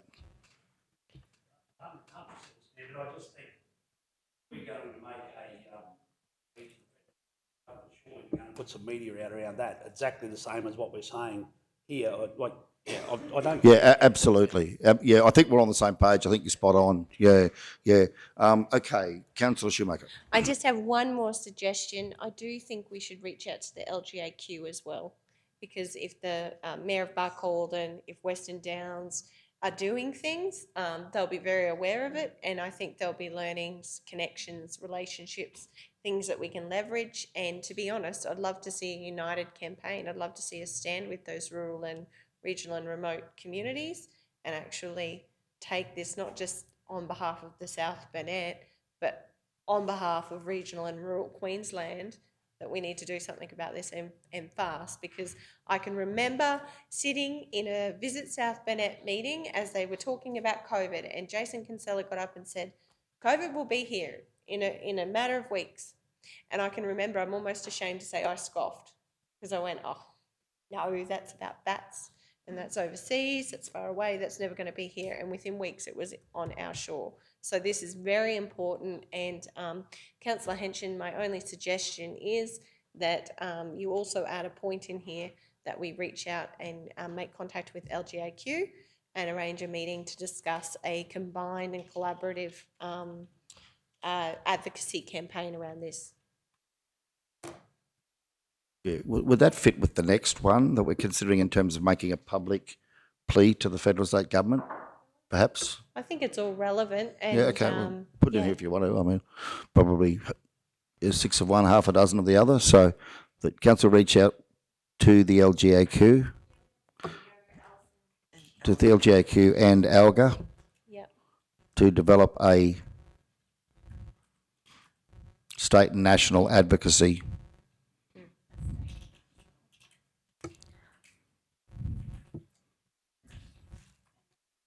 position.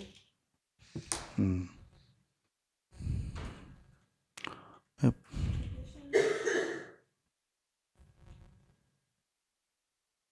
And seek advice as to how collectively we can work together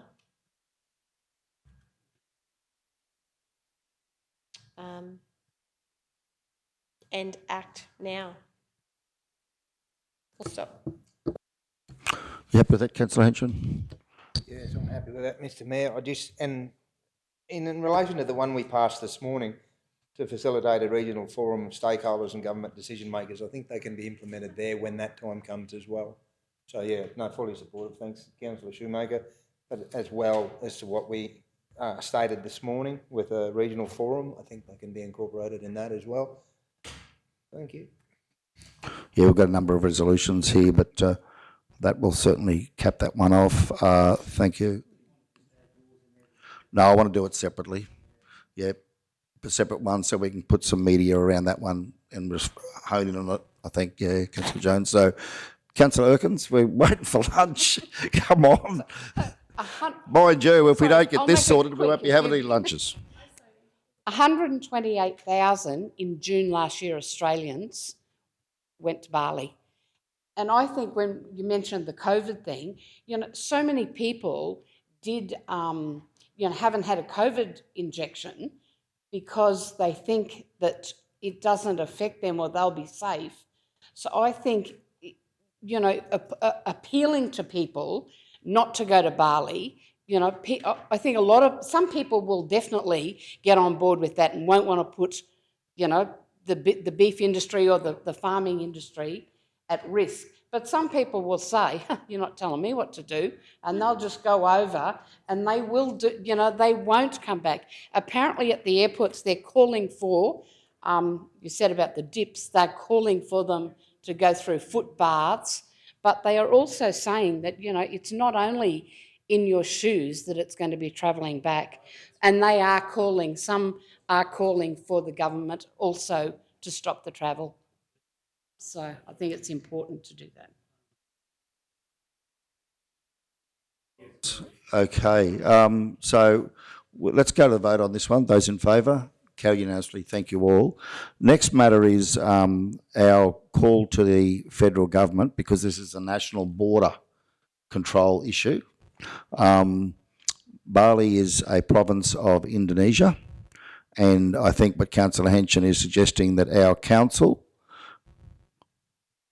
makes a public statement. I won't type this up, Bree, but just to start the discussion, our council makes a public statement calling on the federal government to shut the borders to Bali and or Indonesia. I guess I'd take advice on that. So I think we'll go to you, Councillor Henson, now to lead this. Thank you. Yeah, thank you, Mr Mayor. By all means, yes, I'd certainly like to move that South Burnett Regional Council stresses to the federal government, pleads with the federal government to suspend all travel to Bali/Indonesia, as you suggested, Mr Mayor's advice on that, but I think Bali is where it's been in the media, in all articles that I've read to date, and call on all councils to support South Burnett Regional Councils in a stance for this as well.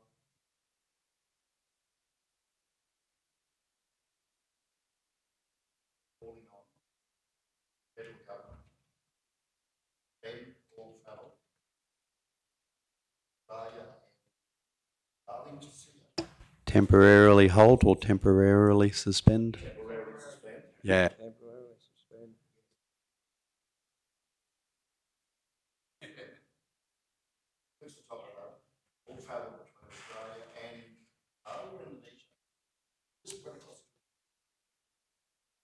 No, it's Bali, and it's in all media Well, that I've, in conversations I've had, it's Bali and they / Indonesia. Yeah, Mayor, would it be to any sites known with active foot and mouth disease? Yeah. Yeah. And in all honesty, in all due respect to Bali and Indonesia, it won't be just Bali, it'll be rampant over there. I'm not sure if anyone's been to Bali. Myself has been to Bali. The tick in the bucket that I won't go back to that bucket, but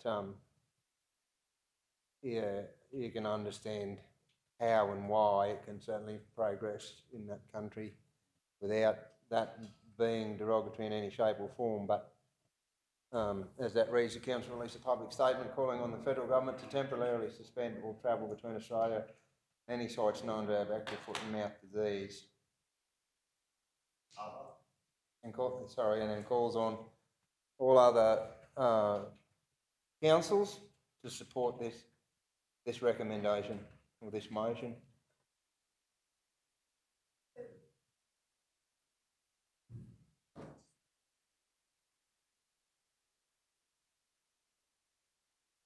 Well, hang on, Councillor.